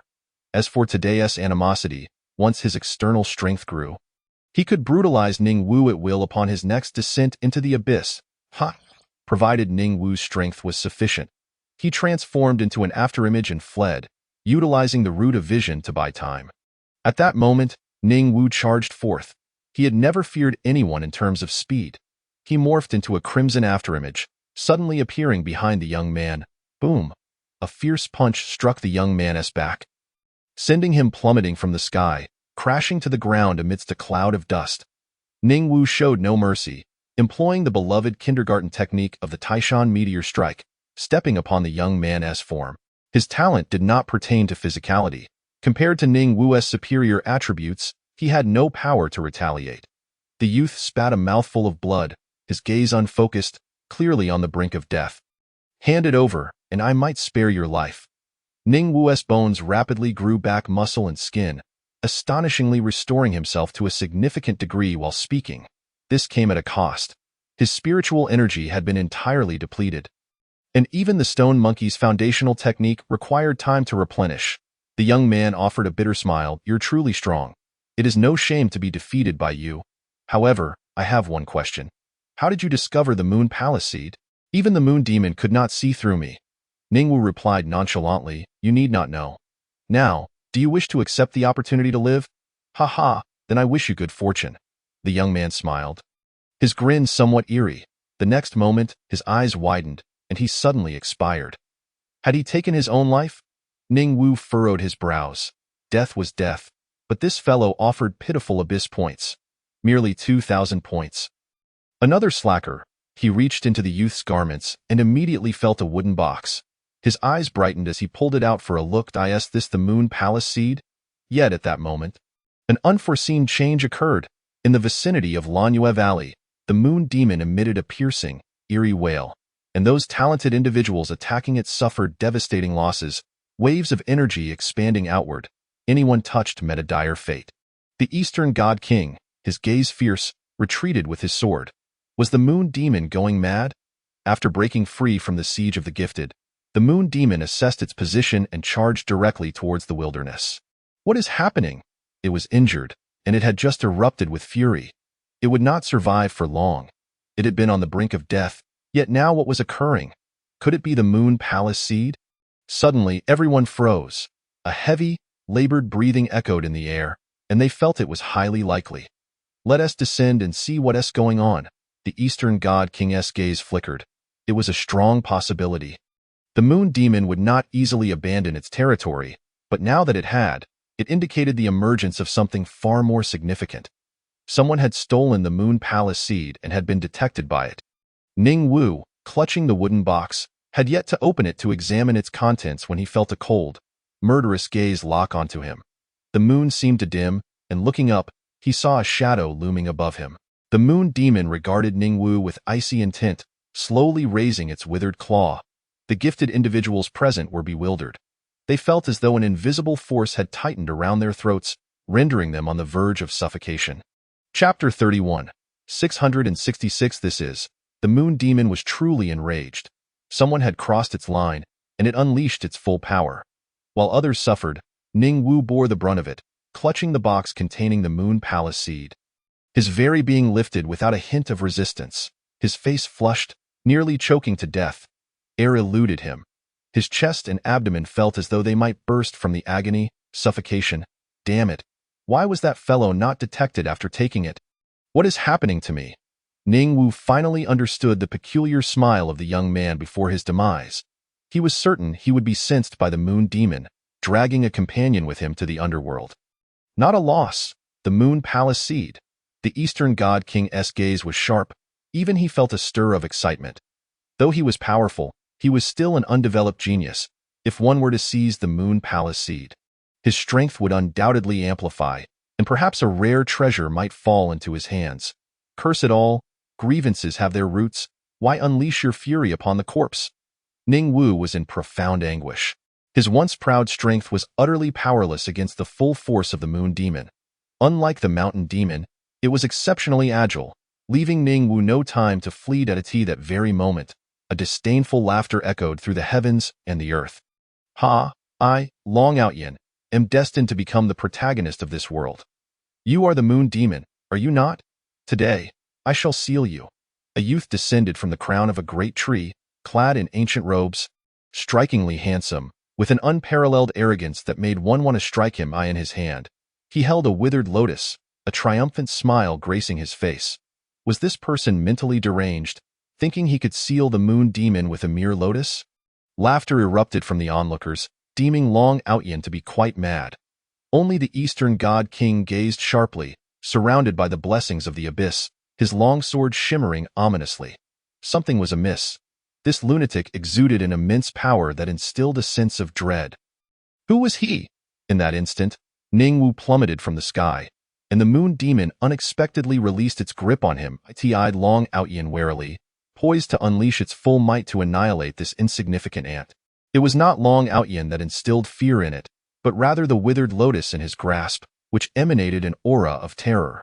Seizing this opportunity, Ningwu hastily fled. He was of no use here. The disparity in strength between him and the Moon Demon was insurmountable, and a group of onlookers surrounded him, eager for the kill. Ningwu vanished like a crimson shadow, and without hesitation, the Eastern God King followed suit. A cold smile on his lips, he intended to kill. The Moon Palace seed belonged to him.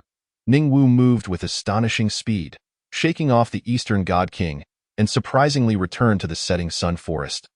Albeit in the dream forest, this place was breathtakingly beautiful at night, the world seemingly awash in vibrant colors, with every plant glowing. Yet, it was fraught with hidden dangers. Without hesitation, Ningwu stepped inside. He was certainly no match for the Eastern God King, who held the title of the strongest in the abyss. He dashed into the depths of the dream forest, hiding among the treetops. The Eastern God King arrived at the dream forest, a cold laugh escaping his lips. Did he think I couldn't find him just because he hid inside? He charged in after him. Perched atop the trees, Ningwu retrieved the box containing the Moon Palace seed, and upon opening it, he discovered a radiant golden seed within. What kind of seed was this, and what purpose did it serve? As the guardian of the Moon Demon, it could not possibly be useless. Must he plant it? Ningwu hesitated greatly. He was in dire straits, and he was no match for the Eastern God King. Even though his attributes were formidable, he ultimately lacked the capabilities bestowed by innate talent. His techniques far too singular, if it came to it, he would swallow it whole. He refused to believe it was of no use. Just then, a prompt from the myth panel appeared. Moon Palace Seed. The seed of the ancient Guanghan Palace osmanthus tree. It may perhaps sprout. Ningwu was taken aback. He truly had acquired only a seed. The Guanghan Palace, where Sister Chang'e resided. But what good would sprouting do? There was no time for that. Enhancing his strength was paramount. Treasure of the multi-treasure divine ability enhancing, golden attribute extraction, Moon Palace Seed enhancement completed. Moon Palace Seed, golden attribute. You can plant the Moon Palace Seed in your sea of consciousness by consuming it, allowing it to grow by absorbing the spiritual energy of the world. You may also infuse it with your own spiritual power for growth. Once it matures, it will bring you delightful surprises. With the Moon Palace Seed, you can unleash greater strength, building upon your current realm, with buffs enhancing. Within 1 minute, you will possess a continuous flow of spiritual energy and divine abilities. After a minute, you will succumb to exhaustion. Ningwu's eyes lit up. What he lacked most was divine abilities and innate talent. Lacking power, he was too one-dimensional. The Eastern God King was still pursuing him. He stood no chance against him, especially since that fellow could inflict damage on the Moon Demon, while Ningwu could not. Without hesitation, he swallowed the Moon Palace Seed. It had no taste, akin to consuming a watermelon seed. But at that moment, a vision of soil appeared in his mind, along with a slowly growing osmanthus tree, just beginning to sprout. Abyss notification. You have obtained a treasure guarded by demons. You will not be limited by your realm and can advance early. The instant Ningwu consumed the Moon Palace Seed, the Abyss notification chimed in. Could it be that I can break through early? Being trapped in this realm without talent was truly unbearable. Indeed, the shackles of spiritual energy vanished. Ningwu rejoiced, feeling the constraints of spiritual energy lift. He could now break through to the next realm, warrior. Suddenly, a figure slowly approached beneath the trees. The Eastern God King looked up, his gaze sinister. You little brat, do you think I wouldn't find you hiding here? A blade of light slashed down, the conceptual sword intent locking onto Ningwu's form. Even if the light did not touch him, he would still suffer harm. The Eastern God King was prepared to claim his corpse. He had never lost in the same realm, and no one could withstand him. His talent was deemed S-class and below. The strongest talent, with potential to become S-class one day. Ningwu was indeed impressive, perhaps ranking among the top 20 in the Abyss, but what was the difference between the 20th and the 20,000th? An absolute winning posture, light binding, chaotic slaughter, the path of balance. Ningwu ignored the Eastern God King, reciting each divine ability, each word adding a new enhancement to his being. Moments later, he transformed into a dazzling sphere of multicolored light, a terrifying aura having long since shattered the confines of his realm. Damn it. The Eastern God King turned to flee. This person was cheating. Chapter 32. The Divine Neza, with 3 heads and 6 arms. Yet how could he outrun Ningwu, who was brimming with buffs? Behind him trailed a figure radiating immense killing intent. Without hesitation, the Eastern God King drew his life-saving treasure, standing atop a magical flying shuttle. Moving at the speed of light, escaping the scene, it wasn't until he reached an open, desolate plain that he felt his heart racing, a sense of having narrowly escaped death. Who was this person? What kind of talent did he possess, capable of unleashing so many divine abilities in an instant? The Eastern God King wiped the cold sweat from his brow. Even against Ning Wu, he felt utterly powerless. That was beyond his capacity to contend with. Even the Moon Demon would think twice before engaging him in a duel in the Dream Forest.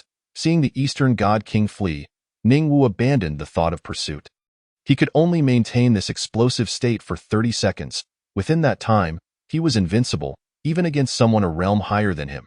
He cursed the wealthy players who spent money, who knew where that speed-enhancing treasure came from. Thankfully, the Abyss did not allow the entry of advanced technological products from the outside. Otherwise, it would be catastrophic if someone brought in a super high-tech bomb, causing even the Moon Demon to call for help. Ning Wu turned back to the Dream Forest. He needed to break through. He had no limitations of realm, and the Abyss had preemptively determined his advancement. He could become the first talent to break through in the Abyss. The spiritual energy within him was stirring, making him feel uncomfortable, so then, let the breakthrough commence. Ning Wu sat cross-legged on the ground. He did not need to exert control. Simply releasing the restraints of his realm caused the spiritual energy to surge through his meridians like a fierce torrent. Cleansing his body repeatedly, his skin was coated in murky impurities, exuding a foul odor. Ning Wu's complexion grew fairer, his physique more elongated, and his muscle definition more exquisite, as his cultivation surged. This process would typically take around 2 hours for an ordinary person. But Ning Wu had amassed sufficient accumulation. Within minutes, he stood up. The youth's gaze was sharp, his eyes sparkling, his figure tall, black hair tousled by the wind, exuding an untamed spirit, his muscles resembling a perfect work of art. The dreamlike plants radiated light, casting a luminous glow upon Ning Wu, imparting a sense of refined strength. My height increased by about 2 centimeters, and my physical strength became significantly more formidable, at least 3 times stronger than before. Now, I could effortlessly crush the Spirit King with a single slap, as if he were a watermelon. My physical strength now equates to the pinnacle level of a warrior. The meridians within me had widened further, and my capacity for storing spiritual energy was more than double that of before, indicating that my divine abilities would wield even greater power. The values of my previous achievements remained unchanged. Neither the Liao Yuan 100 battles nor the Stone Monkey's original technique had been affected by my breakthrough. Ning Wu felt immensely satisfied with his post-breakthrough body. Within the Abyss, no one could rival him. Now, let us see what changes the Black Myth panel brings. You have gained an opportunity to draw an additional divine being. Will you draw? Draw, Ning Wu declared without hesitation. Enhancing his strength was paramount. After the Abyss ranking was determined, he could draw treasures from the subsequent 3 layers of the multi-treasure space. What additional divine being will he acquire? Any would suffice, be it Neza or Yang Jian. The talent of that deceased youth bore some resemblance to the divine abilities of Yang Jian. Extraction completed. Your additional deity is Neza. Neza, grand god of the 3 altars and seas. Neza's innate talent, 3 heads and 6 arms. 3 heads and 6 arms, a unique growth talent. Upon activation, you can possess 3 heads and 6 arms, enhancing your strength. Each time you acquire a weapon associated with Neza, you combine the 3 heads and 6 arms, gaining additional benefits. Neza's boon. In battle, you will possess the might of the demon god, instilling fear in the hearts of your enemies, and your spiritual power will undergo a transformation. Ning Wu was overjoyed. He had unexpectedly acquired Neza's divine ability. 3 heads and 6 arms. Such a divine ability, whether within the realm of novels or in the true heavens, is reserved solely for the mightiest of beings. Yet, after invoking the additional deity, he had attained Neza's grand divine power. It seemed he still had another chance to draw. Each talent holder, upon advancing in the Abyss, is endowed with a unique innate talent. What about mine? Ning Wu doubted he possessed any innate talent at all. You have advanced. Your innate talent manifests. 9-character true word. 9-character true word. All warriors in battle shall array before you. Among the world's 9 supreme true words, each possesses unfathomable abilities. Perhaps you may obtain one. No, is that all? This cannot be. Ning Wu was taken aback. His innate talent merely elucidated the 9-character true word of warriors arraying before him. The issue was, what use was that? He had nothing. This was akin to drawing a grand vision for him, urging him to strive to acquire this 9-character true word. Damn it, if such a thing truly existed in this world, it would have long been claimed by some powerful being. Alas, I have already acquired the 3 heads and 6 arms. What more could I desire? Let me test the might of the 3 heads and 6 arms. Ning Wu felt a surge of excitement as he silently chanted. In an instant, his stature soared, mysterious black patterns adorned his body, and a dark halo formed behind his head. A swirling mark of flowing black flames appeared on his forehead. Vivid and seemingly ablaze 4 arms and 2 heads gradually emerged. One head bore a compassionate expression, while the other was indifferent, embodying both benevolence and malevolence. They closed their eyes. Each of the 6 arms bore intricate patterns, muscular and shrouded in wisps of black mist, emanating a murderous aura. The spiritual power within me. Ning Wu was astonished. His spiritual power had transformed into a deep black hue, teeming with a brutal force yearning to be unleashed. So powerful, so formidable. I feel an invincible sensation. The only drawback is the rapid consumption of spiritual power. It can last at most 10 breaths. Ning Wu gazed down at his infinitely powerful hands. Utterly astounded, he finally comprehended what it meant to possess divine powers. In comparison, the blazing 100 battles seemed like mere novices. He needed no enhancements. The 3 heads and 6 arms were the optimal stance for combat. Yet his hands were empty, lacking 6 divine weapons. Regrettably, I possess none of the following: the Chaos Silk, the Universe Circle, the Wind and Fire Wheels, the Demon-Slaying Sword, the Binding Demon Rope, the Demon-Subduing Pestle, or the Embroidered Ball. If only I had these 6 divine weapons, how tremendous would my strength be? Let me test the might of the 3 heads and 6 arms. Ning Wu focused his thoughts and, in an instant, appeared 10 zhang away without any forewarning. He struck with a powerful punch, and a towering tree dozens of meters away was pierced through, black demonic flames igniting at the wound. 3 heads and 6 arms. An invincible stance. Chapter 33. The Moon Demon sealed at this moment, within the abyss. He was the only talent holder who had broken through to the martial master realm. Ning Wu was confident of his invincibility. No one could challenge him, for they were but fragile paper dolls. The surging demonic flames. Ning Wu's eyes gleamed as he discovered another method to utilize the 3 heads and 6 arms. It was no longer merely a divine ability, but Nez's divine prowess. He roared, and instantly, terrifying black demonic flames erupted from him, enveloping the dreamlike forest. The dazzling trees were reduced to ashes, which were swiftly consumed into finer particles. Nez's 3 heads and 6 arms, a true display of power. Perhaps I could severely injure a martial spirit in full force. Ning Wu's eyes sparkled with brilliance, his gaze sharp, his words infused with an air of unbeatable confidence.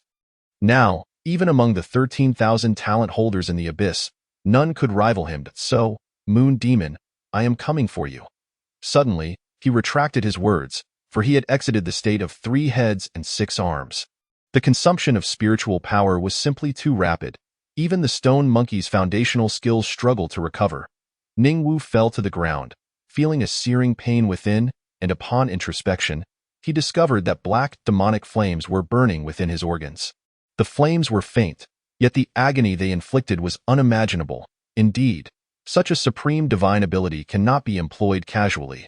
The overwhelming demonic flames were exclusive to the 3 heads and 6 arms. And this had cost me half my life. Cold sweat beaded on Ning Wu's forehead. He had not experienced such pain in a long time.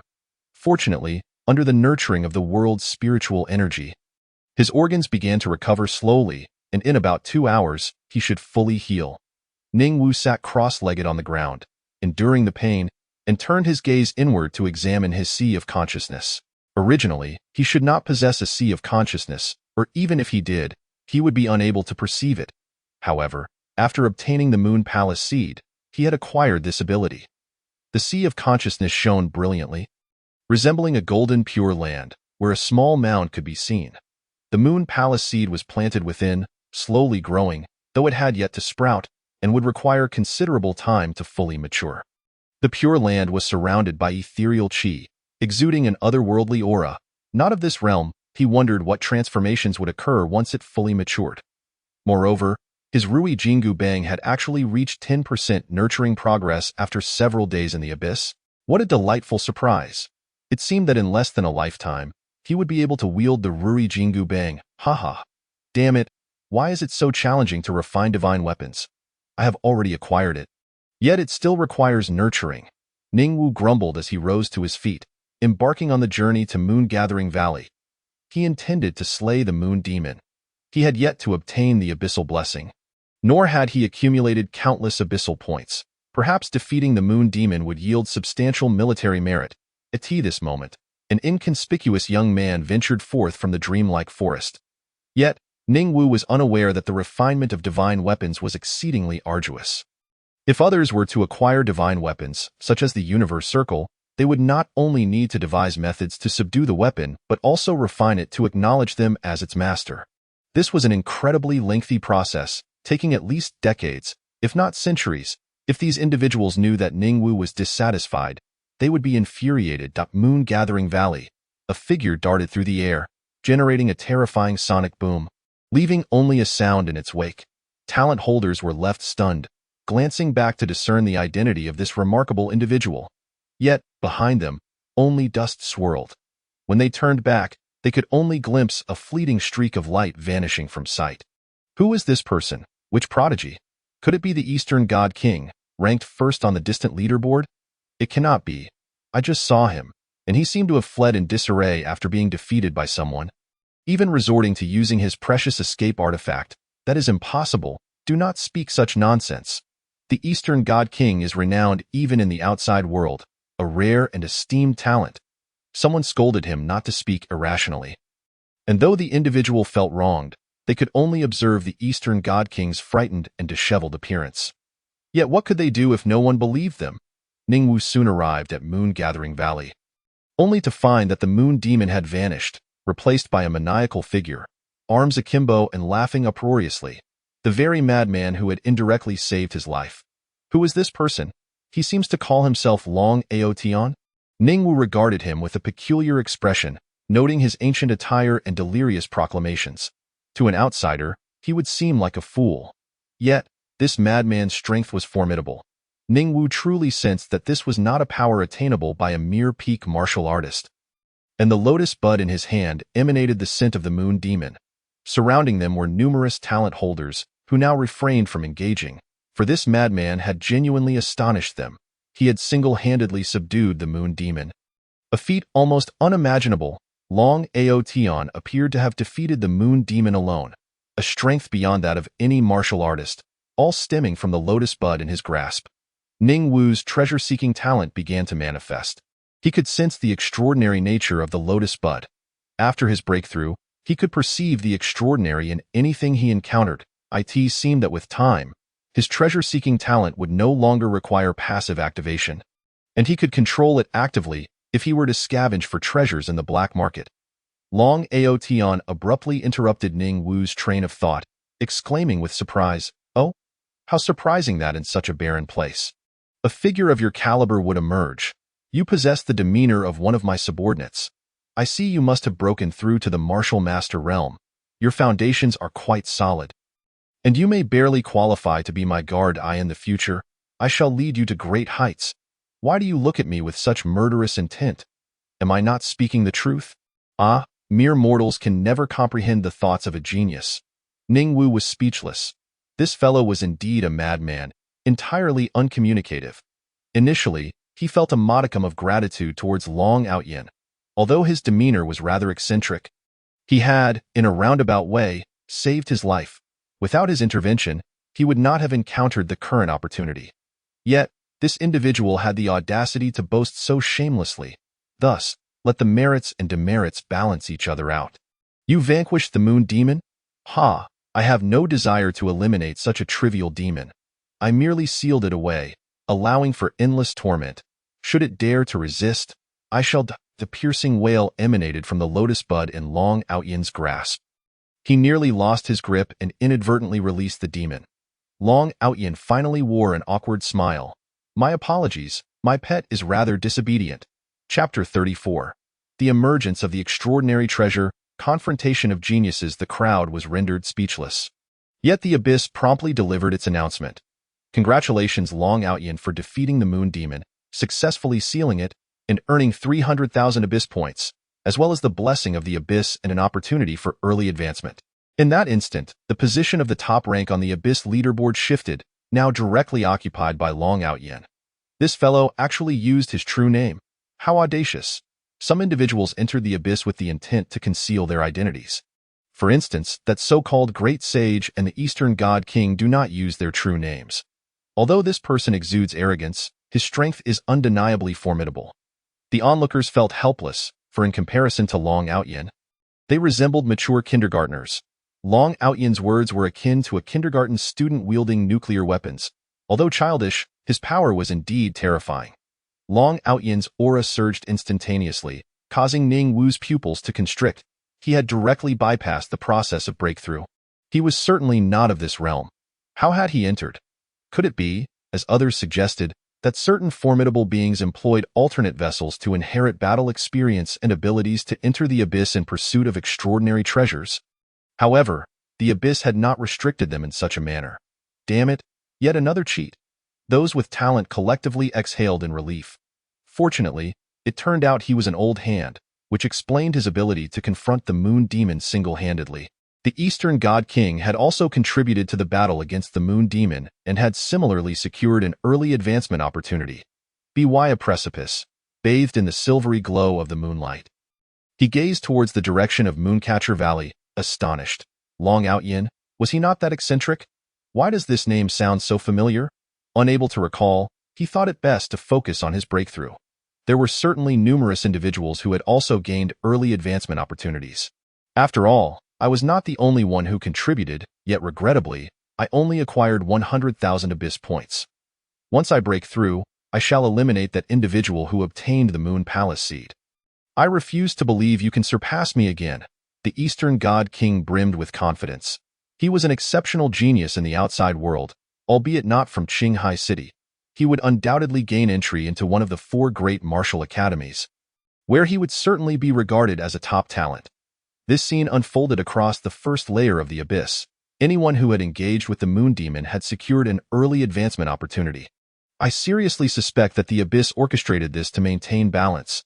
Otherwise, such a multitude would not have broken through. Particularly in Mooncatcher Valley, the number of breakthroughs was remarkably high. They were all quite astute, each departing in their own direction. Those who had not taken action felt a twinge of regret. Had they known, they too would have engaged. Primarily, they had not anticipated the sudden emergence of Long Outyin, or else the Eastern God King might not have triumphed. Congratulations to young Soldier King for slaying the Strength Demon. Congratulations to Bai Lu for vanquishing the Wind Demon. Congratulations to Ji Gu for defeating the Thunder Demon. In the hour that followed, Abyss notifications erupted continuously. Upon the demise of the third demon, the Abyss trembled with seismic intensity. Not even a soul paid heed to the subsequent demons' deaths. For the extraordinary treasure had emerged. After the death or sealing of 3 demons, the extraordinary treasure was revealed. A certain location on the Abyss map shone brightly, visible to all, radiating a dazzling golden light, signifying the appearance of the extraordinary treasure. It was actually in the Gobi Desert. Once Ning Wu confirmed the location, he wasted no time dashing toward the Gobi, witnessing a frenzy of talented individuals rushing forth. They unleashed their precious artifacts. Whether earth-evading talismans or flying shuttles, their speed exceeding even Ning Wu's. Damn it, there was only one chance left. I don't want to be forced to rely on you. Spirit Movement Talisman, activate. The golden light upon the Spirit Movement Talisman was already dimming. Yet it could still be employed one last time. Even though it was exceedingly precious, most likely a tool used for survival by that treacherous and insidious fellow who was eliminated at the onset. Ning Wu could no longer afford to be choosy. Who knew if arriving late would result in the treasure being snatched away? There were simply too many competitors. Originally, the first place on the Abyss leaderboard belonged to the Eastern God King. But he had plummeted to below 30th place. As for Ning Wu, he had fallen to over 100th. This indicated that at least 100 individuals with overtly superior strength had surpassed him. They had bided their time until the moon demon was sealed, and then swiftly eradicated the remaining demons, successfully prompting the emergence of the extraordinary treasure. Upon arriving at the Gobi Desert, he beheld the clouds in the sky transformed into a kaleidoscope of colors. Resplendent and mysterious, within the clouds, something seemed to shimmer, captivating the gazes of all. A thick white mist enveloped the Gobi, exuding a fragrant aroma. After merely inhaling a couple of breaths, Ningwu felt the flow of spiritual energy accelerate. Even the air here had transformed into a treasure. If one could package it for sale on the black market, it would undoubtedly fetch a handsome price. If Ningwu experienced such effects, one could only imagine the reactions of other talented individuals. Some who had earned early advancement opportunities lacked sufficient accumulation and had not yet broken through. Now, they halted their advance, astonishingly beginning to break through on the spot. The aura they emitted was extraordinary. What on earth was this treasure? It must be mine. You cannot have it. It belongs to me. Voices rose in contention, and even before the whereabouts of the extraordinary treasure were revealed, they began battling, stirring up dust and debris. The fervor of all was ignited by the prospect of the treasure. Anyone with confidence in their abilities flocked to the scene. Alternatively, those who believed in their survival capabilities also joined, indifferent to others' speed, as they might yet seize the treasure. In this world filled with coincidences, why should it not fall into their hands? Ningwu sped forward, his heart growing heavy at the sight before him. There were already top-tier geniuses facing off. Long Outyin had arrived even faster than them. Opposite him stood a maiden riding a white deer, strikingly beautiful, her expression somewhat languid. Was this the Bai Lu who had slain the wind demon? Ningwu's heart stirred. She was indeed quite lovely. The white deer must have been a creature of the abyss, inexplicably belonging to her. On the other side, another confrontation unfolded. A young man in standard attire with a buzz cut, his gaze sharp as an eagle's eye. The Soldier King. Facing him was a young man clad in suspenders, sporting a trendy hairstyle, holding a basketball, and possessing a rather delicate appearance. Soldier King, I believe you have no need for this extraordinary treasure. Humph, you have no idea what treasure it is. On what grounds do you presume I do not need it? The Soldier King's eyes gleamed with intensity. He recognized this individual from the entertainment industry. The son of a prominent figure, equally gifted, who had entered one of the 4 great martial academies through sheer talent. However, he preferred to shine in the entertainment realm, and few were aware of his abilities as a talented individual. In recent years, he had become a top-tier star, known as Ji Gu Chapter 35. The invincible posture these individuals were indeed the geniuses who had dispatched the demons. Their presence exuded an undeniable aura. Even Ji Gu was far from ordinary. It is no surprise. They are all exceptional beings. Today's abyss was unlike any other, with ancient monsters unable to remain dormant. It was entirely possible they too had descended in alternate vessels to vie for the treasure, perhaps biding their time to make a stunning entrance. Someone voiced the truth, echoing the sentiments of many. These top-tier geniuses possessed an invincible mindset. Within their realm, they had never known defeat. Why should they fear anyone? Even if those ancient monsters entered the abyss in different forms, they remained unafraid. They were all of the same realm. None held superiority over another, so why would they lose? All right, you believe we are all of the same realm. Do you? Then I shall unleash my full potential. Spirit Energy Jar. Emerge. Ningwu produced several ancient-looking jars, resembling peculiar cups, and directly opened the lid to absorb the spiritual energy within. This energy was his own, capable of directly enhancing his realm. In mere moments, his aura intensified significantly, successfully breaking through a small realm. His strength had at least doubled compared to before, both in terms of divine abilities and physical prowess. Nearby, other talented individuals quickly distanced themselves, inwardly cursing him as a monster. In this place, we are akin to ants. No matter where we go, we encounter geniuses. Do you know who this fellow is beside me? He merely sipped from that broken pot, and his aura surged. I suspect he has broken through. In the sky, the colorful clouds drifted slowly, seemingly revealing the extraordinary treasure within, causing the crowd to breathe heavily. They longed to soar to the heavens and seize the treasure, yet lamentably, they lacked the capability. It was a painful reality. I see it. It appears to be a medicinal herb.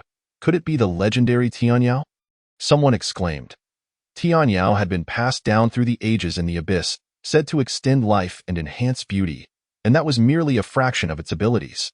Its greater power lay in fundamentally altering one's talent, transforming an A-grade talent into a rare S-grade talent, Tian Yao.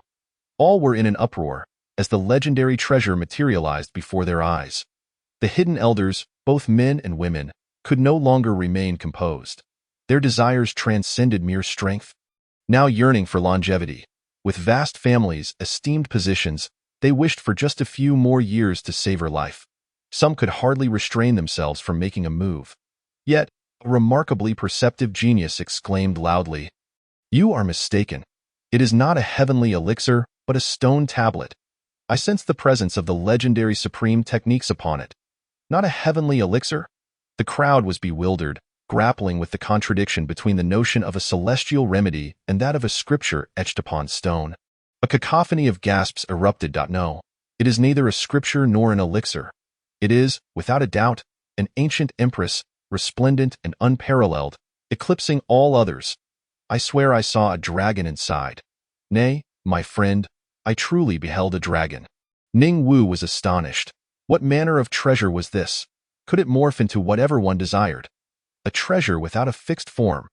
The realization dawned upon all, as nearly 1,000 confident prodigies unleashed their spiritual power, creating an atmosphere so oppressive that ordinary talents found it impossible to enter.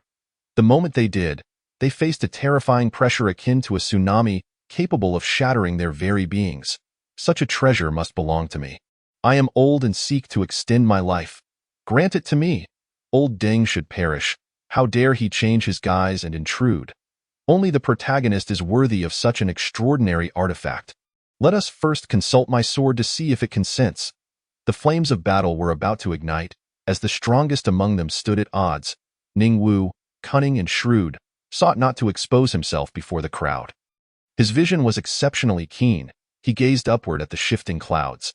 This is the phoenix-winged purple gold crown? No, it seems more akin to the golden armor. No, it is the lotus silk cloud shoes. Ning Wu was utterly confounded. What on earth was this extraordinary treasure? It appeared as if the artifact had sensed his innermost desires. What he saw was indeed what he yearned for, a treasure. Undoubtedly a treasure. Whatever it may be, acquiring it is the ultimate truth. Ning Wu's fighting spirit soared. The moment the treasure descended, he would stop at nothing to seize it. After all, he had yet to activate his special abilities. The abyssal points were still untapped. Alas, he ought to slay a top-ranking genius to obtain the blessings of the abyss, which would significantly enhance his combat prowess. The few young men confronting each other all possessed the blessings of the abyss, exuding an overwhelming pressure. Suddenly, the treasure floating amidst the clouds began to change. Resplendent beams of seven-colored light illuminated the vast desert, transforming the very fabric of reality into a kaleidoscope of hues. 7 brilliant pillars of color descended from the heavens, directly connecting to the ground. It seemed something was floating within, vaguely discernible yet indistinct, but some speculated it to be shards. Silence enveloped the crowd. No words were spoken, no trivialities uttered, as battle loomed imminent. In the area where prodigies confronted one another, spiritual energy erupted in a violent clash. Rocks and boulders were sent hurtling through the air.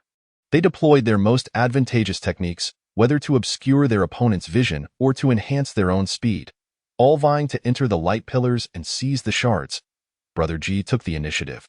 From the back of his overalls, strips of fabric surged forth, billowing in the wind, instantly expanding to a width of 1 meter, sweeping toward the 7 pillars of light. The overalls of Brother Ji transformed into a robe of magic. Unnoticed by all. What an audacious appetite! The white deer maiden let out a cold huff. With a casual wave of her jade hand, a streak of 7-colored silk shot forth from her sleeve, directly intercepting Brother Ji's fabric. Another magical artifact?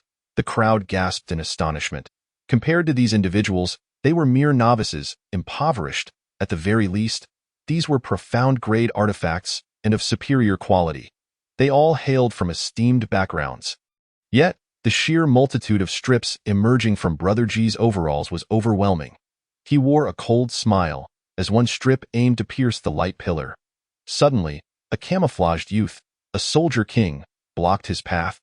Wielding a long blade that severed the fabric, the ground bore a deep scar from the strike. The residual force altered direction, hurtling toward Long Outyen. Long Outyen scoffed, "Ha, do you truly believe you can contend with the protagonist? Do you possess such strength?" With a sudden movement, he vanished from sight, reappearing near the light pillar, stretching out his hand to seize a shard. He had no time to examine it before attempting to gather the remaining shards, inciting panic among the crowd. They had yet to exert their strength, and someone had already snatched it. "Amitabha, this object is fated to be with my Buddha. I humbly request the benefactor to relinquish it." A robust bald monk, hands clasped in prayer, with a massive rosary around his neck, charged forth. It was this monk. He had ranked highly when the abyssal list first emerged. Ning Wu pondered. He had yet to act, intending to seize the most opportune moment, for no one had noticed him. Perhaps he could take advantage of the chaos. The monk chanted a Buddhist mantra, then proclaimed, "Benefactor, turn back to the shore." Long Outyen's eyes widened comically. He was compelled to relinquish the treasure to the monk. The artifact traced a brilliant arc in the air, revealing its extraordinary nature. Now was the moment. Ning Wu moved, yet someone was quicker. A scrawny figure resembling a rat, lacking strength but gifted with a talent for thievery, appeared before the ark, grinning to snatch it away. "Impudence!" the monk bellowed, unleashing a massive palm strike that radiated golden light and formidable power, piercing the soul of the rat-like thief. Rendering him momentarily dazed, he bore no intent to kill, but others found him an eyesore. A nondescript man of short stature instantaneously appeared behind him, delivering a punch that shattered the rat man into a mist of blood. Aiming to seize the shard, lay down the butcher's knife and turn back to the shore. The monk roared, yet the man hesitated, doubt flickering in his eyes. "No, I must not claim this treasure. I am a sinner, unworthy of such a divine artifact. I have just taken a life. My hands are stained with blood, tainted." In the next moment, his consciousness snapped back, only to face a fist the size of a sandbag. The monk's blow sent him hurtling away. His massive palms reached for the radiant shards, and even he could not suppress a smile. But suddenly, a crimson light appeared before him. The monk erupted in fury. "From whence comes this fire-blowing palm?" The monk had no time to react as he felt a terrifying force propel him, sending him crashing into another battlefield. Seizing this opportunity, Ning Wu secured the shard within his grasp. Feeling a sense of peace wash over him. "No, that is mine. Only the protagonist is worthy to possess it."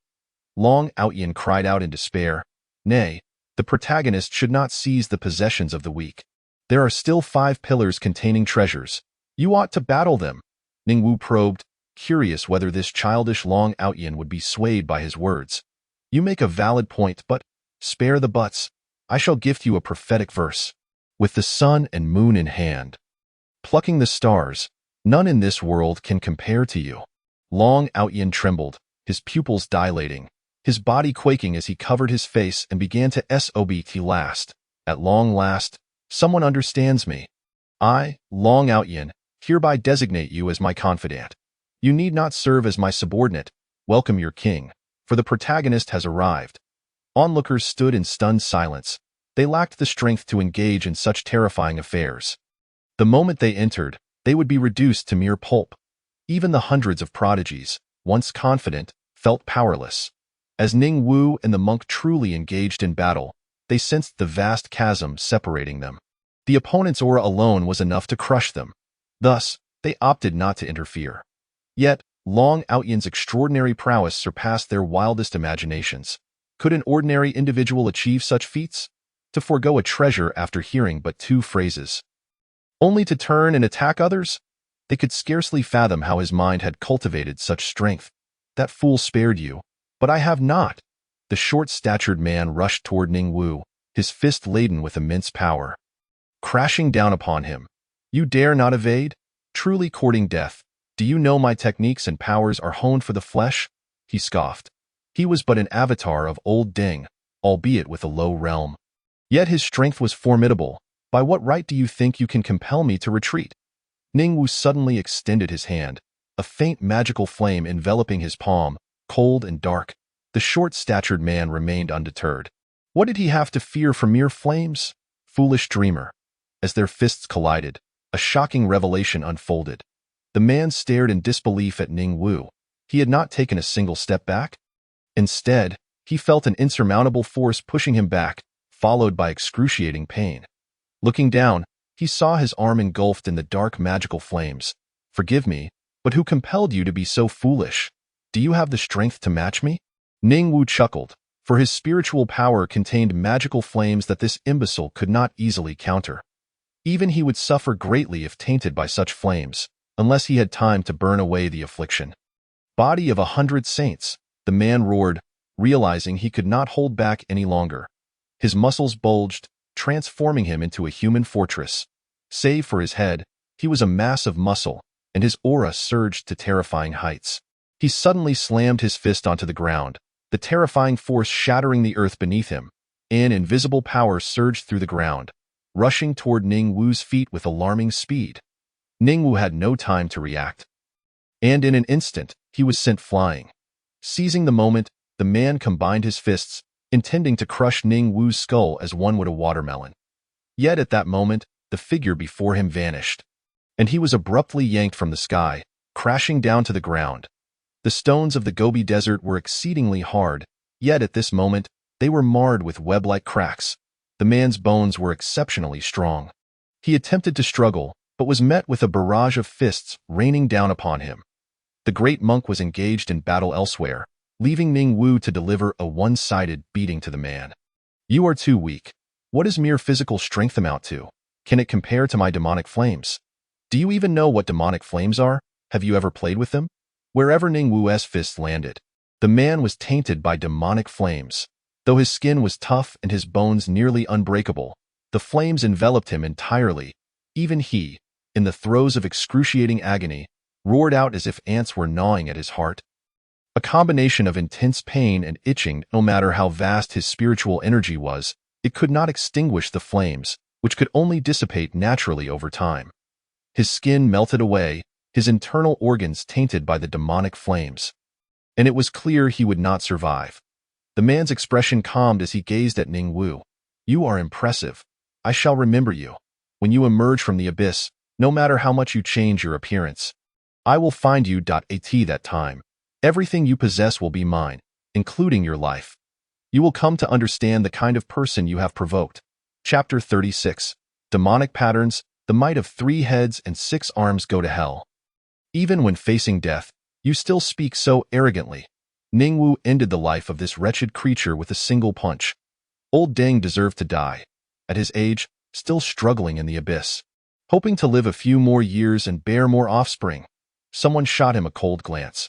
One could tell these creatures were also old men and women.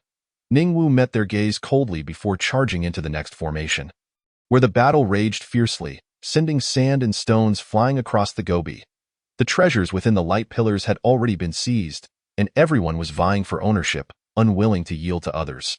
If given the choice, they yearned to claim all the treasures for themselves, harboring a suspicion that perhaps the fragments within these light pillars coalesced into true rarities. How could they not be tempted? At that moment, the fragments fell into the hands of a girl riding a white deer. She could have left without a trace, but that was not her style. If she were to fight, she would fight to the end. She wanted it all. "Wang Bailu, hand over the fragments. My grandfather was a close friend of yours." A middle-aged woman burst into the fray, conjuring a barrier with a wave of her hand, shouting, "What a deluded dreamer!" The girl on the white deer shot her a cold glance, striking without mercy. Her jade-like hand waved, unleashing a stream of spiritual energy toward the barrier. With a crack, the barrier shattered. The middle-aged woman's expression flickered between emotions, and she glanced at Ning Wu, revealing a cold smile. "Since I cannot obtain that fragment, I shall take yours instead. I can surely exchange it with other old men for treasures that extend my life and restore my beauty." "You will die, brat." A golden whip appeared in her hand, undoubtedly a rare artifact. The mere presence of such treasures could stir great commotion in the outside world, typically only seen in auction houses. She wielded the golden whip, the spiritual energy creating a striking force that lashed out toward Ning Wu. The whip moved with incredible speed, nearly impossible to evade. Yet Ning Wu managed to instantaneously activate his blazing battle technique. Surrounded by a menacing aura, he vanished from sight, appearing before the woman, who calmly erected a barrier. The whip clung to Ningwu like a parasite, making it difficult for him to escape. Ultimately, the strike landed upon him. With a ripping sound, Ningwu's clothing tore, revealing a shallow wound on his back. The woman widened her eyes in disbelief, cursing inwardly. What a freak! What kind of body was this, even with her artifact? She couldn't inflict damage. He was practically on par with that deceased old monster. If this person could kill the old monster, he might very well be able to kill her. The woman quickly regained her composure, contemplating an escape to a more advantageous battleground. Here, aside from the girl on the white deer, there was also the great monk and the king of soldiers, 3 masters of close combat. She stood to gain nothing here. Trying again, she shouted, "Heavenly radiance!" The whip emitted dazzling light, nearly blinding everyone. As it swept toward Ningwu, "Is this never-ending?" Ningwu scoffed, effortlessly grasping the whip with his bare hands and yanking it with force, intending to drag the beautiful woman closer for a beating. The woman hesitated, attempting to wrest it back, but the sheer power propelled her into the AI, and no longer hesitating, she relinquished her golden whip, turning to depart toward the next battlefield. She simply could not contend here. Ningwu was a man of vengeance. Having been attacked, there was no way he would allow her to leave so easily. Leave that behind. His speed was blinding, and he dashed forward with a technique, drawing upon a terrifying suction force that threatened to draw the woman's blood from her body. She was instantly overcome with terror. Although she resisted the gravitational pull, she was still forced into Ningwu's grasp. Blazing palm. Ningwu unleashed a powerful strike, sending the woman soaring into the air, with the combined might of the absorbing palm and the blazing palm. Before the woman could even touch the ground, she was torn apart by the immense force.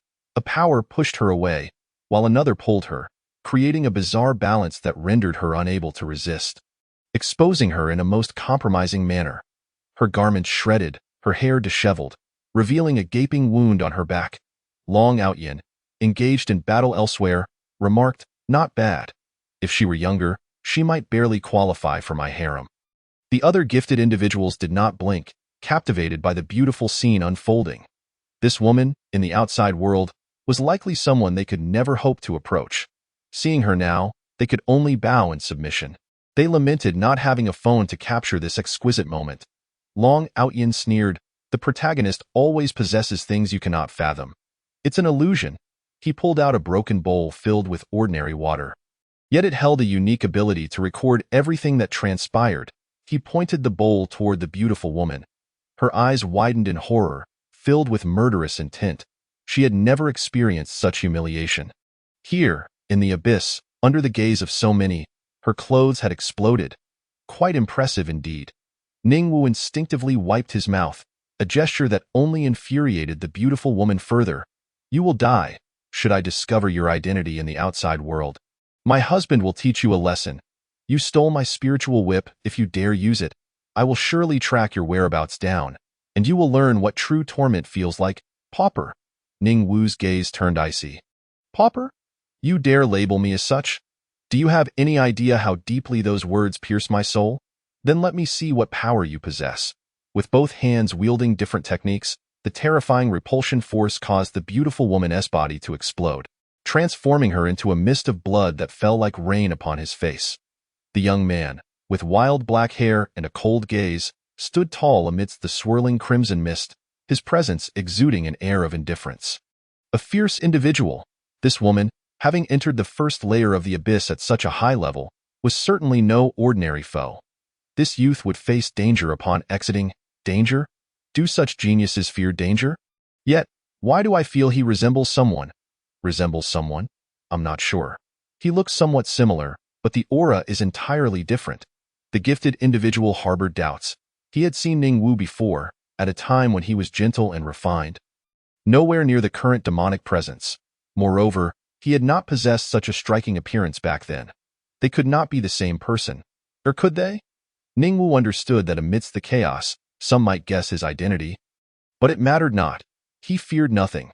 He had no intention of concealing his identity, merely feeling that using his true name on the Abyss rankings was far too ostentatious. Abyss points 60,000. Your Abyss points attack power is 130.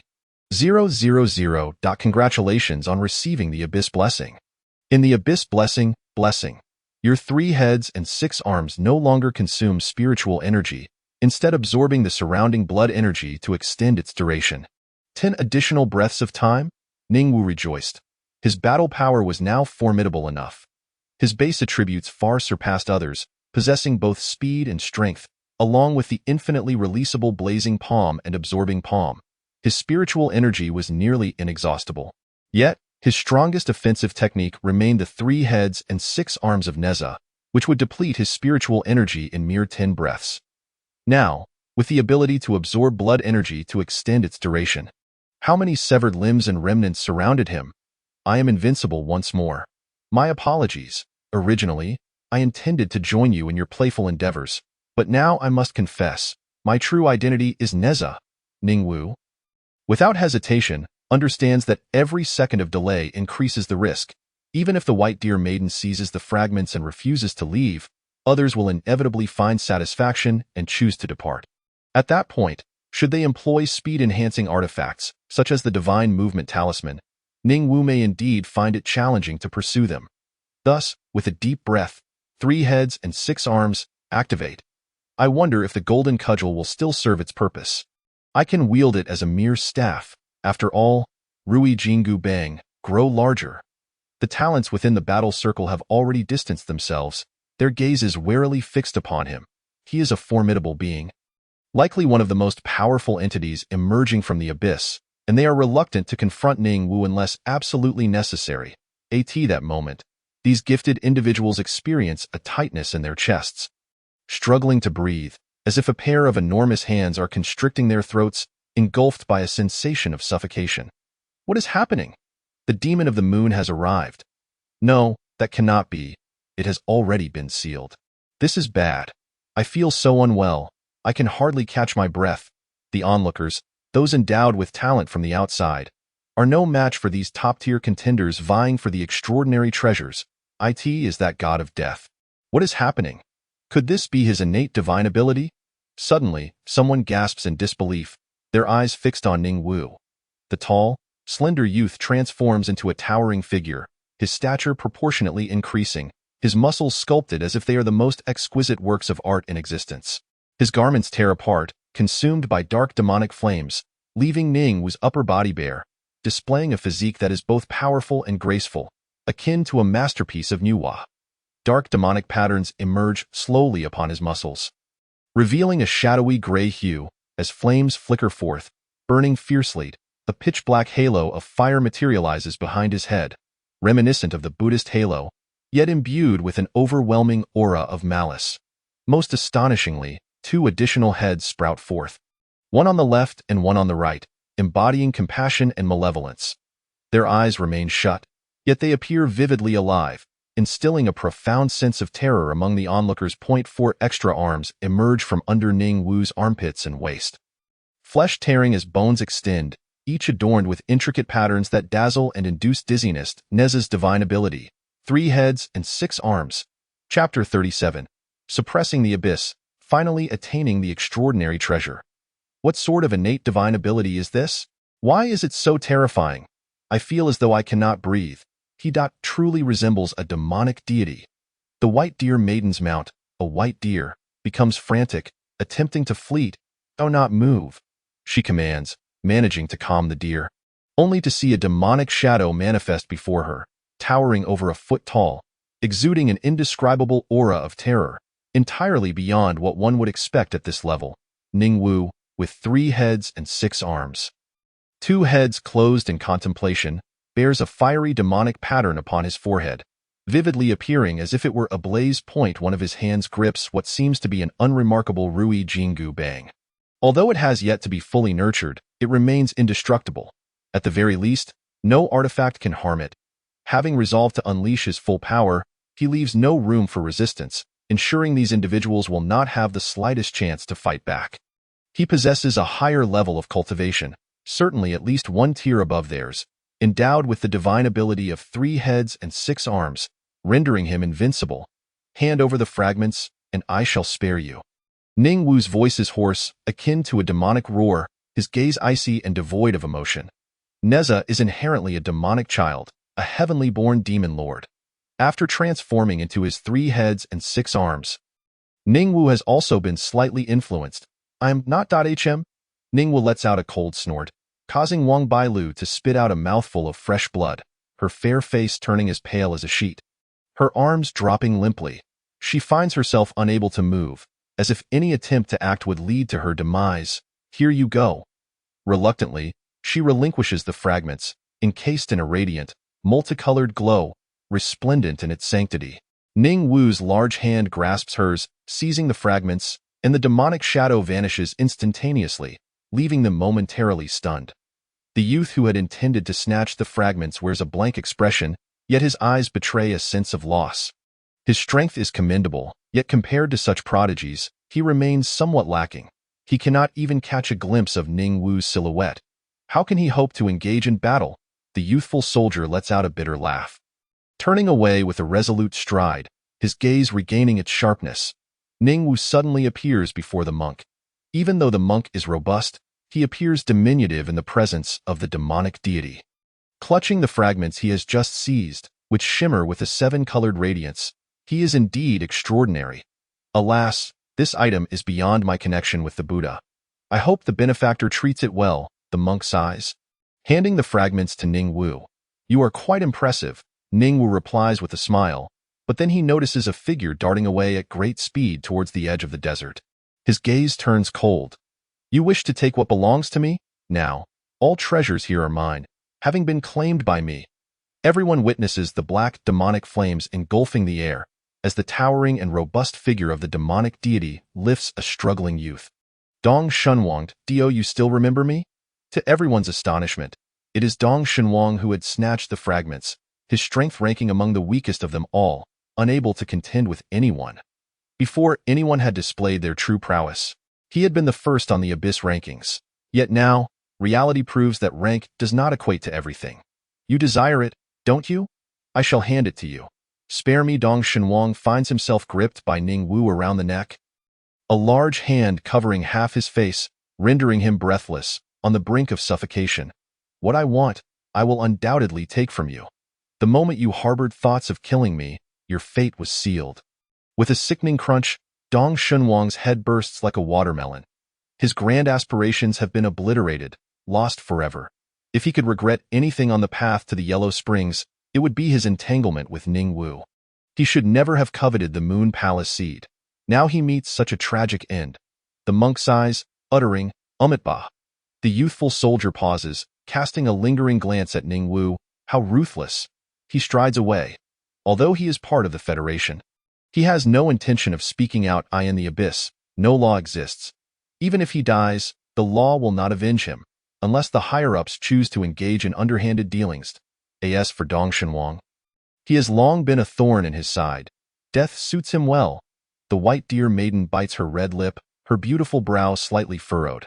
He is so powerful, we shall not submit to him. Such opportunities should only be grasped by those with the capability. A youth with skin resembling mercury glares defiantly at Ningwu. They are competing for the fragments, and now they have fallen into his hands. He is unwilling to let Ningwu seize them.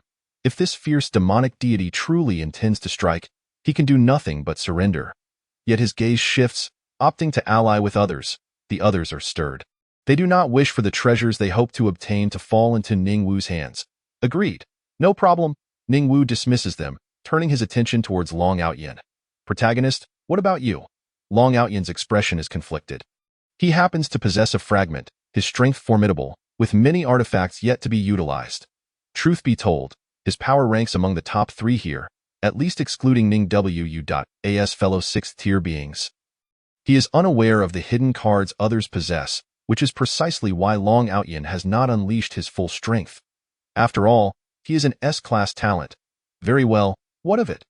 The protagonist must bestow gifts upon his subordinates. Consider this my offering to you. Long Outyin waves his hand, genuinely tossing the fragment into Ningwu's grasp. The would-be allies fall silent. Are you an idiot? Finally, someone cannot contain their outrage, shouting, how can we fight like this? Protagonist, how dare anyone insult you? I shall send him to meet the King of Hell.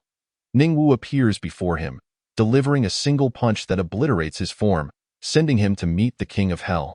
His current strength is a chasm of disparity, an overwhelming force that none can withstand when all 3 heads and 6 arms strike simultaneously. Blood splatters, finally bringing some to their senses. Yet the initially hesitant talent, who had proposed an alliance, refuses to relinquish the fragments. Turning to flee, he employs his fastest artifact, seeking to escape this realm dominated by Ningwu. He understands that engaging Ningwu in combat would yield no chance of victory. That is a demon, though I cannot catch you. What makes you think you can escape? Unfathomable demonic flames. The 2 heads, previously closed in contemplation, suddenly open their eyes, radiating brilliant demonic light.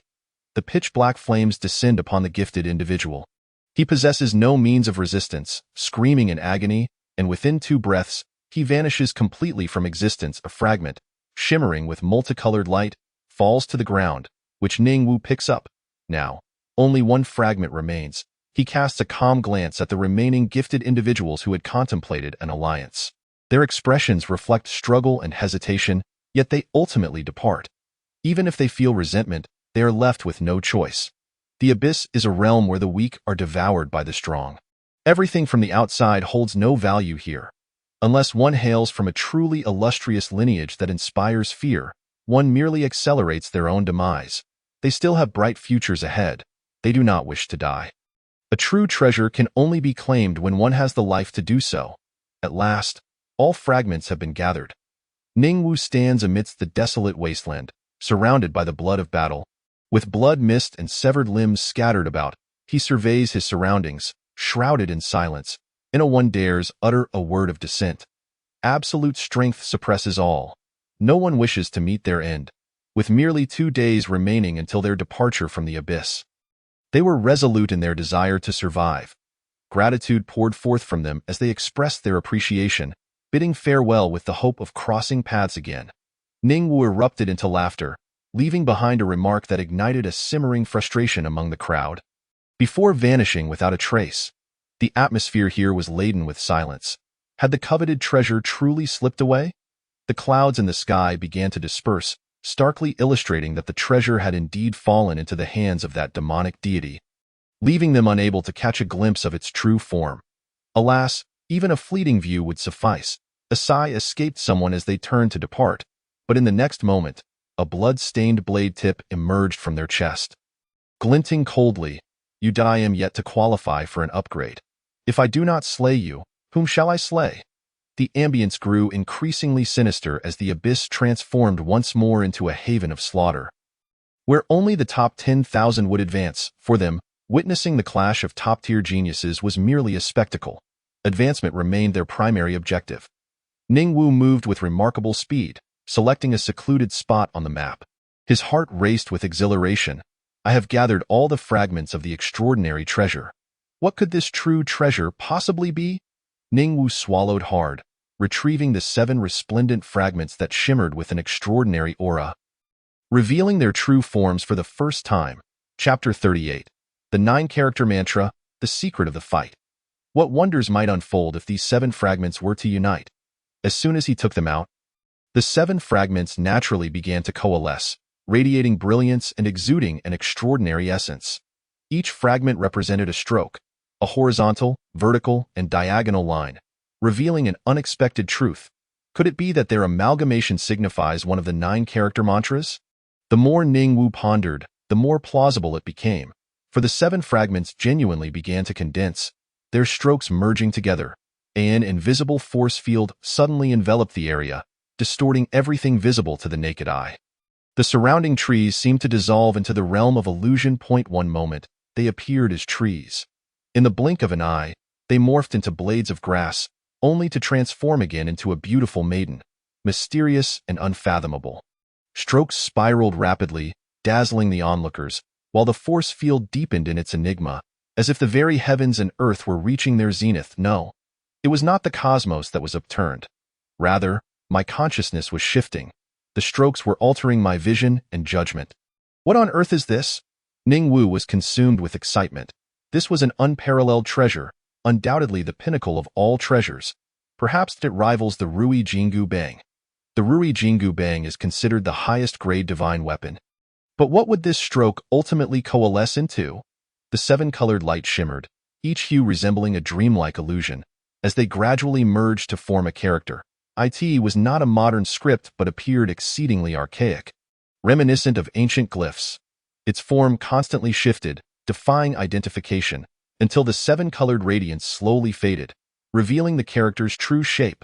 It emitted a golden glow, its profound mystery eluding comprehension, silently hovering before Ning Wu. Though he did not recognize the character, its information suddenly appeared in his mind. One of the 9 character mantras of the Taoist sect, the secret of the fight. The secret of the fight, also known as the divine combat technique.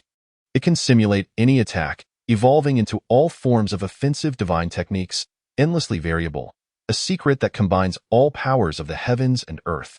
Indeed, it was one of the 9 character mantras of the Taoist sect. The secret of the fight.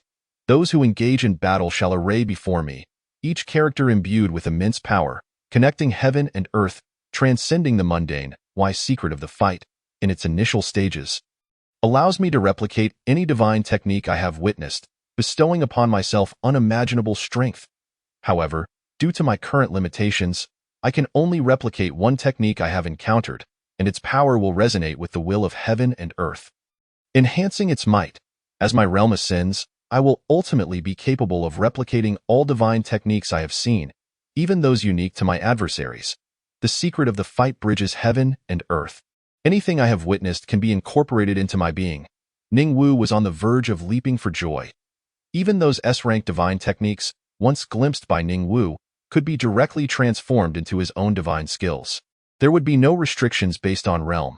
Even if that individual possessed the 9th innate divine technique and ranked among the strongest within the imperial sphere, it would matter not.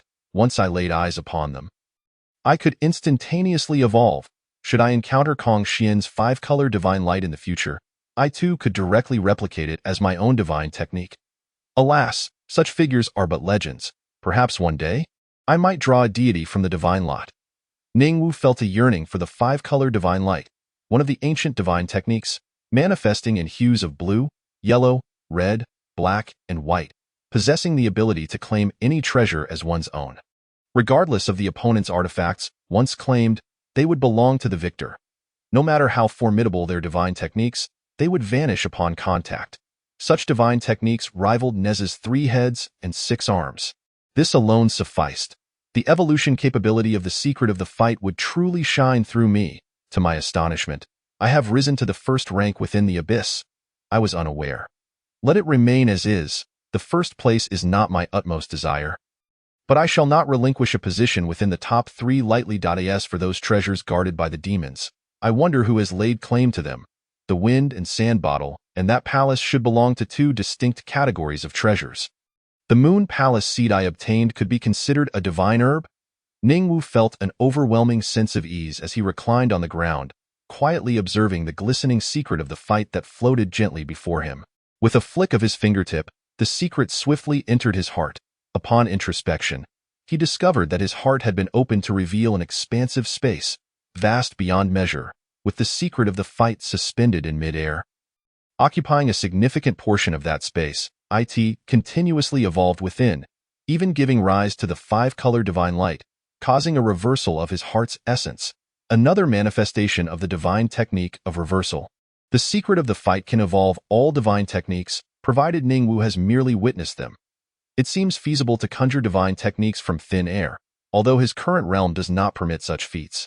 For instance, if the secret of the fight is a towering mountain that one cannot surpass on the path of cultivation, he is but a tiny ant at the mountain's base. To be able to harness even a fraction of its might is commendable. What more could be demanded? He would await the passing of 2 days in quiet anticipation. This journey into the abyss had proven immensely rewarding. Outside, tumultuous waves surged, inciting outrage among countless esteemed families. A beautiful woman leaned against her husband, weeping, "Darling, when that wretch emerges, we must slay him.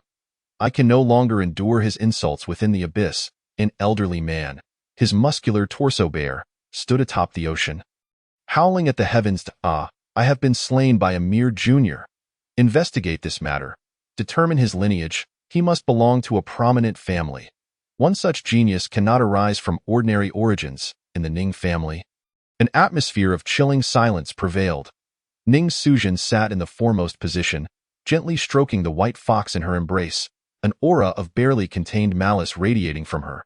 The elderly men bowed their heads, hesitant to speak. They understood that the beautiful woman's fury was a force to be reckoned with. She had not been this enraged in a long while. Ning Hua occupied a position at the end of the table, her knuckles white from clenching her fists in anger, nearly suffocating from her rage. Their family had emerged from the abyss with nothing. That distant branch, Ning Wu, had indeed surfaced, but not as they had envisioned.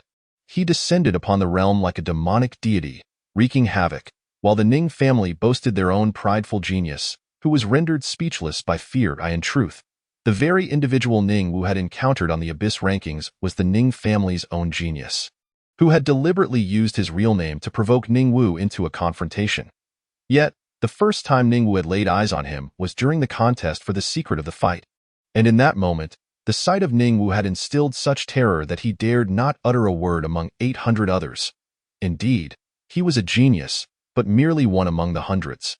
In the midst of the terrifying chaos, he would be torn to shreds upon entry. A B-rank talent truly paled in comparison. Even those with S-rank talents bowed before Ning Wu. They too were averse to death. With bright futures ahead of them, so we have truly gained nothing. Is that right? Chapter 39. The first of the Abyss, departure from the Abyss IT was utterly unavoidable. Our family's talents were simply insufficient for this round of the Abyss. He has yet to emerge, but his advancement is assured. He will undoubtedly break through. Ning Suzhen scoffed at these words. Advance? To what end? Our Ning family has been stirred into a frenzy. Yet the talents we dispatched into the Abyss have not even made their mark before quaking in terror. Especially the grandsons of certain elders, who previously boasted they could seize the extraordinary treasure. Where are their words now? They are but paper tigers. Full of bravado before the fight, they transform into useless beings upon its commencement. Had I known it would come to this, I would have sent Huanger into the Abyss. Even if he were to don a different guise, he would far surpass your grandson. Some elders were displeased. Quietly grumbling to themselves, Ning Huang did not wish to participate. Clearly, he lacked the ability to switch bodies. Otherwise, he would not have missed this opportunity. Ning Suzhen's expression turned icy. She understood that the current generation of the Ning family faced immense challenges in obtaining extraordinary treasures. Yet, the matter was compounded by the fact that Ning Wu had succeeded. Her anger was palpable, intertwined with a fear she was reluctant to admit. Indeed, Ning Wu was exceptionally talented, even without the supreme bone. He remained the undisputed monarch of the Abyss. This was utterly beyond her comprehension. How could he be stronger now than when he possessed the supreme bone? Rumor had it that there were also S-rank talents within the Abyss. Those rare geniuses who appeared only once in 10,000. Yet, they all fell short against Ning Wu. What shall be done? Presently, the situation remains dire, and one can only ponder what the future holds for his growth. Are they to cease existing? A means must be found to eliminate Ning Wu, at any cost. He must be slain as soon as he departs from the Abyss. However, such an action would undoubtedly face disapproval from the Federation. For Ning Wu's prodigious talents have drawn their keen attention. I have no desire to hear such trivialities. The resources bestowed upon our Ning family by the Crown Prince are not meant for your indulgence, but rather to empower the Ning family to grow stronger. Even if I am reluctant to admit it, Ning Wu remains a remarkable genius. A chilling realization swept through the crowd. Indeed, how brief has it been since Ning Wu defeated Zhang Junyang at school? And yet they were indifferent. After all, how many Zhang Junyangs exist in this world? But now, amidst the Abyss, with its 13,000 souls, even the most exceptional talents are no match for Ning Wu. Although some truly extraordinary geniuses have already ascended and did not enter the Abyss this time, at present, Ning Wu's dominance is of an entirely different echelon. We cannot ascertain the full extent of his strength. Perhaps we shall await the emergence of gifted individuals from our clan to inquire further. We can only hope that they survive. Ning Wu and our Ning family now share an irreconcilable enmity. Ning Suzhen coldly snorted and rose to leave. She was genuinely terrified. What of a month from now? A year? 2 years hence? To what heights will the adversary ascend? The Crown Prince's growth requires time. It shall be fine, it shall be fine. The supreme bone grows ever more powerful with the passage of time. Ningwu cannot possibly withstand it. He is merely a collateral descendant. What does it matter if his talent undergoes an anomaly? Time passes swiftly, and in the blink of an eye, 2 days have elapsed.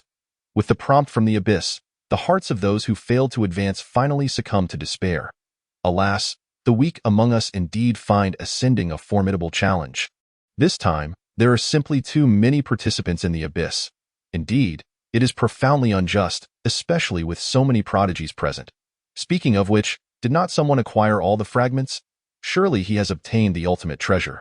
What could it possibly be? We are unaware of such things. That individual remains shrouded in mystery, with few recognizing him. Who can say?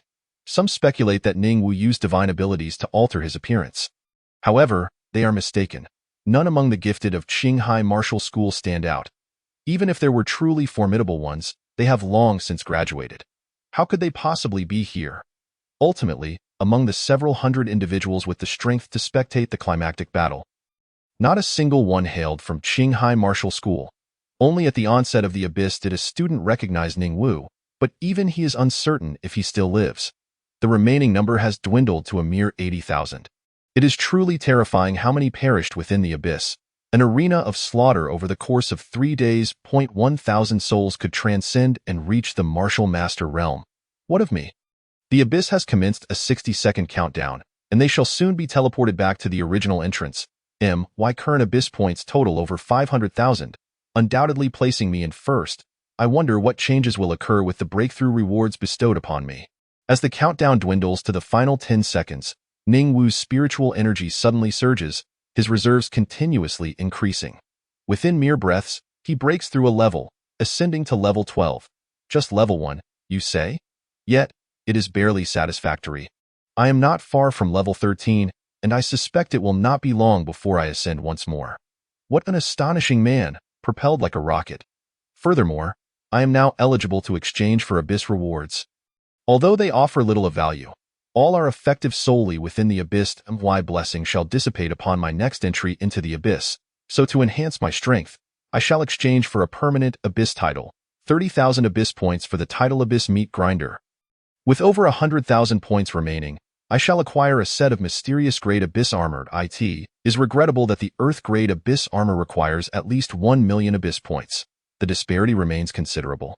If I were to accumulate enough points by my next entry into the abyss, dreaming of acquiring such a sum seems an exercise in futility. In an instant, a dark purple armor materializes upon Ningwu. Exuding an imposing aura, this is indeed high-level mysterious grade abyss armor. However, it bears a drawback. It may only be utilized within the abyss and cannot be taken into the outside world. A blood-red title materializes above his head. Shining brilliantly, the title Abyss Meat Grinder, exchanged for 30,000 abyss points. Its effect grants a 20% increase to any points earned within the abyss in the future, and entry into specific abyss locations and secret realms requires this title. The abyss secret realms are akin to the mystical caverns in novels, while the abyss perilous lands are unique to the abyss, fraught with danger, yet harboring specific opportunities. These locations are found deeper within the abyss. The primary layer predominantly revolves around slaughter. As one ventures deeper, the main theme may shift to trials and immersive consciousness. Thus, let us depart from the abyss. I still possess one opportunity to draw treasures from the 3 layers of the multitude of treasures. As the world spins, Ningwu finds himself instantly beside the slowly opening entrance, surrounded by the vigilant gazes of students from Qinghai Martial School, their bodies stained with blood. Chapter 40. The Board of Trustees in shock. The light of day reverses. As the abyss portal swings wide, Ningwu strides forth, and in the blink of an eye, he exits the abyss. He finds himself in the real world, specifically at the back mountain of Qinghai Martial School. Indeed, a group of teachers awaits him, even members of the Board of Trustees, their gazes piercing as they scrutinize the students. Once all the students have emerged, it is revealed that approximately 100 have perished, a significant loss. This abyss experience was unlike any other, and the death toll had been anticipated. To become a powerful individual, one must engage in ruthless slaughter. This is the rule of the abyss, an edict that cannot be defied. All present have performed admirably. Astonishingly, dozens have successfully transcended to become martial master-level prodigies, with a vast future awaiting them. Come forth, for the expansive world beckons. Many students are overwhelmed with excitement. They are among those who have triumphed. Having faced an exceptionally arduous abyss, where a careless misstep could lead to demise, though slay a single individual yields 1,000 points. Within the abyss, countless prodigies have descended into madness in pursuit of breakthroughs. The quality of those achieving breakthroughs this time far surpasses previous attempts. They are indeed formidable. The bald-headed headmaster observes them with a smile, though internally he contemplates whether anyone at the school has obtained a coveted treasure. While it is possible, it seems unlikely that they would be the ones to do so. The headmaster, with his sharp demeanor, remains unaware that Ningwu has been wreaking havoc within, as only the Ning family, who are particularly attentive to Ningwu, is privy to this news.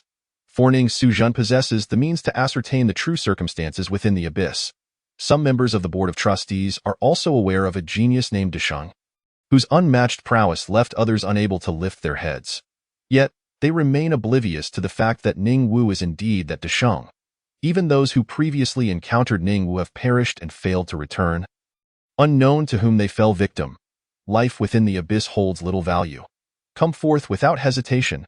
The students step out resolutely, and the concealed formation reveals no signs of anyone having acquired a treasure. However, one student, who had harvested a valuable herb within the abyss, turns pale upon detection. What do you mean by this? Do you intend to seize it by force? Impossible. You are students of our school. We are not your parents, and we have no right to seize anything from you. The teacher explains helplessly. They genuinely have no interest in that herb. Only a treasure would provoke them to act. Such occurrences are not limited to Qinghai Martial School. Countless other institutions and organizations operate similarly.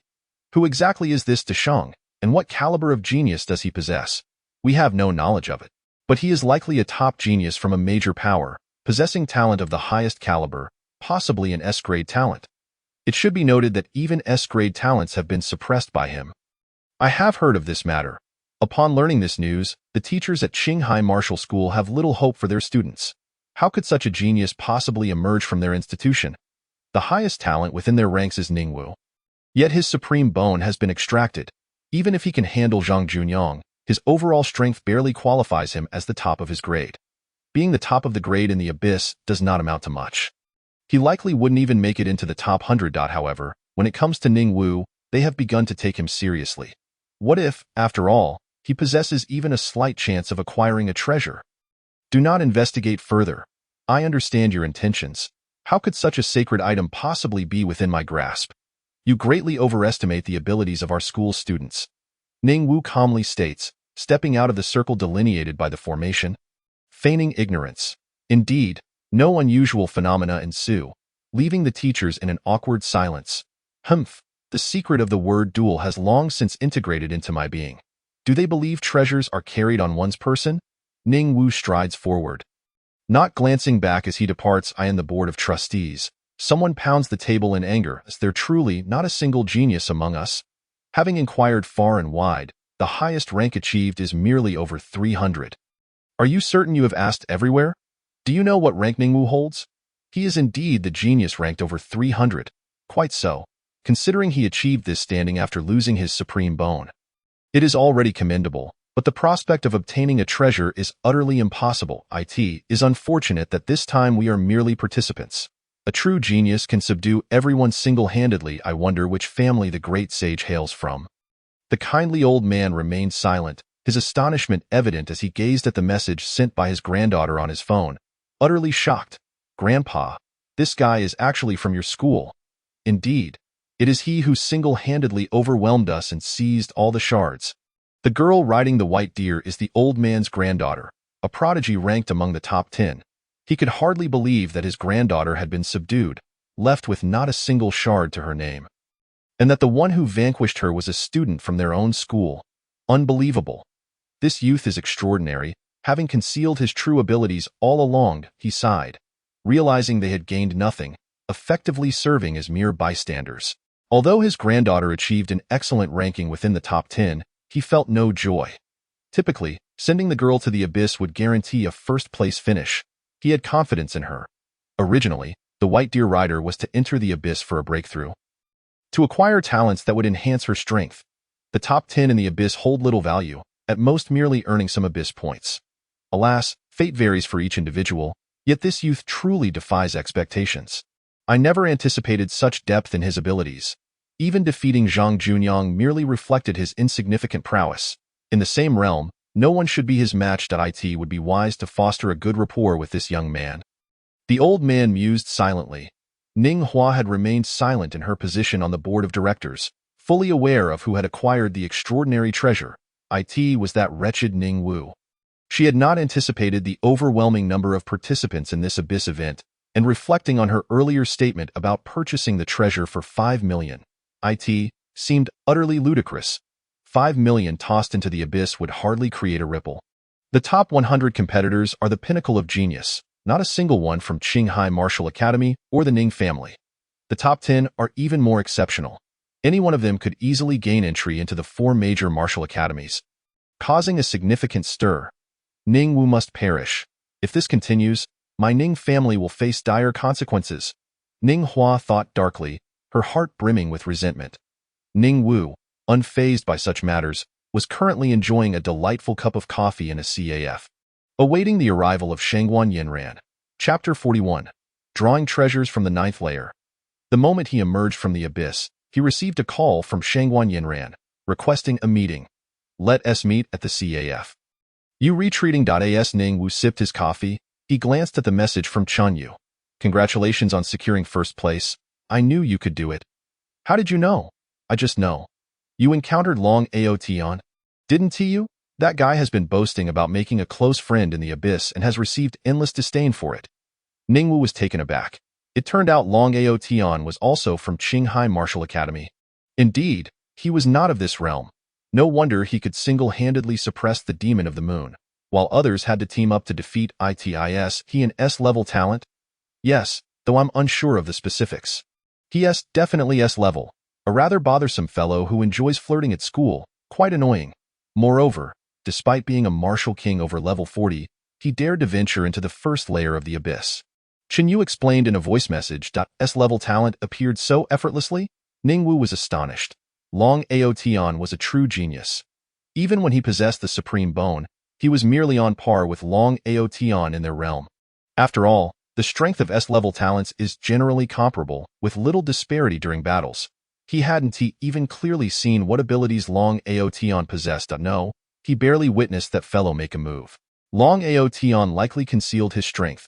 Otherwise, he could have easily obtained 2 or 3 shards in the final battle. I must engage him in a decisive duel. Yet, for some reason, he chose not to do so. It seems the thoughts of protagonists are beyond our understanding. Ning Wu typed rapidly on his phone. When I see you next, I'd like to meet him. While he may not be very bright, he is a decent person. That moment, the CAF door swung open, and a stunning figure entered, instantly capturing everyone's attention. The CAF's decor was dark and mature, but upon Shangguan Yinran's arrival, it brightened as if a warm sunbeam had pierced the winter chill or fresh autumn grass had emerged, drawing the gazes of all. What a beautiful woman! Honestly, I'm smitten. Ning Wu's eyes sparkled. This time, Shangguan Yinran had altered her attire, forgoing glasses, with hair styled in a mature fashion. She wore a khaki trench coat over a white shirt, complemented by black stockings and a gray skirt, exuding sophistication. For some reason, standing beside her made Ning Wu feel somewhat like a child. What a vexing woman, always appearing so mature. Your performance in the Abyss was commendable. It was all right, merely 3rd in the world. The competition lacked strength. The gazes of the older men, previously fervent, quickly averted. How irritating. From her words, she must be a talent. They are not individuals to provoke a team most. They can steal a glance. Should they offend her, they would not enjoy the consequences. Though talents in the Abyss are often undervalued, they hold significant standing in the outside world due to their extraordinary abilities. The CAF owner, displaying keen awareness, approached with 2 steaming cups of coffee. Here are your complimentary coffees. Thank you. You're welcome. Shangguan Yinran graciously accepted her free cup. So, you acquired the extraordinary treasure from the Abyss? Indeed, but don't get your hopes up. This treasure is a physical item, so I cannot share it. However, you may take a look. What kind of treasure is it? so shrouded in mystery. Is it a divine medicine? One that can be planted in the mind? Not exactly, though it does possess such properties. For now, it seems of little use. Ningwu replied helplessly, as the Moon Palace seed in his mind had yet to begin its growth, almost as if it hadn't moved at all in days. Yet, the progress of the Rui Jiangu Bang was promising. It appeared that he would soon obtain a remarkable divine weapon. Currently, the nurturing progress of the Jingu Bang was around 15%, quite encouraging. You seem different after your breakthrough. In what way? You look more handsome. Shangguan Yinran smiled, observing the young man across from her, his sword-like brows and starry eyes. His skin appeared radiant, shedding the dead layer for a fresh complexion. He could easily challenge the likes of Qi Gu in the entertainment industry. I thought you would say I looked older. I haven't seen that. If I could, I'd give you my evaluation. To see it, you'd have to buy it. No returns. Get lost. So, what brings you here? In 2 days, it's the battle at the Thunder God Fighting Arena that I signed you up for. It's for the Martial Master level, and since you just broke through, it should be no problem, right? A trivial matter. Ningwu exuded confidence. No matter how formidable the Thunder God Fighting Arena might be, it was ultimately just an enterprise under the Thunder God. The geniuses from across the nation in the abyss were no match for him. How could a mere fighting arena intimidate him? Perhaps I was overthinking it.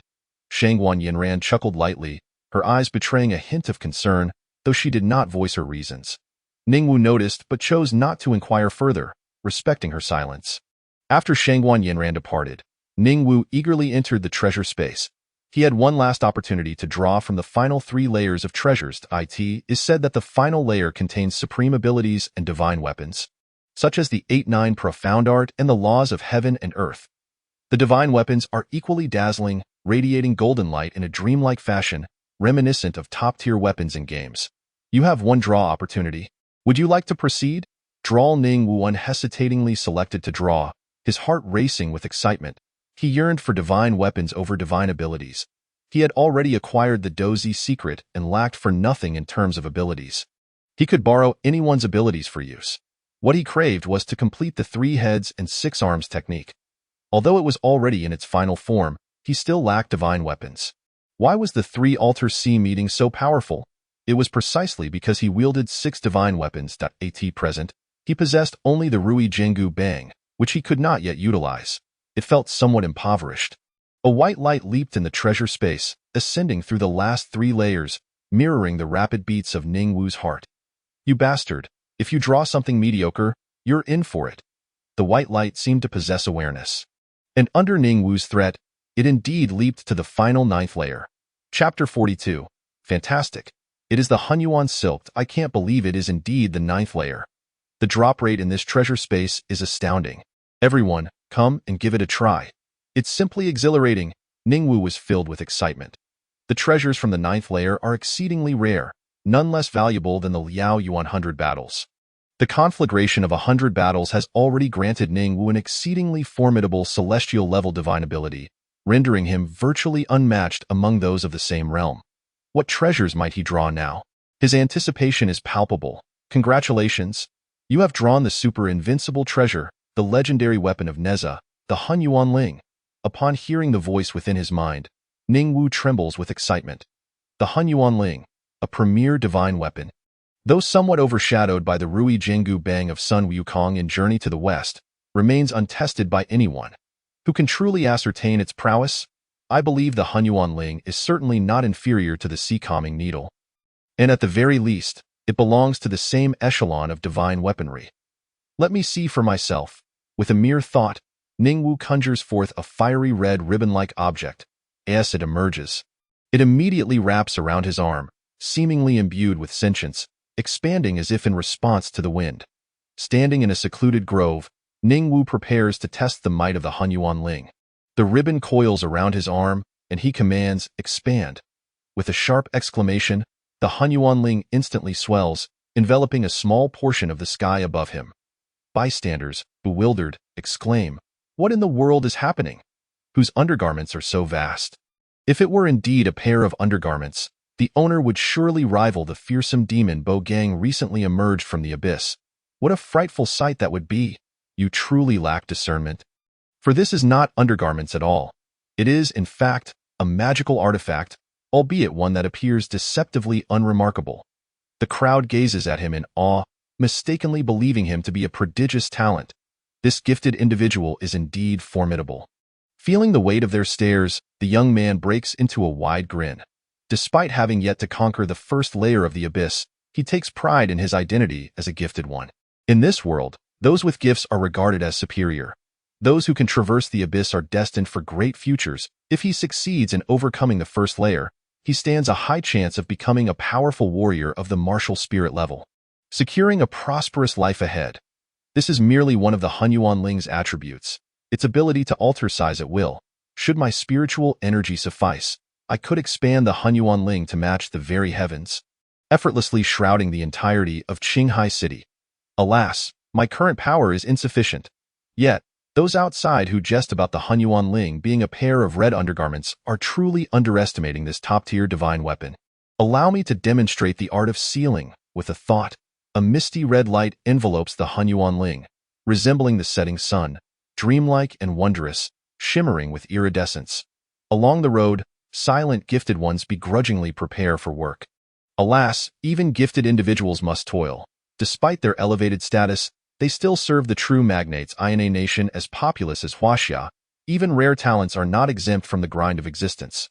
Unless these underprivileged gifted individuals experience an epiphany early on and acquire top-tier treasures, their fates are sealed.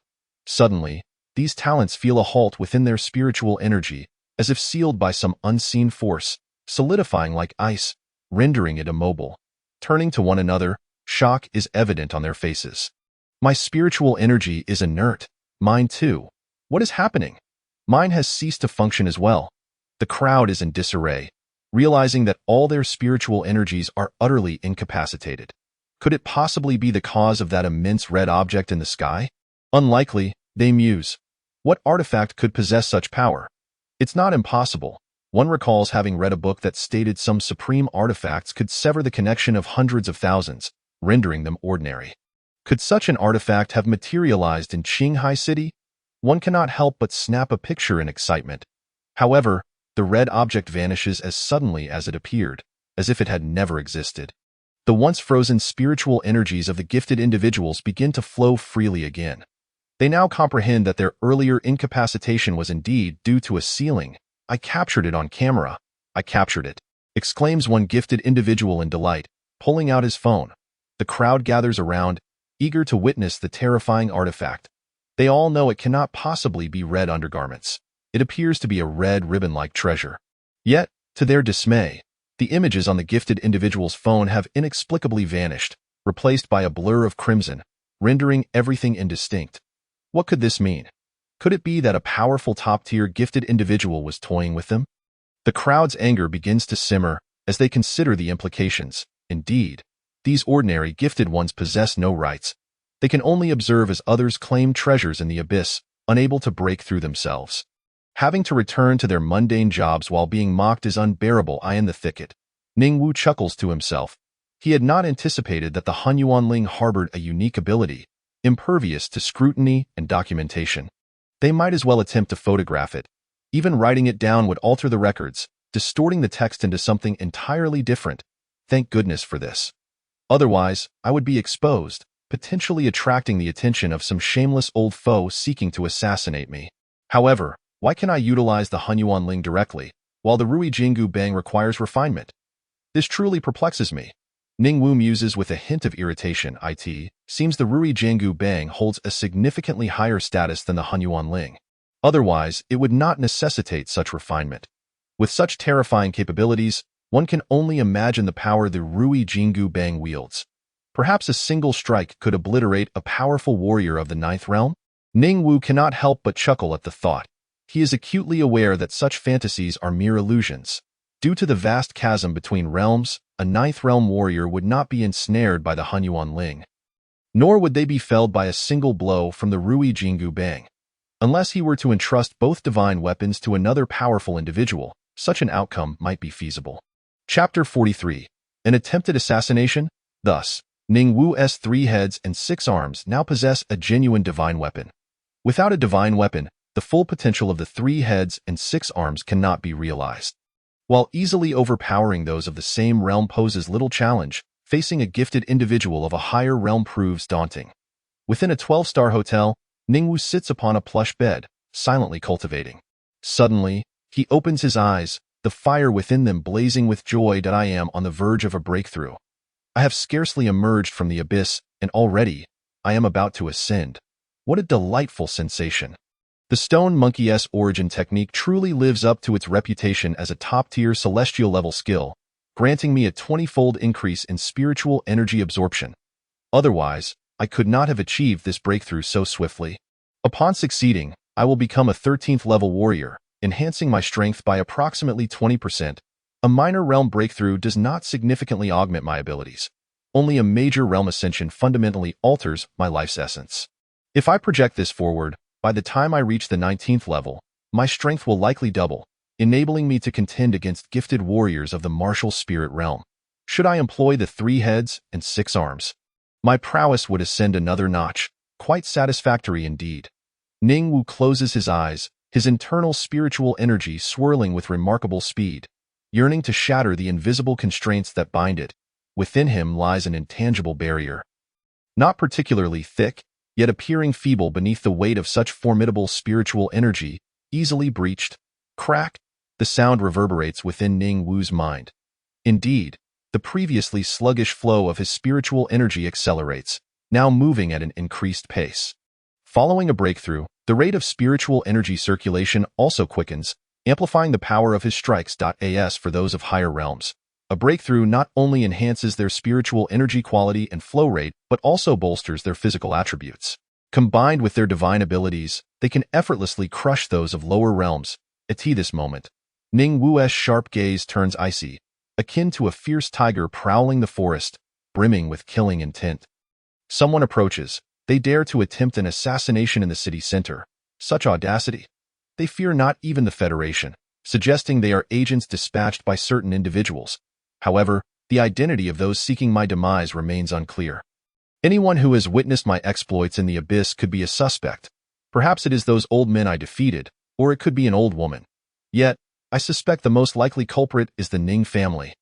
Show yourselves, Ningwu bellows into the void, naturally invoking the conflagration of 100 battles, his malevolent aura enveloping him and surging toward the unknown assailant. In an instant, a figure stumbles forth, clad in black garb and obscured by high-tech armor. Rendering their features indistinguishable, though fear flickers in their eyes, they can sense my presence. Impossible. I am a warrior of the martial spirit level. They recognize the threat posed by Ningwu, recalling his fearsome ranking as the top contender in the abyss. Such an accomplishment bears immense weight, incomparable to previous experiences in the abyss, where countless talents have emerged. Without hesitation, they roar, "Come forth, we shall slay him together." This one is not to be trifled with. Crack! The brilliant floor-to-ceiling windows shattered, and several figures clad in black unexpectedly leapt in from above, demonstrating their ability to scale walls and traverse rooftops with ease. They were all formidable, gifted individuals. Ningwu felt no fear, but a surge of anger welled within him. Who dared to orchestrate such an assassination attempt against him, deploying so many martial spirit-level gifted individuals? This display, while not excessively grand, was nonetheless resolute in its intent to eliminate him. How infuriating! Come at me all at once. Today, I shall ensure you find your graves here. A dense, deep crimson malevolence enveloped his body as he spoke coldly. A murderous intent etched upon his face, exuding an icy demeanor. Humph! Are you not aware of the disparity in our realms? Perhaps facing you alone would pose a challenge, but how dare you act so brazenly against us?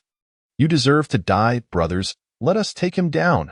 The initial assassin roared in anger, cautiously retreating a few steps.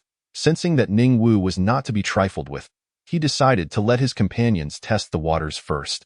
Though he was a death warrior, he had no desire to perish. If he could eliminate Ningwu without sacrificing himself, it would be a significant gain. His 2 comrades snorted disdainfully, fully aware of his intentions. Yet they regarded Ningwu with indifference. Even if he were a genius of the same realm, what of it? They had heard tales of his impressive performance in the abyss, but it seemed he could only handle those newly entering the martial spirit realm. Despite this, their combat prowess was extraordinarily terrifying. They were seasoned masters, each around level 25, firmly outclassing Ningwu by a substantial margin. What could he possibly use to combat them? Even using his head would be futile. They held him in utter contempt, dismissing him entirely. Darkness enveloped the scene. Frigid icy winds swept through. The two death warriors spoke simultaneously, their voices icy cold, as a thick, suffocating darkness shrouded Ningwu's vision, obscuring his sight and leaving him somewhat disoriented. Almost immediately, a biting cold descended upon him, rendering his arms nearly immobile, akin to a naked man standing in the Antarctic winter, cold to the bone. Even the slightest movement of his limbs became agonizingly difficult. Truly, these gifted individuals were formidable, capable of overwhelming everyone in the abyss, except for me. Within Ningwu's heart, anger coexisted with exhilaration. These were gifted individuals of over level 20. If he could vanquish them, how many merit points could he amass? The thought was both thrilling and terrifying, especially with death looming over him, while the death warriors lurked nearby, vigilant to prevent his escape. Since you are so ruthless, I shall unleash my full power and give you a taste of what you're up against. 3 heads and 6 arms, the domain unfolds. Ningwu spoke coldly, his body transforming rapidly into a terrifying figure of darkness, wreathed in dark purple demonic flames, with profound demonic runes etched upon his form, emanating a dreadful aura. In an instant, the surrounding darkness was shattered. Though the demonic flames did not blaze violently, their essence was of the highest caliber, consuming the darkness around him. Was that all? His figure vanished from sight, leaving the death warriors no time to react. One death warrior, in a state of terror, suddenly found a towering figure standing before him, 3 heads and 6 arms, resembling a deity or a demon, exuding an unfathomable terror. You think you can kill me? Let us see who meets their end first. Ningwu's massive hands gripped the warrior's neck, and before he could even retaliate, he was dispatched in an instant. The overwhelming power of 3 heads and 6 arms was almost cosmic.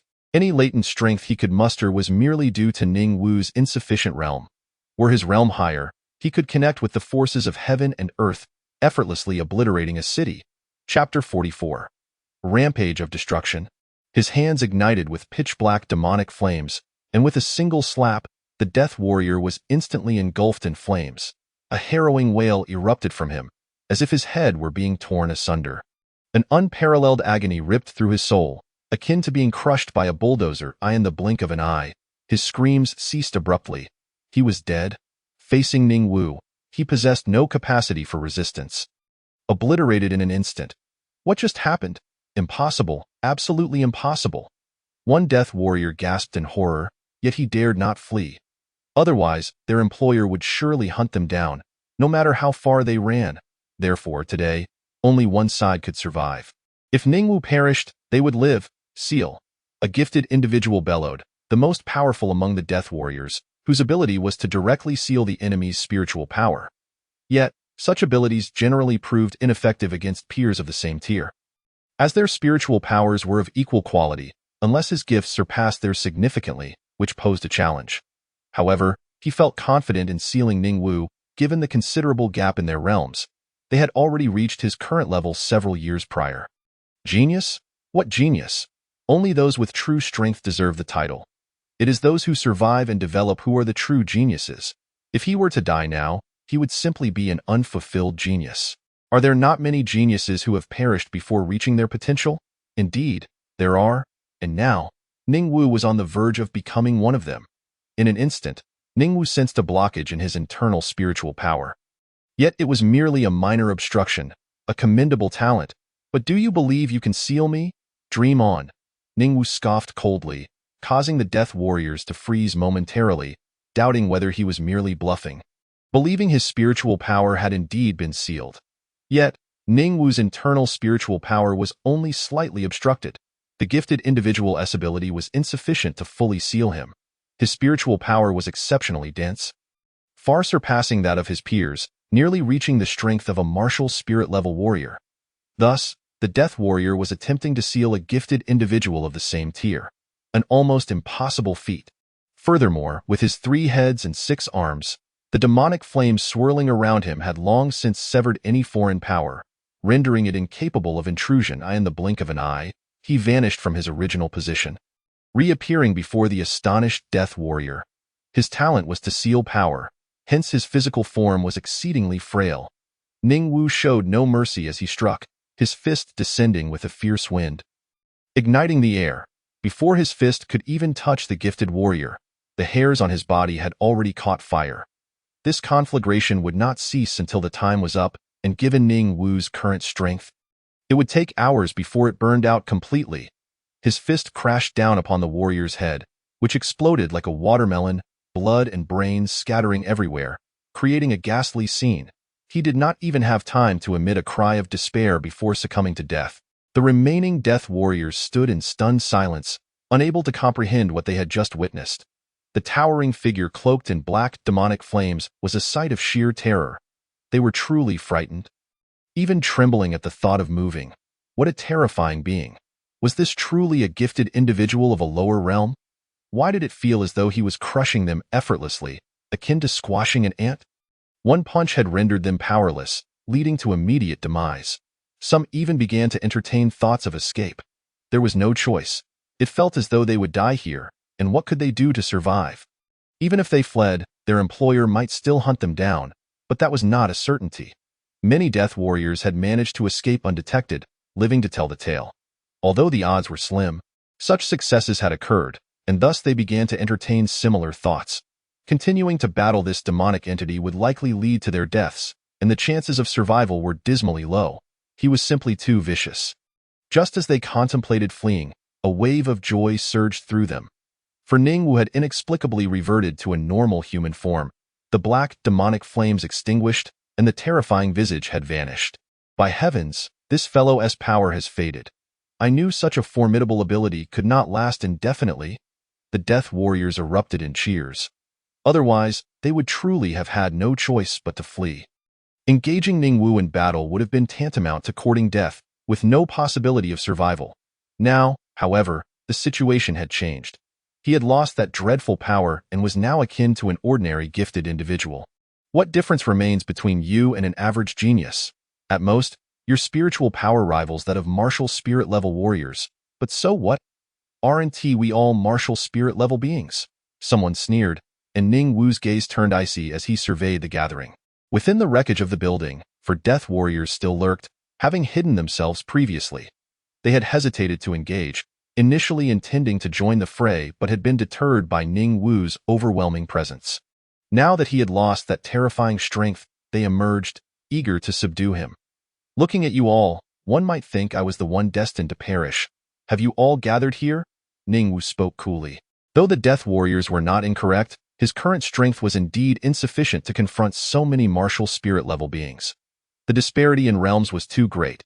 Only a top-tier ability like 3 heads and 6 arms could bridge that vast chasm and obliterate them in an instant. By his own strength, he was still lacking. But so what? He remained undaunted. You still appear quite arrogant. Do you not realize that death is imminent? Shall we teach you how to behave?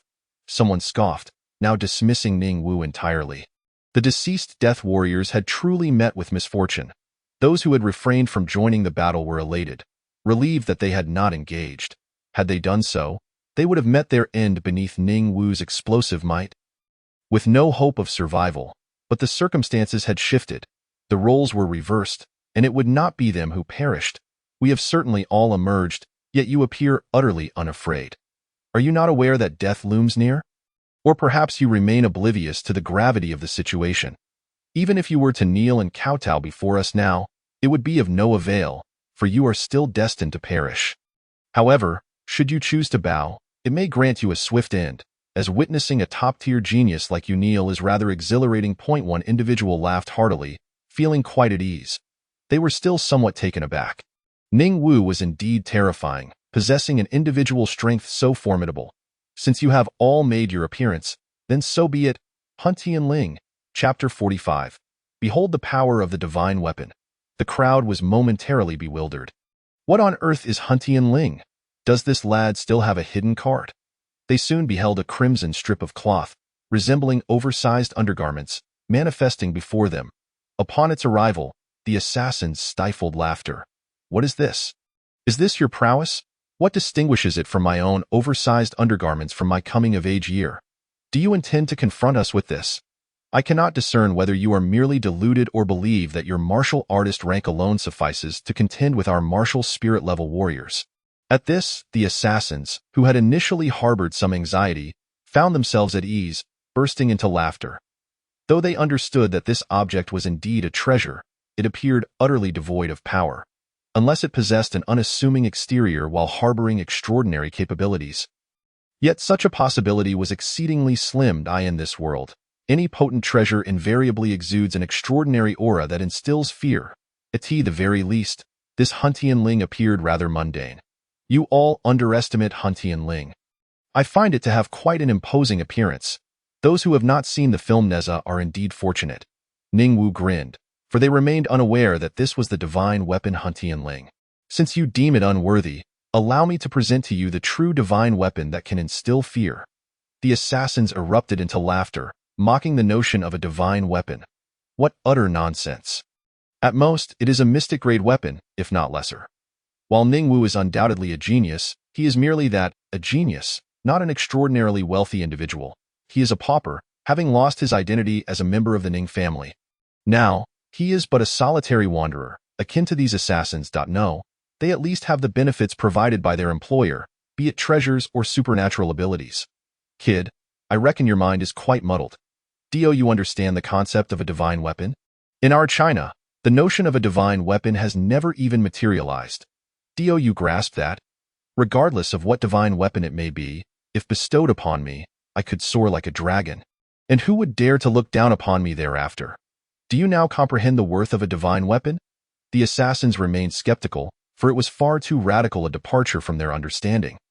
Yet they did not dismiss it outright. After all, Ningwu's prior display of the three-headed six-arm technique had instilled a measure of fear within them.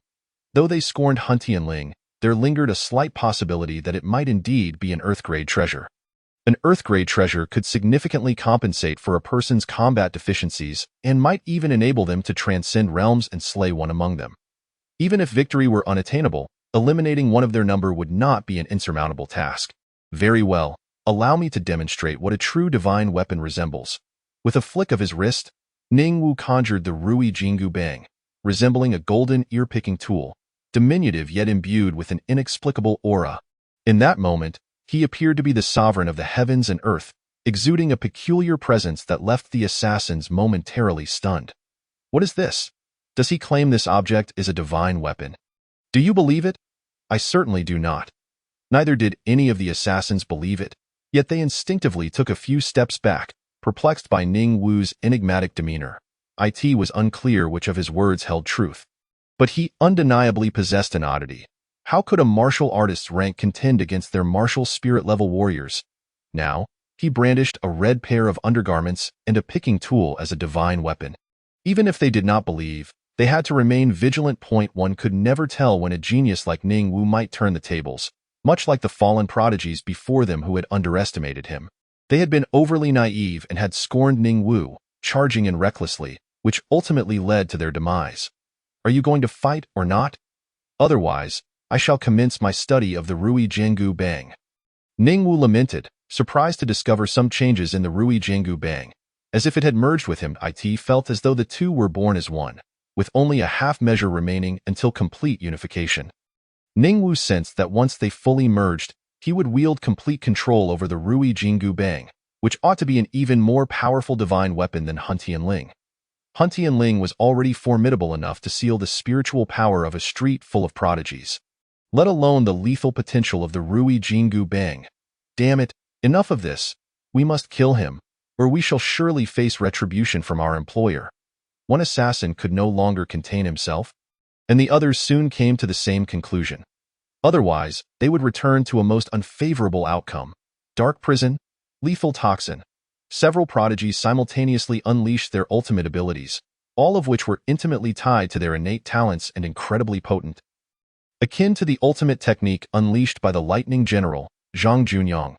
However, they were significantly more powerful than Zhang Junyang. In an instant, Ningwu found himself unable to move, only to see a dark green serpent lunging toward him. In truth, it was not a genuine serpent, but it was far more formidable, as it was a manifestation of their innate abilities, infused with potent toxins. A typical martial artist prodigy would succumb to such a toxin in less than 2 breaths, their flesh and skin dissolving without a shred of hope for survival. That assassin had likely slain countless prodigies with this technique, and he had risen through the ranks to his current level. Earning the title of genius, he believed himself on par with any prodigy of the same rank. What of Ning Wu, the top-tier genius? Ultimately, he was still a full realm beneath him. You have no chance of survival today. Perish, he bellowed, as a swarm of serpents surged toward Ning Wu, their fangs bared, the scent of venom palpable and terrifying. Meanwhile, another prodigy's ability, Dark Prison, had ensnared him, rendering movement difficult unless he could employ the 3-headed 6-armed technique once more. While it was a possibility, it was unnecessary. Ning Wu had previously spoken with the intent of stalling for time. With the essence of the stone monkey coursing through him, the remaining energy could allow for another use of the 3-headed 6-armed technique. Yet, he had no intention of utilizing it. He wished to test the power of Hun Tianling. Since you all look down upon Hun Tianling, I shall reveal to you the true caliber of this treasure. Binding, veiling the heavens, sealing, Ning Wu chanted, and in an instant, that seemingly insignificant red cloth enveloped the entire room, blocking out even the sunlight, casting the interior in a deep crimson hue. The assassins were rendered utterly motionless. They realized that while their internal spiritual power had not been completely sealed, its flow had slowed to a crawl. How was this possible? It was evident that even their comrade, who could seal an enemy's spiritual power, had not demonstrated such potency against them of equal rank. Yet this seemingly unremarkable strip of red cloth had transcended an entire realm to seal their spiritual power, an unfathomable occurrence. However, the reality of the situation was undeniable, as the sluggish flow of their internal energy confirmed that they had indeed been sealed. It's over. This could genuinely be a divine weapon. Chapter 46. My friend, you are simply too weak. The assassin was struck by unparalleled astonishment. Yet beneath the shock lay a deeper, more profound fear. He was genuinely terrified. His spiritual power had been rendered utterly unusable. What now? Would he truly die here? Though he was a death warrior, prepared for the inevitability of death, he still harbored a desire to survive. If there were a chance to live, he would certainly wish for it. Yet the turn of events had surpassed his expectations. Ning Wu's strength had far exceeded their predictions. This was no mere martial artist. Even they, the powerful ones, could not contend with Ning Wu. How could they fight back? Yet now, they found themselves incapable of even fleeing. Ning Wu was in no hurry to eliminate them. He ambled over and delivered a slap to each one. You pathetic fools think you can kill me? Do you understand what this is? Ning Wu raised Hun Tianling, a cold smile gracing his lips. What? The assassin instinctively queried, recalling how he had previously mocked this as resembling oversized red undergarments. Now, he realized he had underestimated its significance. Indeed, this thing might very well be a divine weapon. Although no divine weapon had ever graced the land of China, that did not imply the world had never known such artifacts. The last appearance of a divine weapon had been a century ago, and it had emerged from the abyss, a rather terrifying prospect. It was widely known that this time, the abyss had yielded otherworldly treasures, and based on the information they had received, the employer's hatred for Ning Wu had reached an unprecedented level, far beyond simple disdain. It was evident that he had acquired an extraordinary treasure. Thus, it is highly probable that Ning Wu has acquired treasures that others could not obtain, possibly even divine weapons. They gazed at the Hunyuan silk with immense excitement, pondering whether they might be the first in Huaxia to witness such a divine artifact.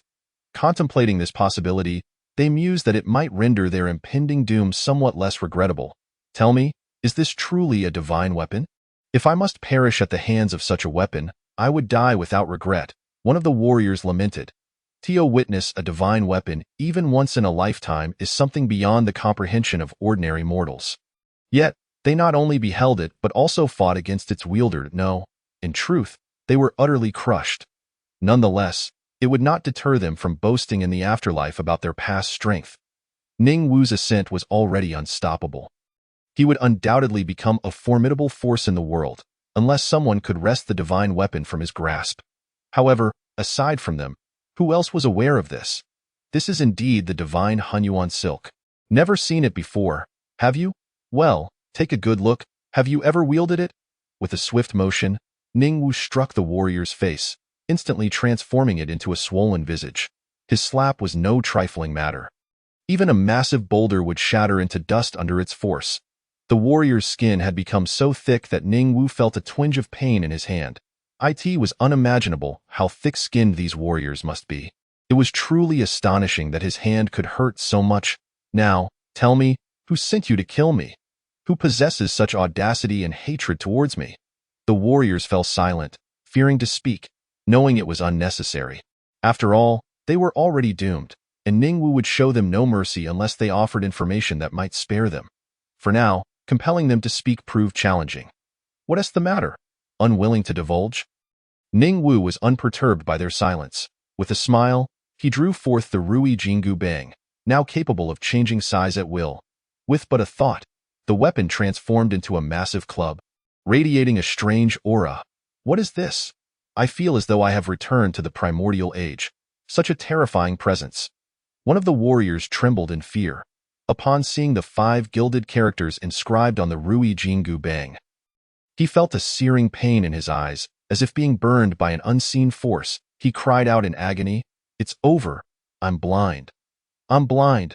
What manner of treasure is this? Just a glance and I am blinded." How terrifying! As he uttered these words, the remaining warriors felt a chill run down their spines, genuine fear gripping their hearts. Ningwu was indeed terrifying. What weapon had he drawn forth? Possessing such overwhelming power? Moreover, it appeared to be designed for close combat. Yet, they had merely glanced at it and already suffered such dire consequences. Could it possibly be of divine caliber? Anxiety coursed through their minds. If that were the case, how could they possibly survive?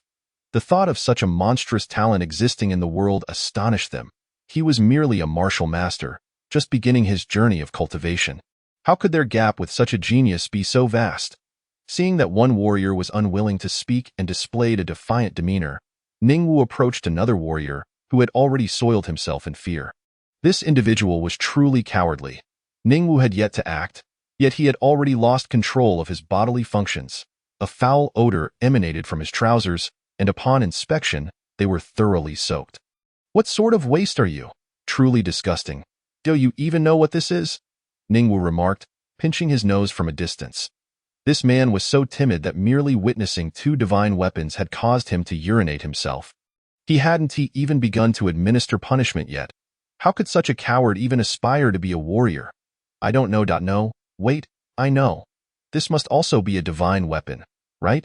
I understand your prowess now. Could you please not stand before me?"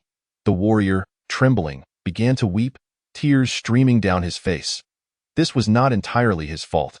His talent was that of the fierce tiger, yet confronted with the overwhelming pressure of the Rui Jingu Bang, he found himself paralyzed. But this was not the source of his greatest fear. It was the inexplicable aura emanating from the weapon.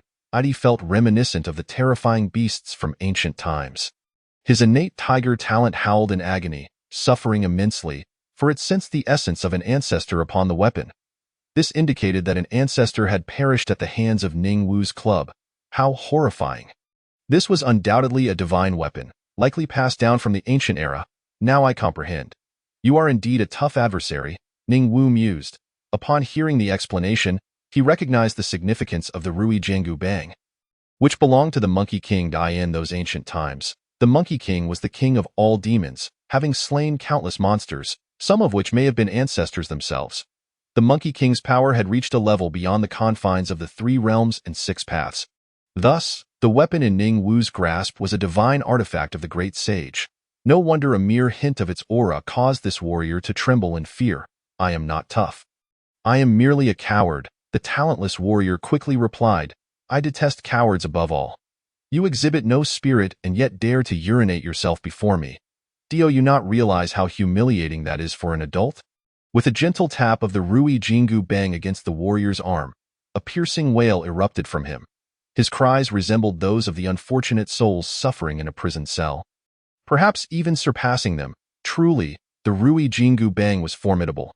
Merely grazing it caused injury, and contact would surely lead to death. Ningwu marveled at the mangled state of the warrior's arm. He had only brushed against it lightly, yet the pain was excruciating. The proud warrior with the fierce tiger talent appeared as fragile as a mere piece of tofu in the face of such a terrifying divine weapon.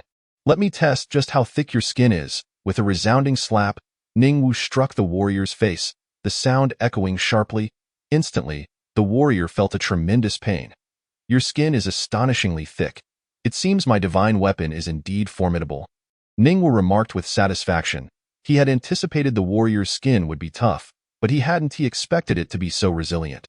Even as a martial master, he felt pain in his arm from the impact. The strength of the Rui Jianggu Bang was becoming increasingly apparent. A mere touch could inflict injury, and contact would undoubtedly lead to a fatal outcome. "Well then, you have outlived your usefulness. Allow me to grant you a swift end." With a decisive swing of the club, he struck the warrior's head, a sickening crack resonating as it burst open, various colors splattering forth. Fortunately, the Hunyuan silk possessed an automatic protective feature, shielding Ningwu from the repugnant fluids. The remaining warriors turned pale, their faces drained of color. "A demon. This is truly a demon. Why do you look at me with such expressions? Have I done something wrong?" I spoke the truth. I granted him a swift end. Was it not merciful? He felt no pain before being struck down. What could be better? Ningwu's smile appeared even more sinister in their eyes. What manner of being could be so malevolent? Finding no fault in killing them, perhaps they deserved to die for their transgressions, yet it was unjust for them to meet such a degrading end, little more than stray dogs on the street. "This is an affront to me. As a martial spirit expert, I should not perish in such a humiliating manner. If you possess the ability, release me. Face me in single combat. Do you have the audacity?" One warrior, on the brink of despair, screamed in frustration.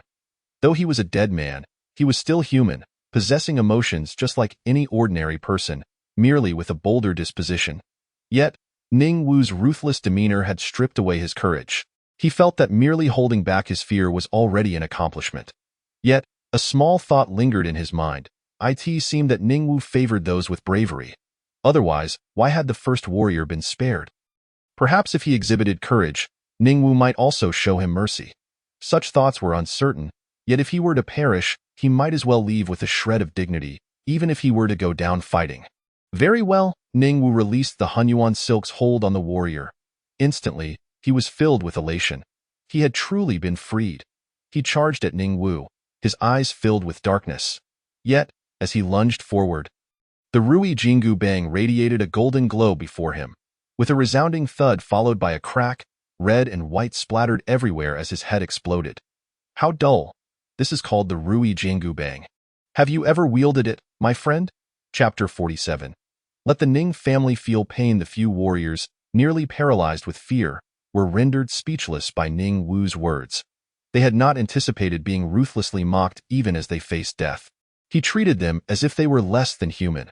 The Rui Jianggu Bang is undoubtedly a divine weapon. How could they possibly wield such a treasure? If they possessed a divine weapon, wouldn't they have effortlessly vanquished Ningwu by now? No, if they truly had a divine weapon, they would never choose to become mercenaries, risking their lives at such perilous odds. You have never experienced it. Have you? But fret not, for you shall be most honored to perish at its hands. Ningwu approached with a smile. With a swift motion, the golden staff appeared to descend gently, yet it carried an unfathomable power. Even though their physical forms were as resilient as bulldozers, they had no capacity to resist against a divine weapon, akin to watermelons bursting apart in an instant. They would not even have the opportunity to die with their eyes closed. With their heads obliterated, there was no hope of retaining their sight. It had long been lost. The fact that their bodies remained was a testament to Ningwu's mercy. Indeed, I am far too merciful. How delightful it would be to grow a tad more malevolent. I cannot comprehend why I am so benevolent. Ningwu shook his head in resignation. He remained true to his merciful nature, feeling a flicker of emotion after dispatching several individuals. Soon, it was the turn of the first assassin whom Ningwu had spared. He trembled before Ningwu, on the verge of soiling himself. Although his talent bore no relation to the pressure exerted by the Rui Jianggu Bang, it did not hinder his fear of Ningwu. This was a harbinger of death, who had just slain numerous individuals without a blink. And he was merely a youth of less than 20. You devil. Your heart has grown as cold as that of a fiend. You are still so young, yet already such a menace to Huaxia. I know I will not survive today. Kill me, grant me a swift end, and I shall await you in the underworld." The gifted individual howled, "I believe you are mistaken about a crucial matter. Your life is currently in my grasp. If I wish for you to live, you shall live. If I choose for you to die, then you shall endure a fate worse than death. How do you still have the audacity to command me?" Ningwu replied with a smile. His countenance appeared exceedingly warm and gentle, yet to the assassin, it was terrifying beyond measure. He feared this man with the heart of a beast, one who seemed benevolent on the surface but was far more ruthless than they could imagine. "What do you mean?" He stammered. "I might just grant you a chance to survive, depending on your performance." "Impossible. Such words are fit only for deceiving a 3-year-old. The assassin was utterly skeptical, for he had often used similar tactics to manipulate his hunting targets. Those fools, devoid of wit, had not only perished at his hands, but had also revealed the whereabouts of their savings, exhibiting sheer foolishness. Now, Ningwu uttered his favorite phrase from that time, and of course, he would not believe it. "If you do not believe, then very well, you shall not die a swift death today. Those others received mercy from me. Do you truly think you can meet your end so easily? Consider it from another perspective. If you perform well, I may spare you, and you could reclaim your life. Even if your performance is lacking, I will grant you a swift death without tormenting you. Is this not a surefire deal? If you decline, I must wonder whether to deem you foolish or clever. Some things cannot be taken with you in life or death. Furthermore, I shall not inquire about your family. I am not so heartless as to that extent. Even if you have children at home who know I am the one who killed you, it matters not. I shall give them time to pursue until they can see you no longer." These words struck a chord with the gifted individual. He indeed had family, and he feared that Ningwu would resort to torturing them to extract information. After all, he was a man who preferred to eradicate all roots. Even if he did not speak, he could not evade a painful fate. Someone like you, who treats human life so casually, must possess a myriad of torturous abilities, right? The assassin sneered, having succumbed to despair. His resolve wavering. "Indeed, you have guessed correctly. I delight in tormenting others. Granting a swift end to those who fall at my hands is my mercy, while sparing them is the greatest act of kindness I can offer. I possess many means of inflicting pain. Would you care to experience one? My time is limited, so I shall give you 2 seconds to ponder. Otherwise, I shall make your existence a living hell." Ningwu chuckled softly, producing a bottle of twilight wine. This exceptionally expensive, top-tier liquor conjured images of a poison that would leave the assassin's flesh in tatters. Perhaps drinking it would lead to the rotting of his innards, leaving him with no chance of survival. If Ningwu were to be even more cruel, the poison would not be lethal but would instead subject him to eternal torment. "I am willing. Speak, and I shall divulge whatever information you seek, as long as it does not pertain to my family." Despite his lingering fear, the prospect of surviving or dying without suffering compelled him to abandon his employer's secrets. After all, he was destined to die. What could possibly hinder him? Even if there were a 1 in 1,000 chance, he would not hesitate, cursing his own professional ethics. No one could save him. No one would remember him. Save for his family. "Who sent you to kill me? It seems they have accurately assessed my strength, sending a gifted individual of the martial spirit realm to face me, if I am not mistaken. It must be the Ning family, right?" The assassin paused, astonished that he need not speak. Indeed, it was the Ning family who had employed him. "How much were you paid to come after me?" 8 million. Ningwu burst into laughter, incredulous that his life was valued at a mere 8 million. Even if several assassins banded together, their combined worth barely exceeded 40 million. He believed his life to be far more precious than that. The Ning family truly remained as petty as before. Had they been more generous, they would not have resorted to such measures, if they had been willing to invite a higher-tier gifted individual. Perhaps Ningwu would genuinely have met his demise today. His total spiritual energy was limited, and his 3-headed, 6-armed form could only contend with these martial spirit practitioners at best. Any higher, and he would only achieve a stalemate. Moreover, there was a time constraint, lasting at most 10 breaths. Were he to possess the abyssal enhancement, Ningwu would not mind if the Ning family were to be a tad more extravagant. Even with the divine weapon, the Rui Jingu Bang, It had yet to be fully refined and thus could only be used superficially. The Ning family. Alas, it seems necessary for me to teach you a lesson in compassion.